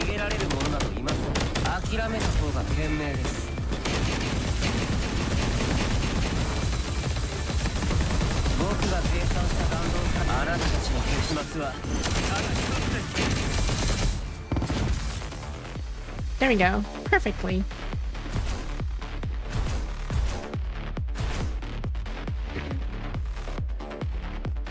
Yeah, this is such a banger.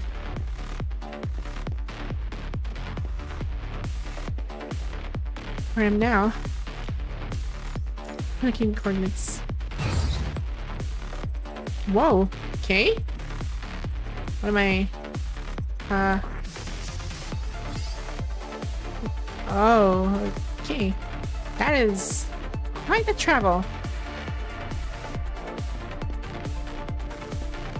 Oh. Hey, I need your help. So, 1, 2, 3 even. Yes, I need your ride. I need the ride, please. Thank you.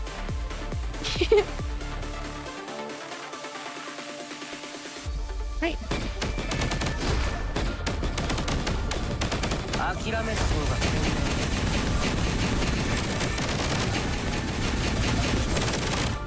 There we go.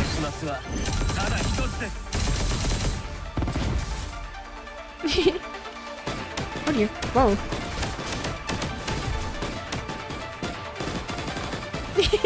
I'm just dancing here like, hi.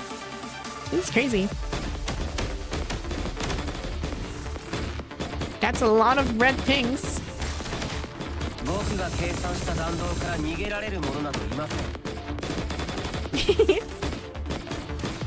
I'm just gonna keep doing this.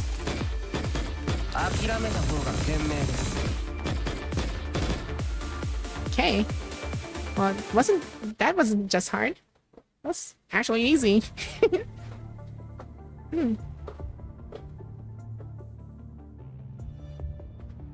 Oh, oops, sorry. Press the wrong button.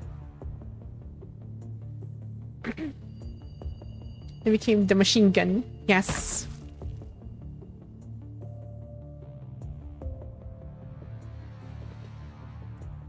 He's... I was gonna make a pun like, I'm gonna call him like a Gatling gun. I'm sorry, the pun was bad. I should really stop doing that.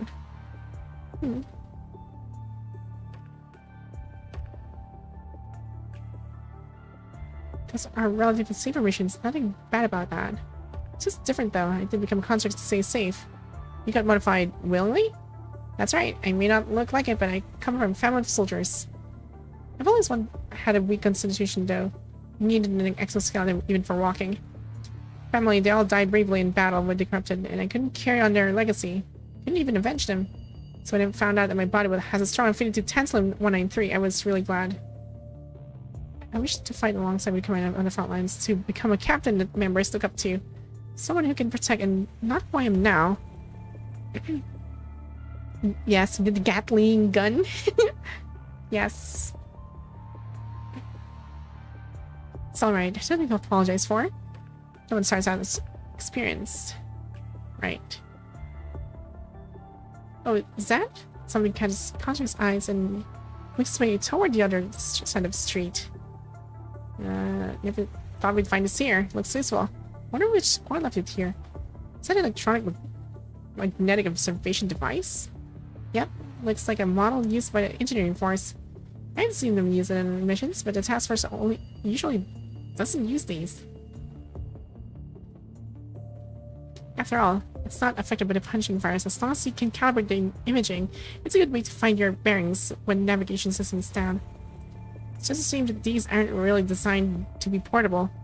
If it was smaller, we would have taken it with us as a backup for emergencies. Emergencies, huh? Okay.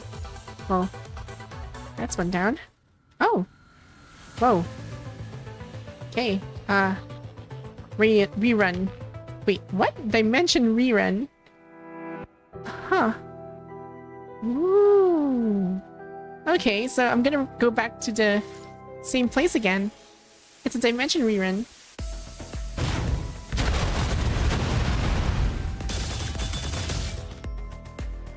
Some smart ones swarm around him. Okay, almost there. Wait, so I was already here.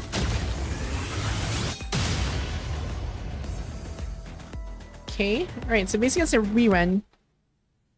And huh. Is this not the first time I have come here? Oh, no wonder he said that one. Because he was already here before. This I did before. What exactly is this I did before?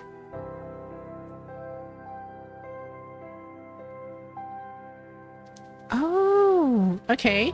So basically I time traveled, technically. Yep, he just broke reality. Quantum gaming, let's go. We're quantum gaming now. Okay, I'm gonna do this better. あなたたちの時間は僕が制する。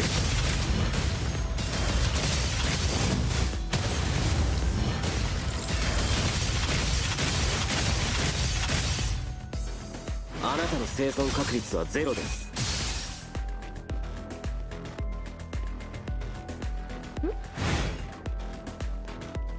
Okay. Oh, wait, what the? There. Okay. Hard time understanding. Okay. So that means there has to be another way here. Search for along the previous path. Clues. Like, probably the guy over here I saw earlier. There's like a person here. I remember he's the contract I met him that time. Did he become captain? Yeah, I'm not sure what happened to him.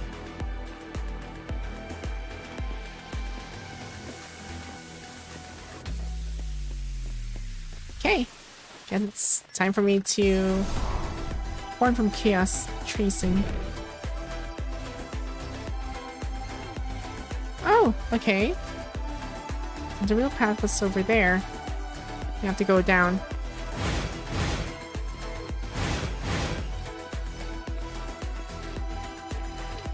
Move to the target point. It's gonna take a while.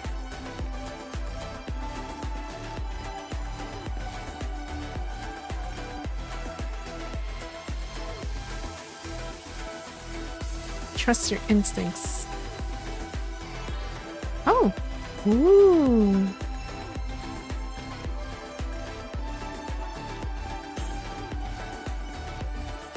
Well, that's very helpful. Uh-oh. Dang. Wait, we making... 大したことじゃありません。 Ow. 集中しましょう。もう逃げ場。僕の視界からは逃れられませんよ。もう逃げ場はありませんよ。僕の視界、あなたの生存確率は0です。There. Hey, where is the next path? So I'm already here on the top floor. Then maybe there's something I can. Oh, what's that? What is that? I see something. Do I cross? Or I guess I need to cross? Yeah, it's kind of slow. It's making me slow down. Oh dear. Okay. Giant worm. Worm-like blood thingy. あなたたちの時間は僕が制する。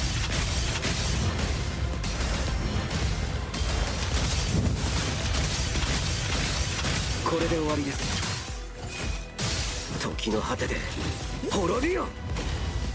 There. Whoa. Okay, that actually killed it. Dang. Right? Normal gravity. Physical laws here are inverted. Oh.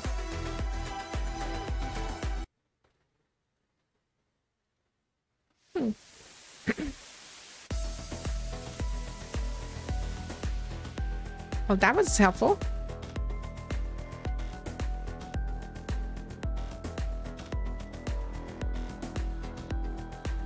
Oh, this tower, it keeps changing.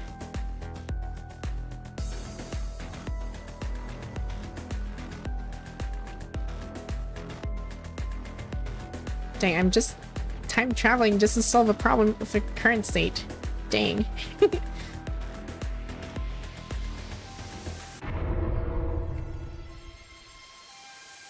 Trust my instincts.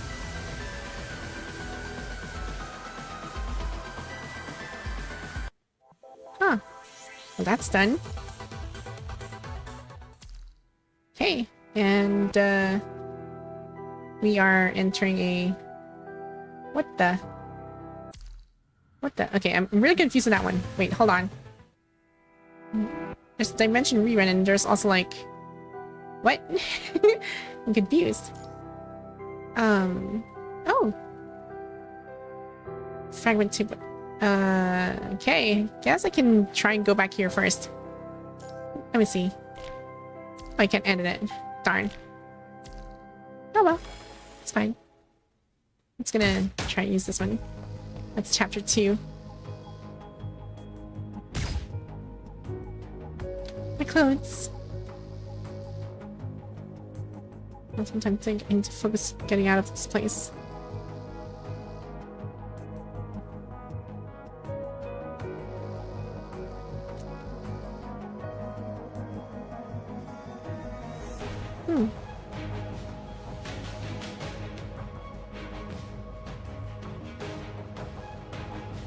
I'm sorry, currently evacuating the site.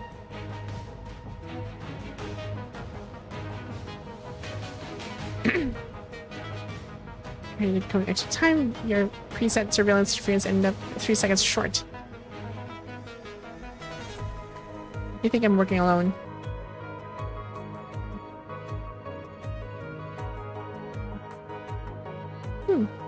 Okay. There's blood. He's hurt, so he'll be able to run far. I swear I saw someone here. There. Seriously, I expected better. He probably can't move much with such a serious wound. And not maniacal as they fire 2 shots into the corner. Make sure he's still alive for questioning. Wait, that's not... It's not the wooden intruder expected, but a broken humanoid machine. That wasn't a human we saw. It's a defect from the warehouse. Impossible. Why was it moving? Wait, where did that go then? You talk too much. Dang. Going assassin.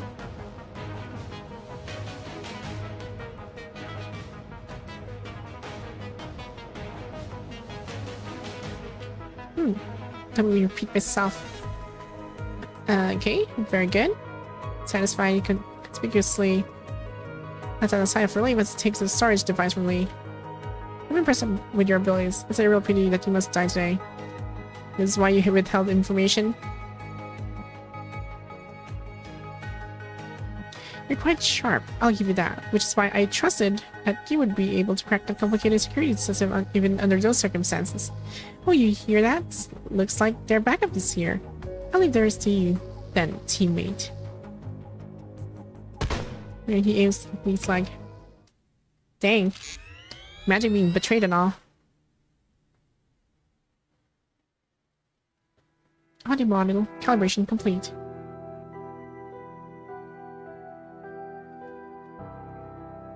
Someone's calling me.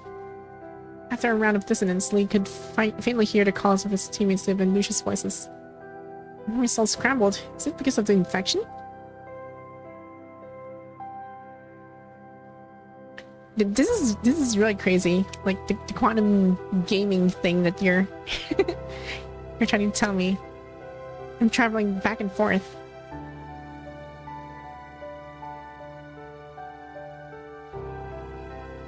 And the connection to the frame control is being blocked. Huh. I need to find a way to inspect my mind. Ooh, how foolish would it be if I all end here, but... Everyone saying some memories could be hazy.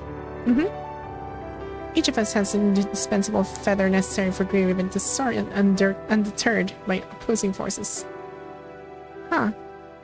Can't make them worry like that any longer. Because now, there's something I can do. Cutting off external sensations temporarily, preparing for self-inspection. Aww. And what is this?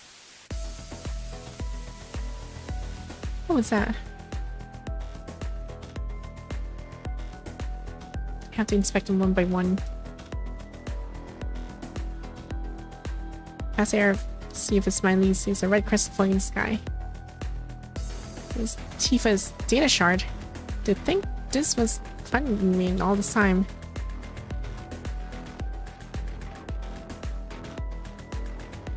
Huh. Okay. Now, where am I? Oh, this is my mind done. I'm just higher than I thought. What the? Wait, Iron Maiden Phantom? Okay, I don't know who you are, but I'm just gonna shoot you down.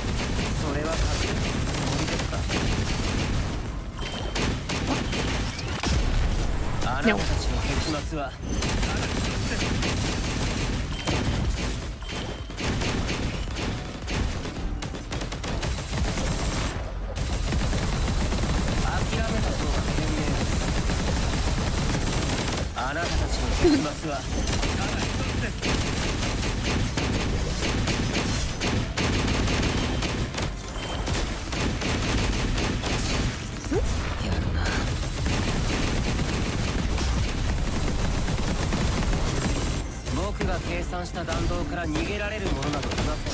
Ow.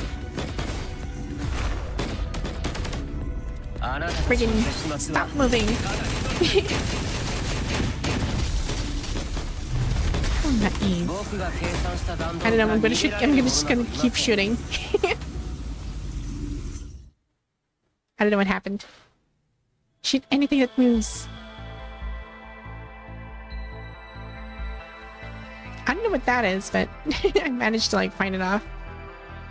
Oh yeah, I can still start your memory shell and incorporates, and the only thing that left here is your memory data. Now that is this spring too, you can't control a frame that doesn't belong to you. Looks like I don't understand.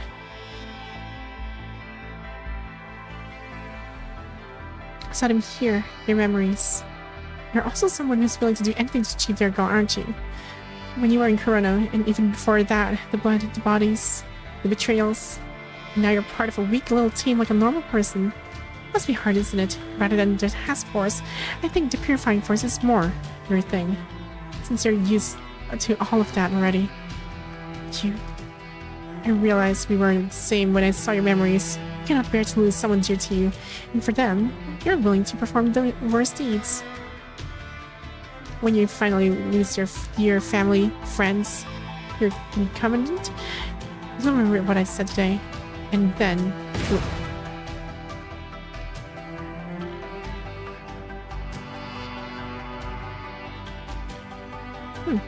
That's enough. Ooh. Okay. Oh, I didn't even notice you planted a control involved back then. I didn't notice this, then I would have injured my teammates. As a precaution, I should leave a hidden command for anti-hacking in my mind. There, this should do it. Oh!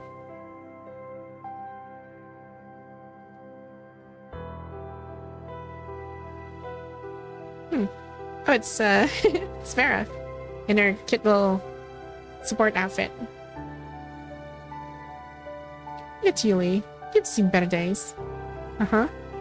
Let me return the favor and tell you that you've been seeing far better days. Press himself to sit up straight.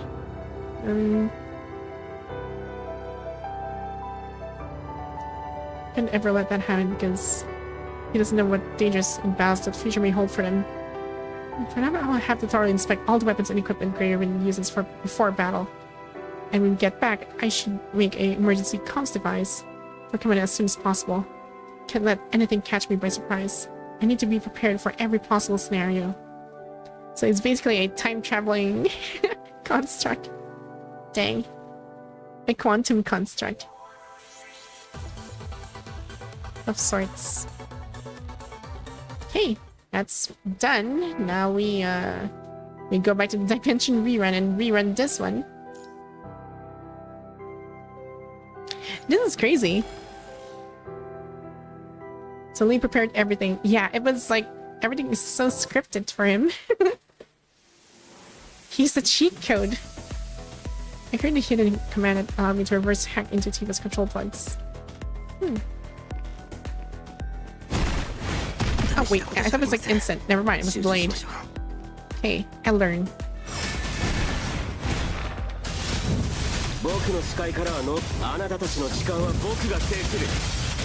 Ow, can't see anything. There.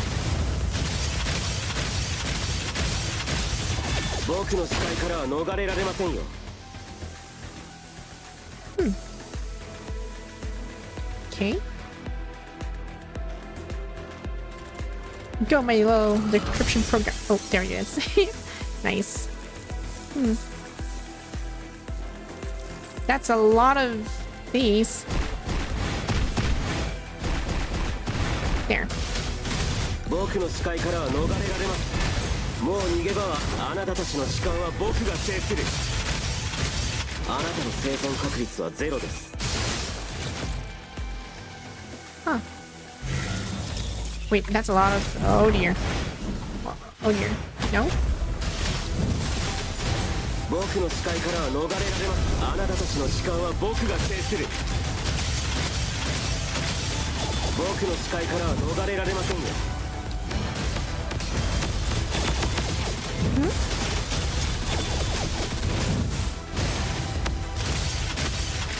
大したことじゃありません。集中しましょう。 There. Okay. And I would assume I need to drop this, or... Ooh. Okay.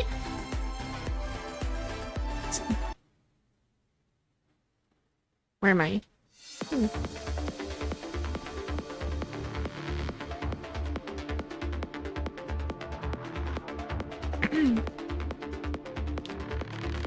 Dang. Huh. What a little round floating platform at the top of the spiral staircase. Ooh.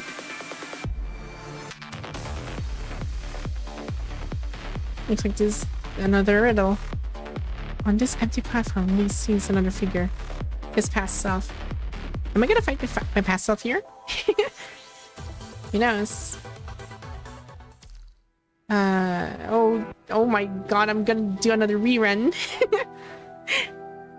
Oh my gosh. Okay, that's a case of so if I'm gonna look at this correctly, like from the time I've been spending here, so I've been watching a lot, and then I kind of tried out the frame, watch again, and then there's like commotion inside the Babylonian and all.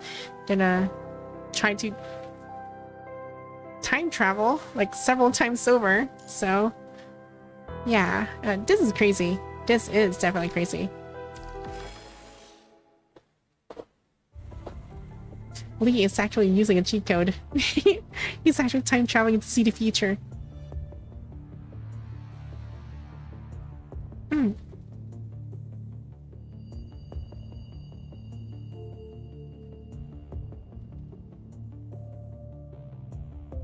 Ooh.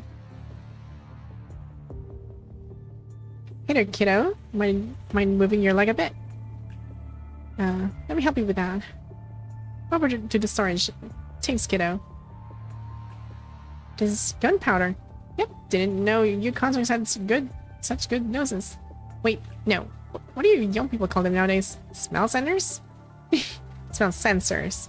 I didn't know the Forsaken still use such ancient weapons. This isn't a weapon, it's fireworks. Fireworks? That's right, that kid Watanabe found these while out hunting for supplies. You got a talking robot, we can't stop it. Rain? But the sky's clear right now. Doesn't look like it's going to rain at all. And I thought Watanabe said you guys don't have a weather forecast system. Oh, you think he's lying? Kid, don't underestimate us campers who've experienced all nature has to offer. If I say it's going to rain, then it's going to rain. I guess you can say that I'm this base weather forecast system. Oh, I just put those there. Thanks, kiddo. No problem. Huh.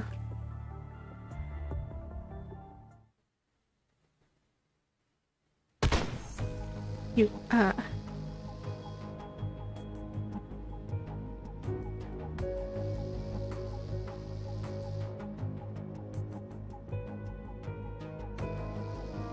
I counted.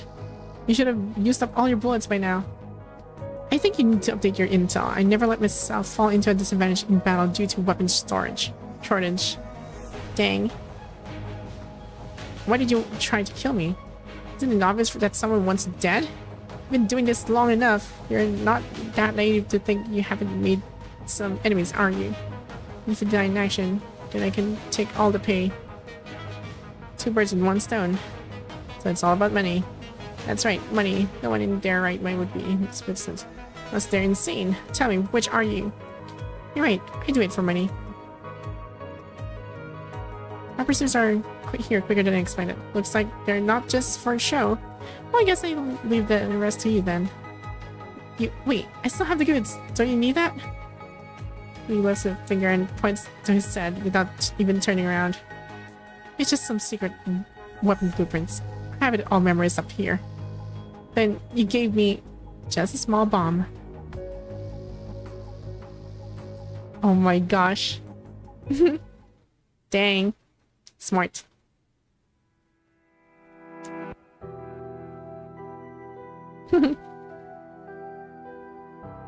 He's still badass though. But he looks real weird in this he looks really weird in this design. It's our Miri.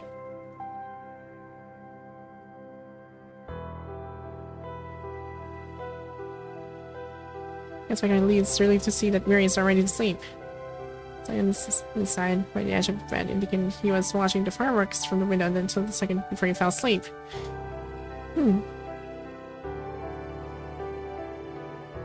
Huh. He quietly exits Miri's room and slips in his workshop before gently closing his door.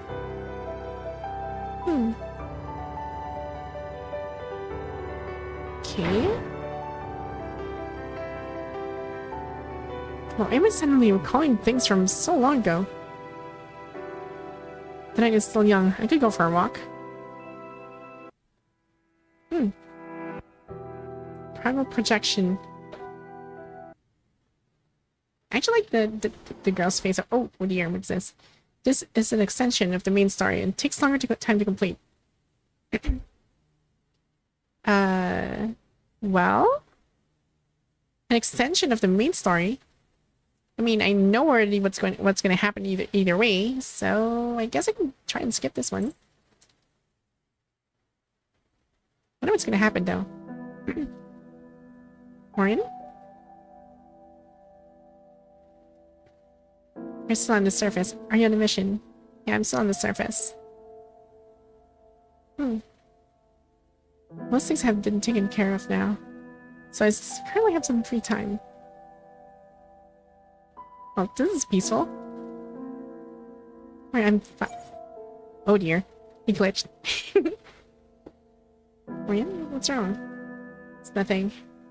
You're doing it again. I saw what happened. Morian, it definitely didn't look like nothing.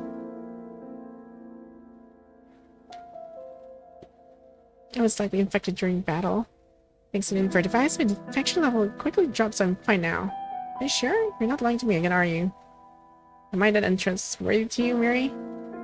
Lee half-heartedly jokes as he shows Miri his frame status.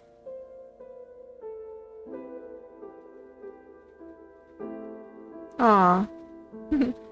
Family is irreplaceable. Give your little brother a call when it's not out of necessity.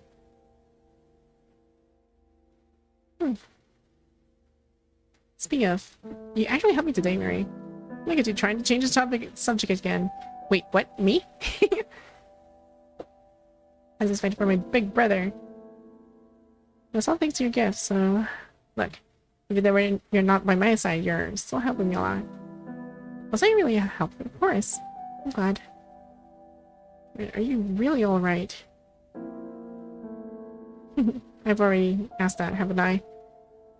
I'm just glad you're fine. Aw. Why do you look so sad, Morian? Why are you suddenly telling me that? What are you thinking about, Morian? What have you experienced in the time I was by your side? Are you sad because of me? Why are you looking at me like that? Family is irreplaceable. There were things I never told you when you were younger. Why bring this up all of a sudden? I saw some fireworks in the storage here on the surface. It reminded me of that festival.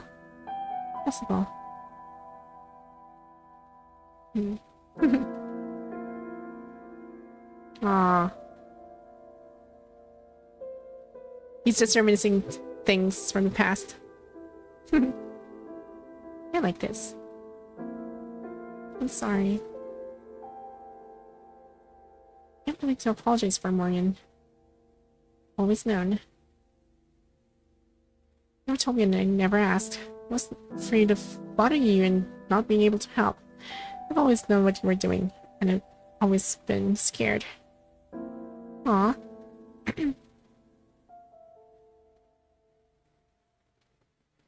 Two brothers expressed the same sentiments simultaneously. Morgan? Oh dear.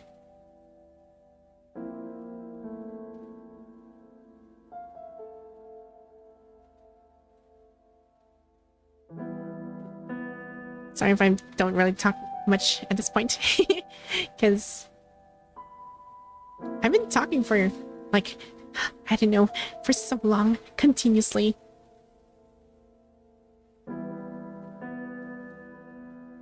I just need a breather. Ow. Sorry, Morgan,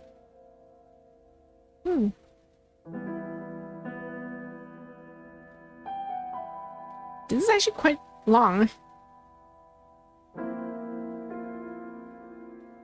Seconds pass like decades until the concert on the other end of the like cuffs.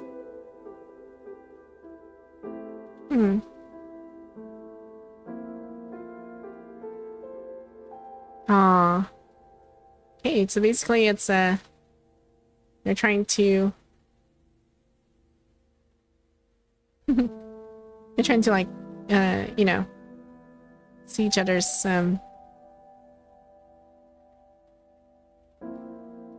true selves kind of thing. Type of liaison officer, what is that? It's not his job. That doesn't sound bad. I just thought him while looking something up. Can you teach me why if I don't understand something? Of course. When have I ever refused your request? Aw.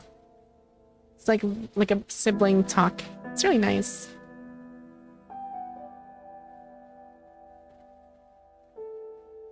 Always side by side.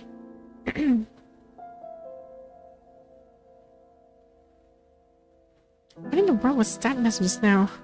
Together with the message is a string of corrupted code. I don't know what this is, but I'll record it just in case.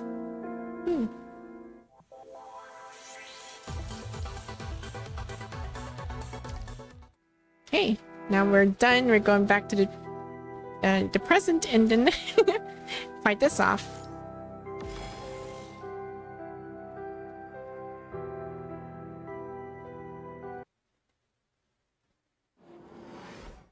Enter the new world or the old world. What is this supposed to mean? I'll try the new world. Exit this place again. Ooh. But the answer to the unending corridor has been resolved. The only thing remaining is to reach the top of the tower.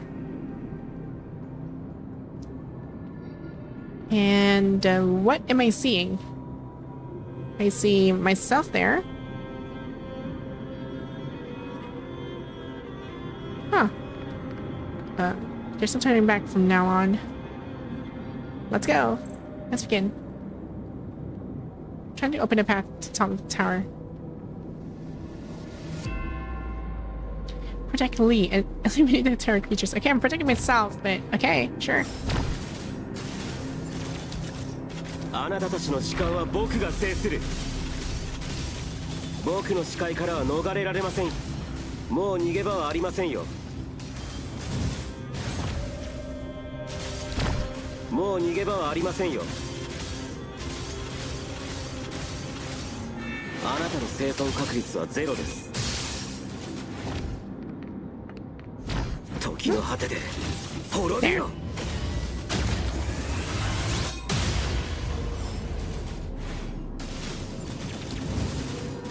もうにあなたたちの時間は僕の視界からは逃れられませんよ。もう逃げ場僕の視界からは逃れられませんよ。 Done. The path to the top is open. What happened? Ooh. Quite where Pale-Fire is. How's the situation over there? I'm jumping for now. This one's separate. Okay. Give it to me.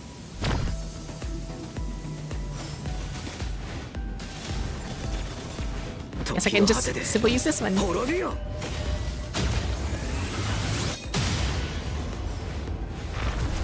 僕の視界からは逃れられませんよ。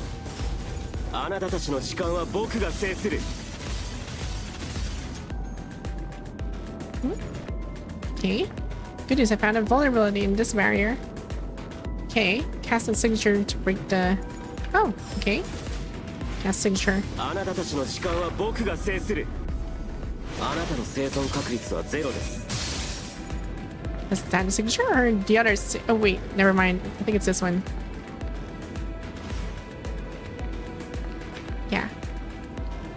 Okay, I guess I need to like 僕の視界から cast もう逃げ abilities 場はあ and りませんよ。 okay. もう There we 逃 go. げ場はありませんよ。 Right. Control E. 時の果てで滅びよ。 Ooh, that looks nice. Let's continue forward.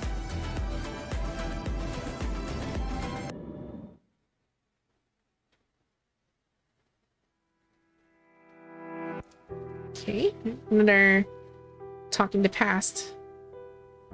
That's a lot of recollection. You know full well I never saw you that way. It's actually pretty dramatic. I actually like this. Kind of get what I mean. How's Simon? He'll live.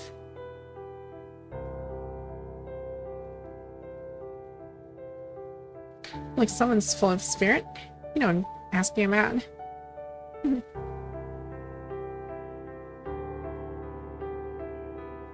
It was just another normal day in Babylonia. We're gonna be late. What are you looking at? Coming. Yeah, he's my brother. Oh, your incredible construct soldier brother? Constructs aren't normally allowed to come freely, right? Are you not gonna say hi? Yeah. Aww.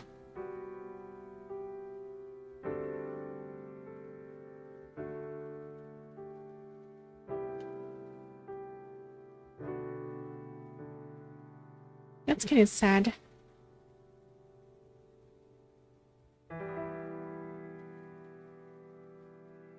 What's the situation? No one is carrying Simon on his back. We're heading toward the marked location and we've all lost all pursuing constructs. And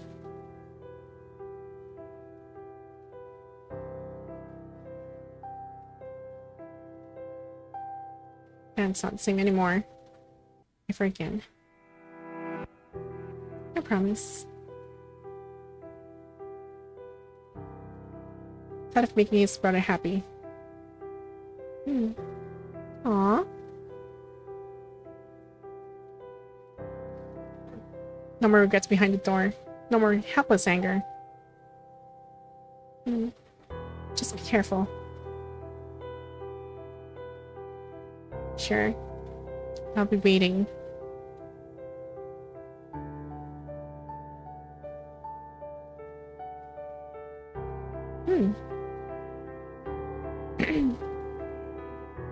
Okay.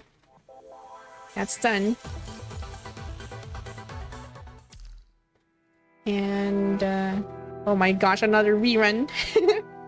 How long is this gonna take? Dang.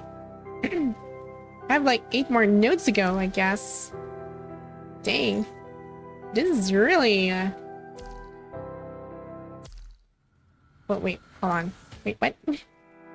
So if I rerun this, there's like... Oh. Ooh. Have all members survive dying no more than one... Okay. Okay, so I have the other two Lees here.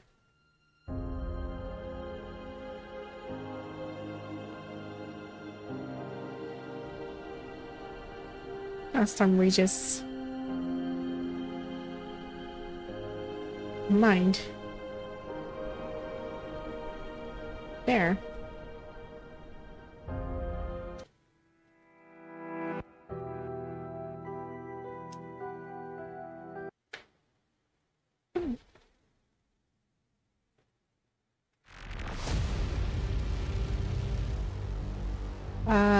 What am I seeing? It's like an area remains silent in the chaos. It's like it's like an entire void of space. It's just an entire void. Where am I?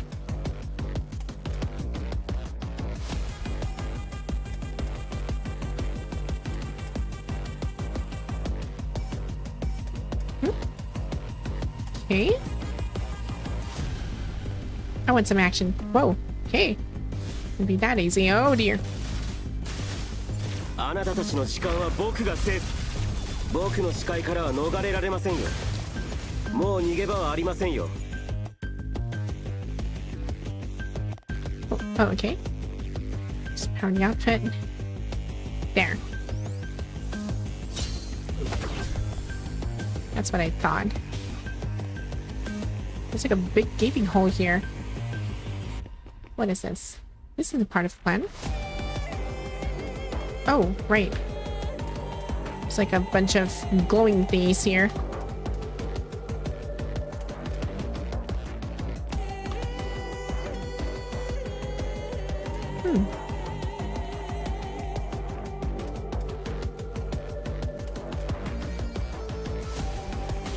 Okay. Whirlpool.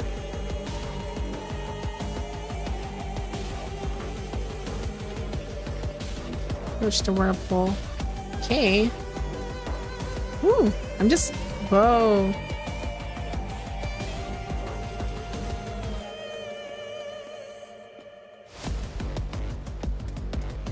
Okay.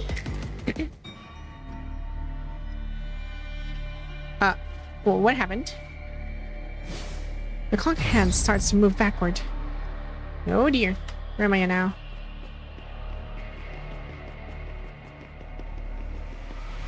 Let's beat this place.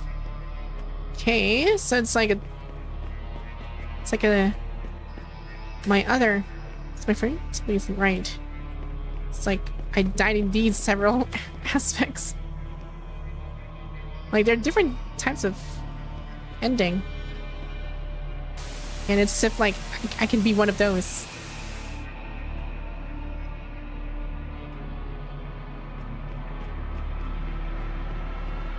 Hi. Oh. Oh, okay, never mind. I instantly reacted. No. Oh, this is an enemy. So it should be like this. Okay. Need to run towards it or away from it? Wait, what's this? Wait, where do I go? Here? Hi. This is myself too. Oh dear.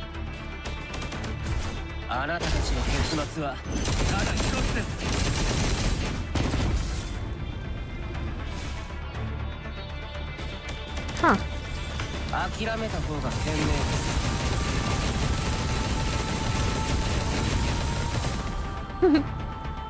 Ways. I must find a node that takes me back to ASAP. Find your intersection of timelines. Different timelines. Intersection? Is it like around here? I don't know. Part of the plan. Oh, maybe it's over the other side. Intersection of timelines. Well, where would that be? On the whirlpool?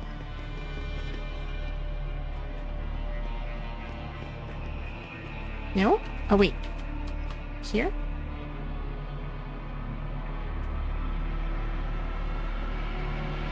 Done. Oh, okay. What's happening? No.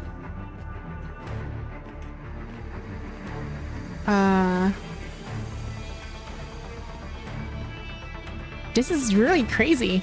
Where am I?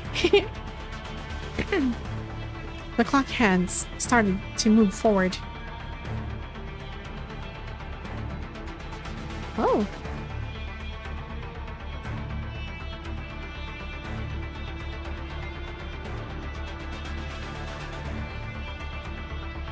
Huh.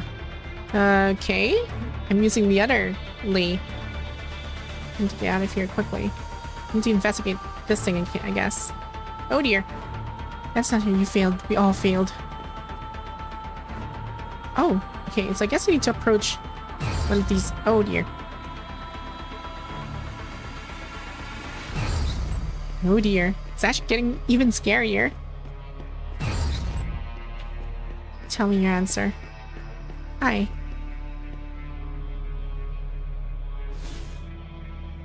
What do we have? Let's not change it. Tell me the answer you have seen. Different enemies, different disasters, and endings bring similar tragedies. No matter how many times I must do this, I will not hesitate to point my gun at anyone who stands in my way. Let's finish them off first. Okay, this is nice. Oh dear. Oops.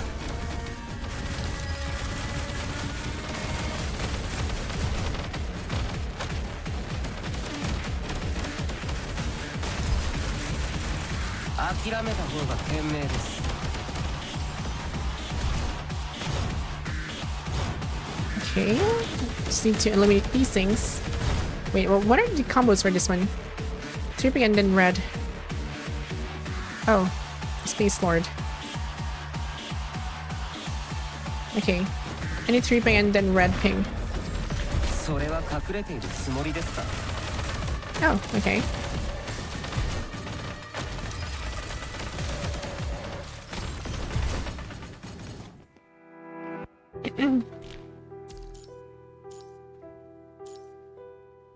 More new leads will appear and carry on what we have been doing. So we're just multiplying ourselves. Essentially.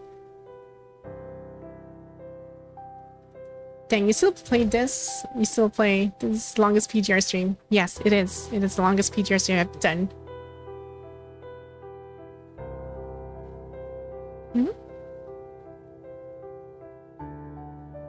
Honestly, I didn't care if my efforts are going to be wasted at all. And, yeah. I didn't take a break, actually. I was just drinking and that's it. Like, drinking water. That's all. The rest, there's no break.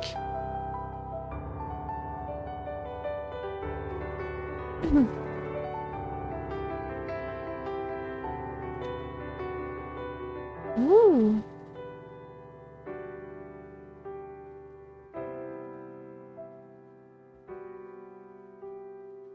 Okay. Hold it tight and keep going. This is really touching.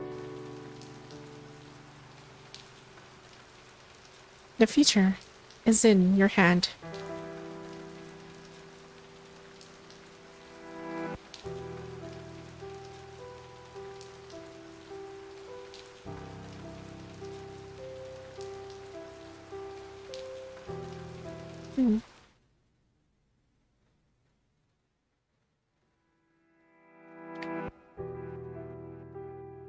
It has recorded all failures and deaths. The mind always in the past and in the future, finding different possibilities.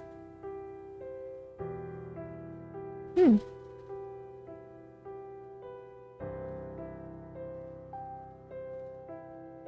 only leaving some coincidental hints to guide him here. Dang.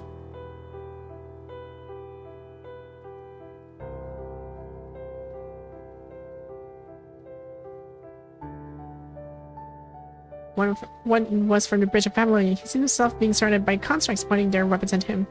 Their eyes flashed with frenzied redness, and all answerable communications emitted the same words. So he also lifted his gun, but he never was able to pull the trigger. Oh, so that was the other feature. One was from the Babylonian fell from the sky. What was once Garden of Eden became this brightest shooting star falling from atmosphere. I've seen bullets piercing through the chest of his numerous teammates. In the end, he did not make it in time to hold a pair of hands that were reaching out to him. Oh, it's the different endings that he was supposed to, like, well, fail.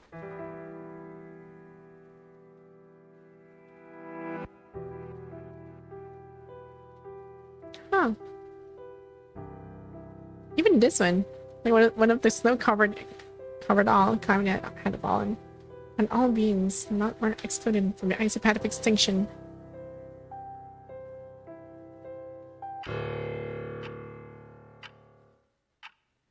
That freaking piano drop.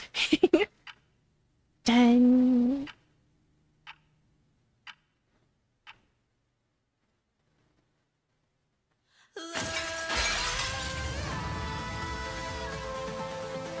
Huh. Whoa. I want to change the past, but it led to an even bigger catastrophe. In the end, I forgot what I was fighting for and trying to save. You can't save everyone. This is my advice for you. Don't fixate on the unchangeable past. Don't try to change the past that has already happened before you entered the tower. Try to find a future that became a possibility when you stepped foot inside. That's what I've been doing. Ah. Oh, it feels nice. Like, it's really a hype at this point. I'm sure you've noticed. Unfortunately.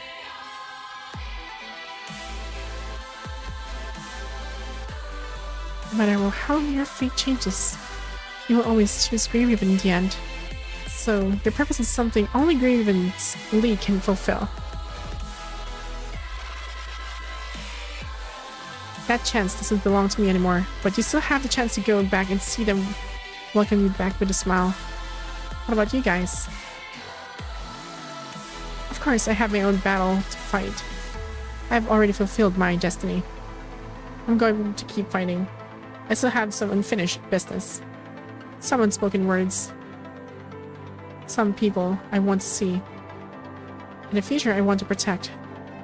Unfortunately, he walks out from the side of New York that this lady who helped him is in the tower and is the version of who looks the most similar to him.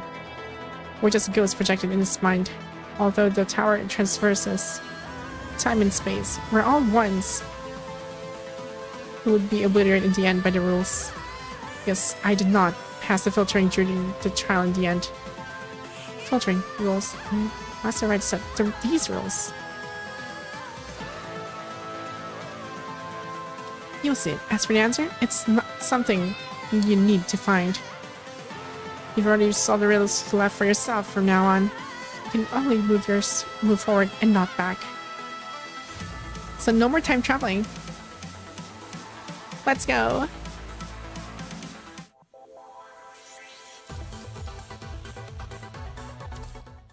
Okay. That's done. Going back here. Alright. I only have a couple of minutes before I end the stream as well, just to give you guys a heads up. So I am still entering... Well, I'm actually curious. Can I get New World, Old World? I went to New World, though. Familiar place. Strange. Barrier.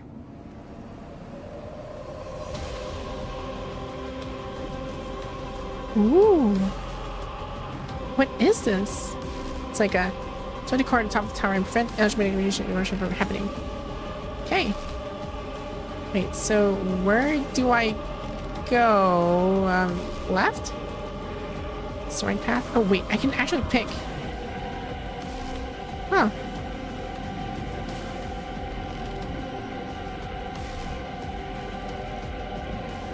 Shall I break it or... Yeah, I'll try to be smart. I have to break it. Just yet. I need to access these things first. I need to be smart.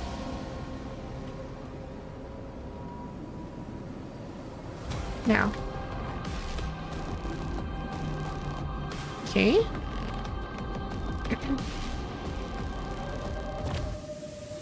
Huh. Oh dear. あなたたちの時間は僕が制する。もう逃げ場はありませんよ。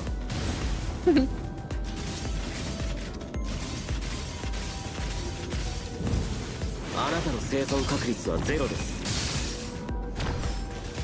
I'm just gonna obliterate everybody. Let's go. Okay.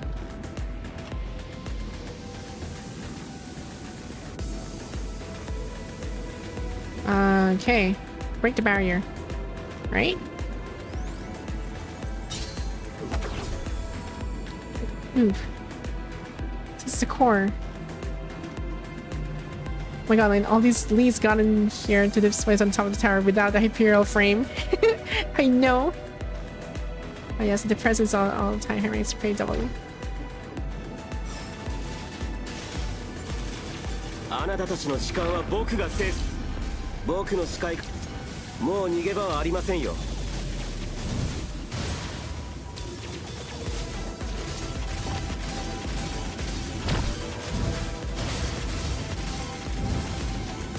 あなたの生存確率はゼロです。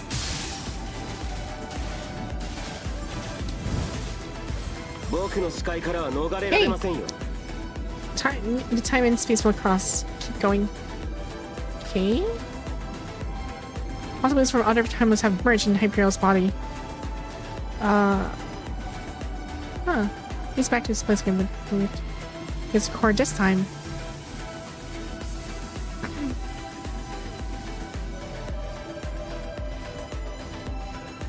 Whoa. Okay. That is menacingly cool. I have to admit, that looks really cool. Even for the environment itself.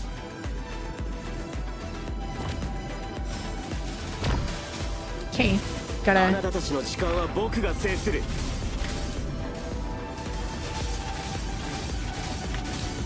もう逃げ場はありませんよ。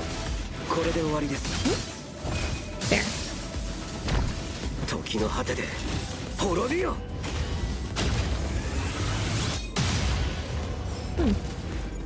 Better clear the entire 僕の視 place. 界からは逃れられません。大したことじゃありません。集中しましょう。僕の視界からは逃れられませんよ。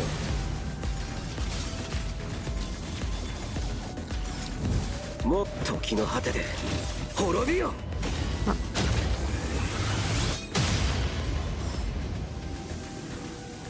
Now it's time. I'll stop the electromagnetic eruption. Okay. 時の果てで滅びよ。Did it work?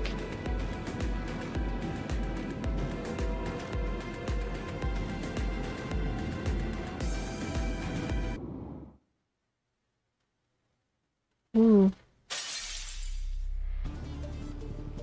Okay. This way to long time wouldn't need to worry about the threat of radiation. But oh wow, okay. That's of course duplicate. As long as the tower is still there, it'll keep regenerating.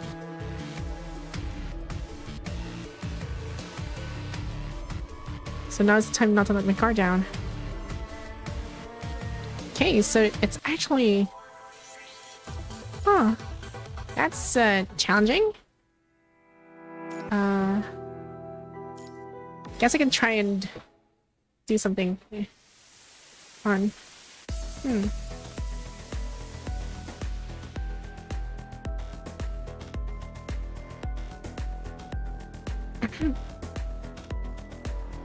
This time I will succeed. Oh, it's these two again. Oh my god. I do not like the twins, but she's actually pretty cute though. But this guy is also, like, he kind of reminds me of someone. I don't know who.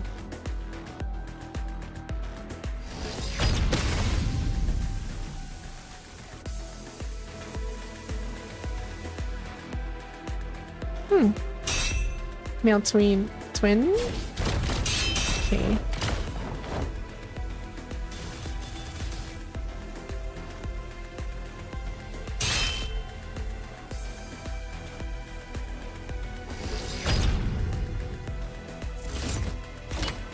Ah. Just don't fall asleep while aiming, I guess. You have to be familiar with your firearm and just have the confidence you will hit the target. Gravity bombs? Shush. How do you know I have that? Making high energy bullets, and how do you know science cancel file? Dang.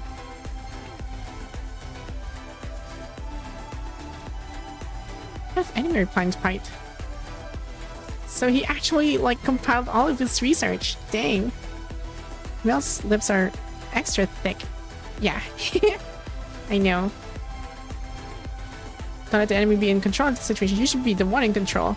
Carefully plan your every step. Observe your enemy and simulate their thought process. There may be only one chance. Don't miss it. Then leap in the air. Leap. Okay.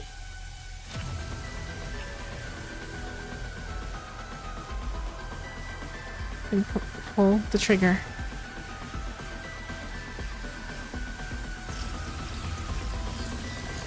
Come on, then. No matter how many times you revive, I'll shoot you off in the end of space-time.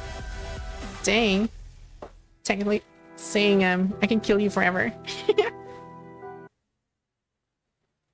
And I guess I'm gonna fight the twins, I assume. Yep, I'm fighting twins. So my blows will definitely reach you.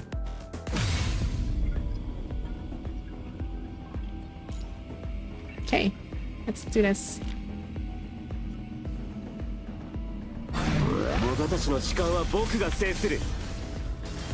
The Hyper Mage is really OP. Dang. 僕の視界からは逃れられませんよ。あなたの生存確率はゼロです。時の果てで滅びよ。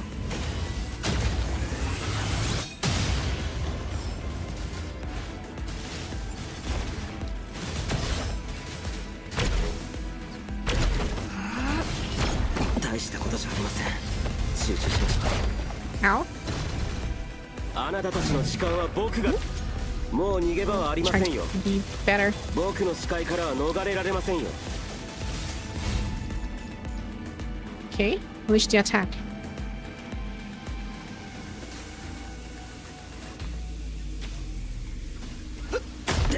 Oh, ここで終わるつもりはありませんよ。時の果てで滅びよ。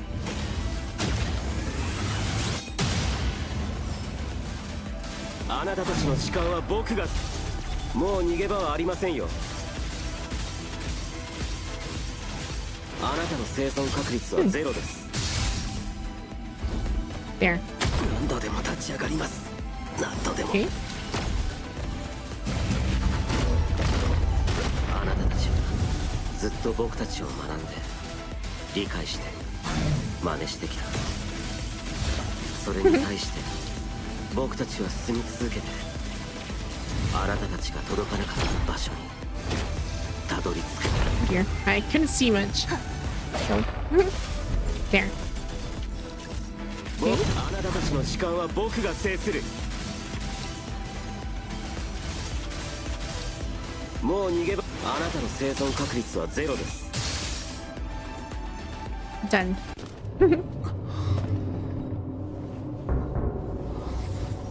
Look at you fighting God with a gun. Yes. Huh. Dang. I'm just shattering things. What is going on?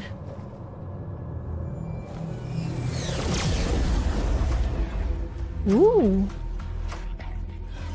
Where am I?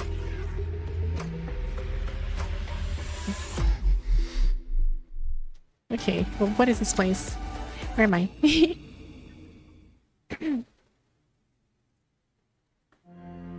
Years have passed since the Terra Tower emitted the known magnetic radiation. Huh.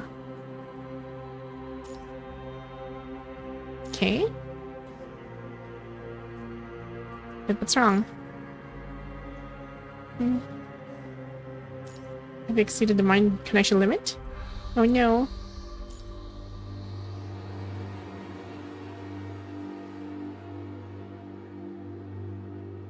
Yikes. Stop it.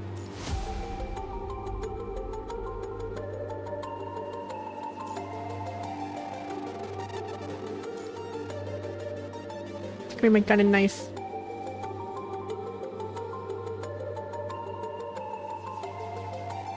Please listen to my request. Oh dear.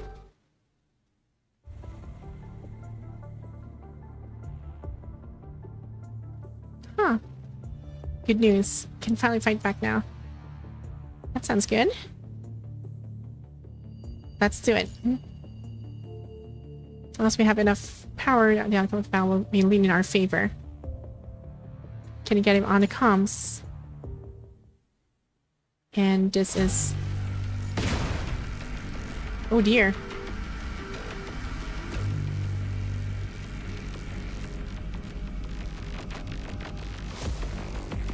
The mountain owl command. Dang.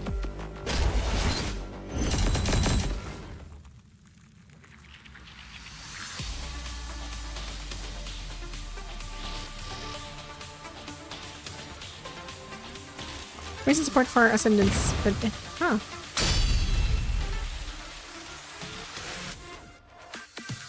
Dang. Nice save, cavalry.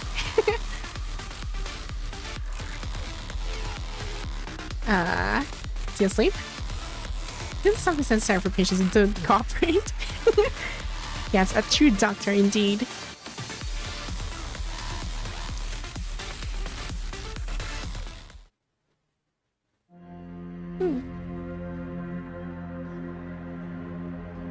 How do you feel?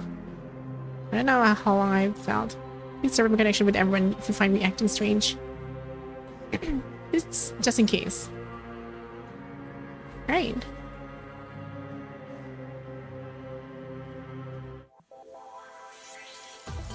I'm almost at the end though, I believe. I'm just gonna rush this. The end of time.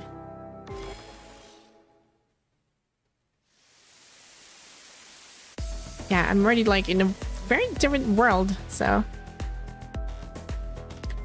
Ooh.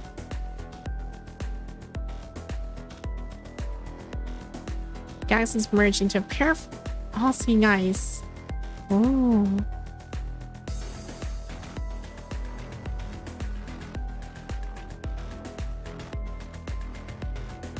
Huh. Why me here?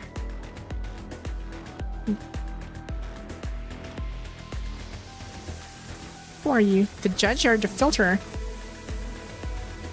You are the congregation of all the Watcher's will. Like, are you just like some kind of cosmic being of sorts? Dang. Just like the punching virus was able to find a new way of evolution on humans. Oh! So what's the purpose of all this? Watch and witness the real future among all possibilities. The moment they reach an open door in their bodies of flesh and blood. We want to know the possibility of the continuous existence of humanity. We have been waiting past the final trial and break the rules of the future together with us. Since you're already here...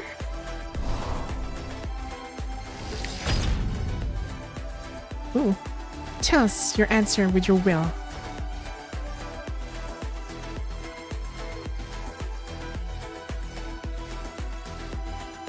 Dang. I'll bring an end to this fake dimension. Okay. Right, so I guess I'm fighting this one, like, really hard. And, whoa, okay. Okay. I guess I'm playing Battle with the Gods now. Let's go. Time to perfectly execute it this time. あなたたちの時間は僕が制する。もう逃げ場はありませんよ。僕の視界からは逃れられませんよ。あなたの生存確率はゼロです。時の果てで滅びよ。 That's trippy. I know. It is trippy. 僕の視界からあなたたちの時間は僕が制する。もう逃げ場はありませんよ。僕の視界からは逃れられませんよ。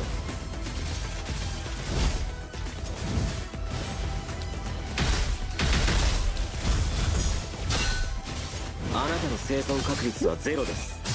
There. There we go. 時の果てで滅びよ。 There. 大したことじゃありません。集中しましょう。 No?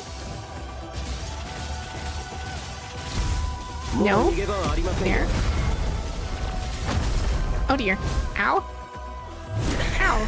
こ Ouch, こで終 that わる actually つもりはあ hurts. りませんよ。 Take that. That was only a matrix. Let's go.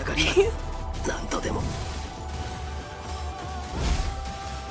時の果てで滅びよ。 Yes, I'm giving you guys a cosmic beating. 大したことじゃありません。集中しましょ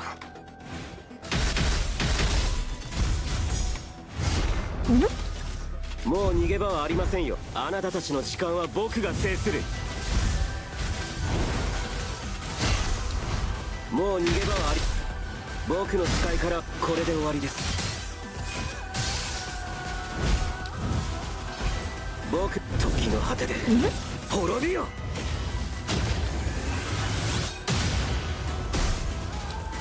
もう逃げ場はありませんよ。大したことじゃありません。集中しましょ Oh dear. Whoa. Okay. う。もうあなたたちの時間は僕が制する。僕の視界からは逃れられませんよ。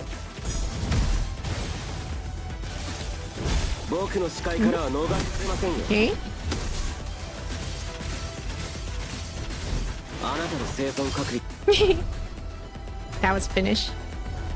Yo. What's gonna happen now? Wait, there's like a second form? That's so unfair. Okay. Yeah, this is not gonna bode well for me, is it? Yep, that's not gonna bode well for me. That spells danger. あなたたちの時間は僕が制する。100 bars of life. What the hell? もう逃げ場はありませんよ。僕の視界からは逃れられませんよ。あなたの生存確率はゼロです。僕の視界からは逃れ、時の果てで滅びよ。 Friggin'. Just die already. もう逃げ場はありませんよ。 No. 大したこ Oh とじゃあ dear. りません。 Yikes. Where the hell am I? ここで終 Whoa. わるつもりはありませんよ。 No. あなたたちの時間は僕が僕の視界からもう逃げ場はありませんよ。あなたの生存確率はゼロです。 Okay. What's gonna happen now? Oh dear. でも立ち What 上がり the? ます。何度でも。僕の視界からはのあなたたちの時間は僕が制する。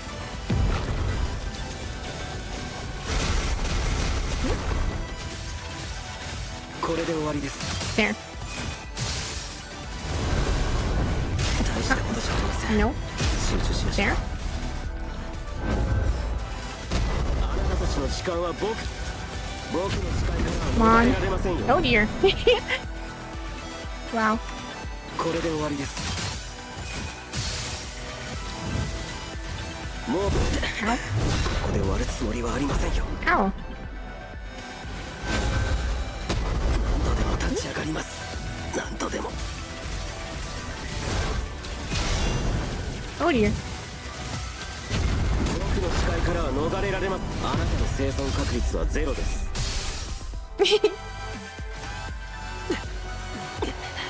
気を抜くのはまだ早すぎま And す。 he nukes us with a minigun. I know.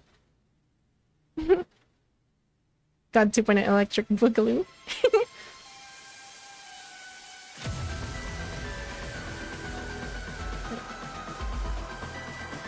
That's right, even though it looks like endless spiral, as long as there's new opportunity, that's enough to create a new possibility.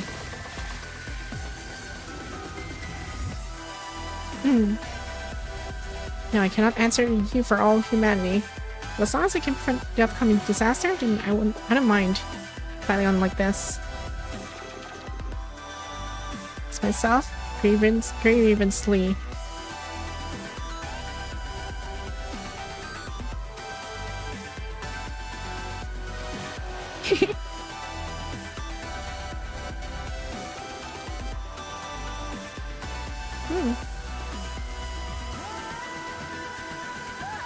Introduce you to my Godsmith and Western.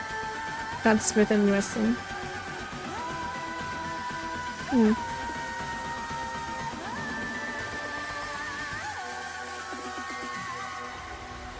I can feel my butt burning already. It kind of hurts from sitting for so long. But it was actually worth the kill for that boss.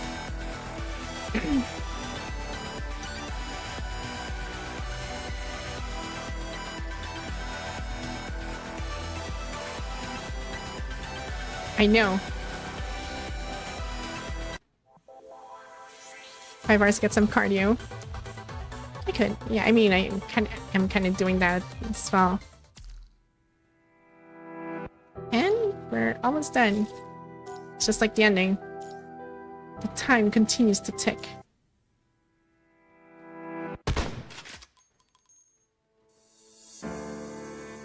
Unload it. Okay. I don't even remember. Covered in dirt and some are damaged, while some even have blood on them, with some disgusting bits stuck into clots. Huh. My TikTok brain rot cannot stay focused for more than 30 minutes. Somehow... Got this done. Fire and Fire getting commanded said that it would be alright.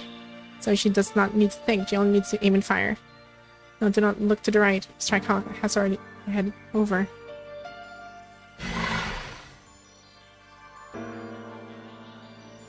I think just grasp at something around her waist, but all she gets are empty sheath and holster. I really am not that sharp. It would not hurt to look over once more, right?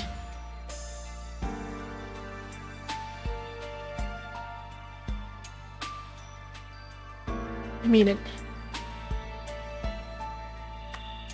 Liv, Lieutenant, go take her place and guard the line of defense. Trust me.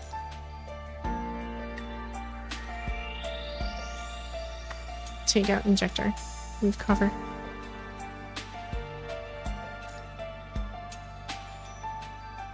I'm fine. I've been through worse. They need you. Please. Okay.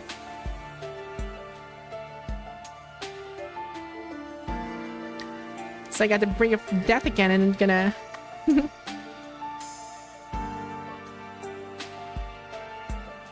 Wait.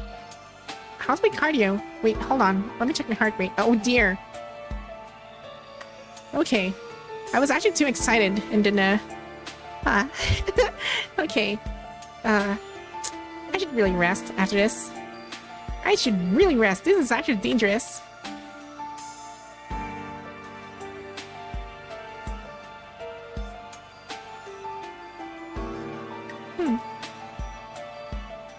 Let me just finish this, and then we'll end the stream after this. How much longer?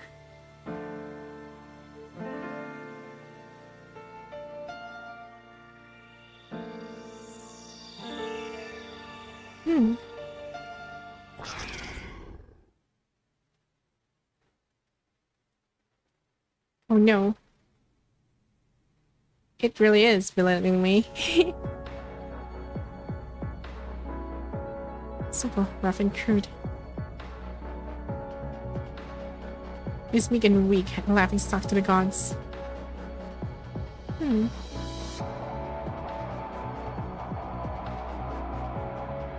Smash. Let's go.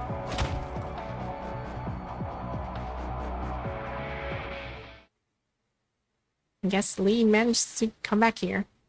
I'm gonna die.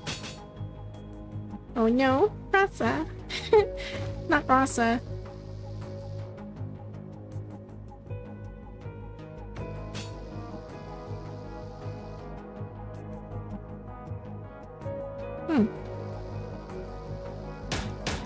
Out of ammo. This is the last one, sir. Dang. Did I shot start for you?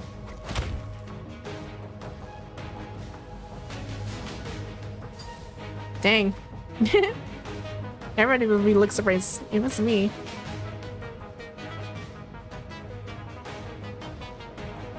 This guy. This Colin. That's already done. Nice.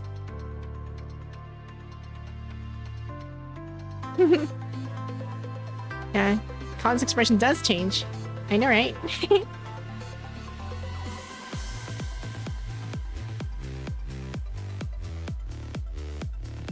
He succeeded. Watch your status report. Yeah, it's all clean. Finally.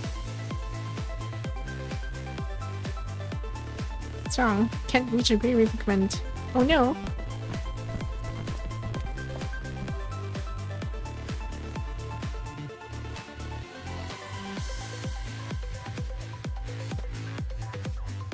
Oh, I'm still alive. Oh my god, I'm always at the, like at the brink of death, like all the time.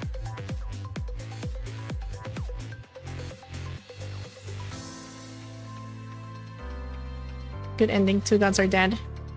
Yeah.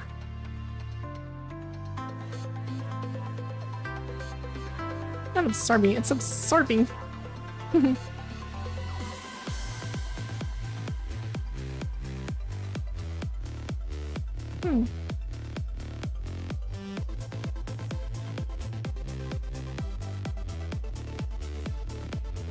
Huh.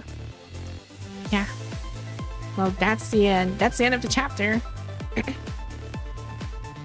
Finally. After a very long, arduous, chatting. I'm not that weak yet. You guys go first. Let's go. Thank you, Liv. Aw. Why do you always end up in such a state? I can say the same to you. I to just clear the whole area and give extra population of refugees some new room. I know, right? If only if they can reconstruct these things, though.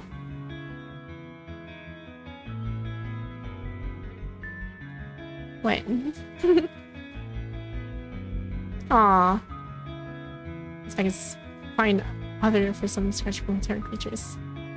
Dang. He has serious injuries on his left arm. Only an arrow scratch on his left thigh. Nothing dangerous.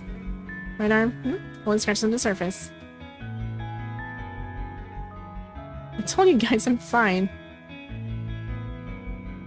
I actually agree that you should get inspected first, since you have a habit of acting tough. Wait, no, I mean a habit of hiding things in order not to worry your teammates. How about that? I will provide you with an extremely detailed report when you get back. Won't hide anything, whether from Green Ribbon or you better not. Wait, your front still needs inspection. That seems strong. Your mind is not overloaded as well.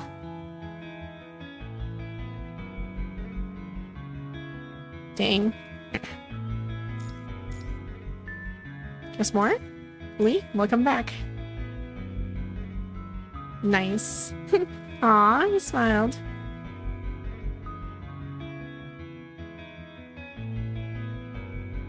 The footprints of the past will always be behind him.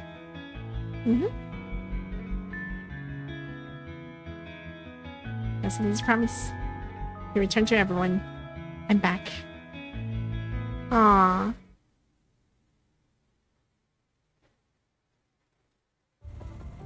1 month later. Wait, there's actually gonna be more, I know. And of course, it's like a link towards the next update, I would assume. Oh dear. This guy. First this way, sir. Okay. Psycho LeBron. Pretty much. Damn, my man lives. Yeah, the man, the guy, the boys. The boys are alive. Huh.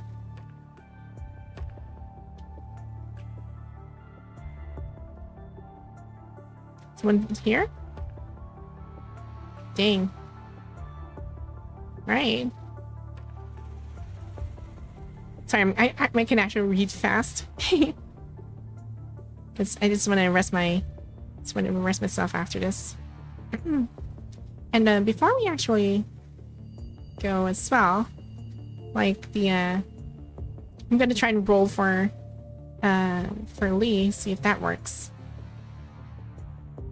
Okay, I think I'm gonna continue this one, like the ending part, so I can get on with the later part of the story as well. So at least we managed to finish the entire story of a freaking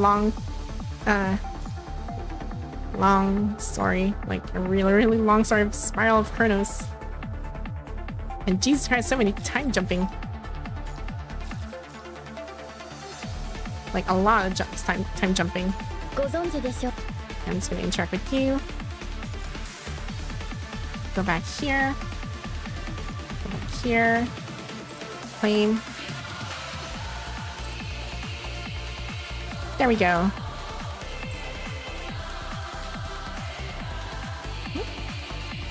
Well, that's a lot. This is a lot. Dang. Yo, there we go. And let's try rolling before we end our stream. Let's see if we can get this guy. Let's try. Okay, here we go. Nope. Not luck. That's out of luck on that one. One more try. One more try. It wouldn't hurt for another try, right? And no. Okay. That's that for today.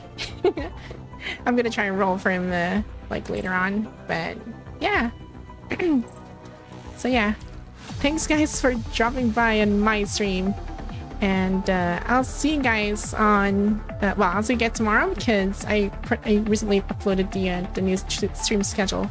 So tomorrow, or rather later, I'll be streaming Warframe, and I'll be continuing the stuff I should be doing for the new update, and also trying to collect more stuff as well.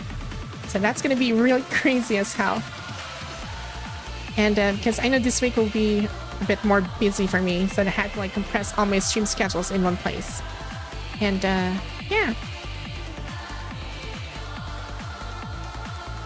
So I hope you guys enjoyed the entire stream, and I'll see you guys later. You guys have a good one.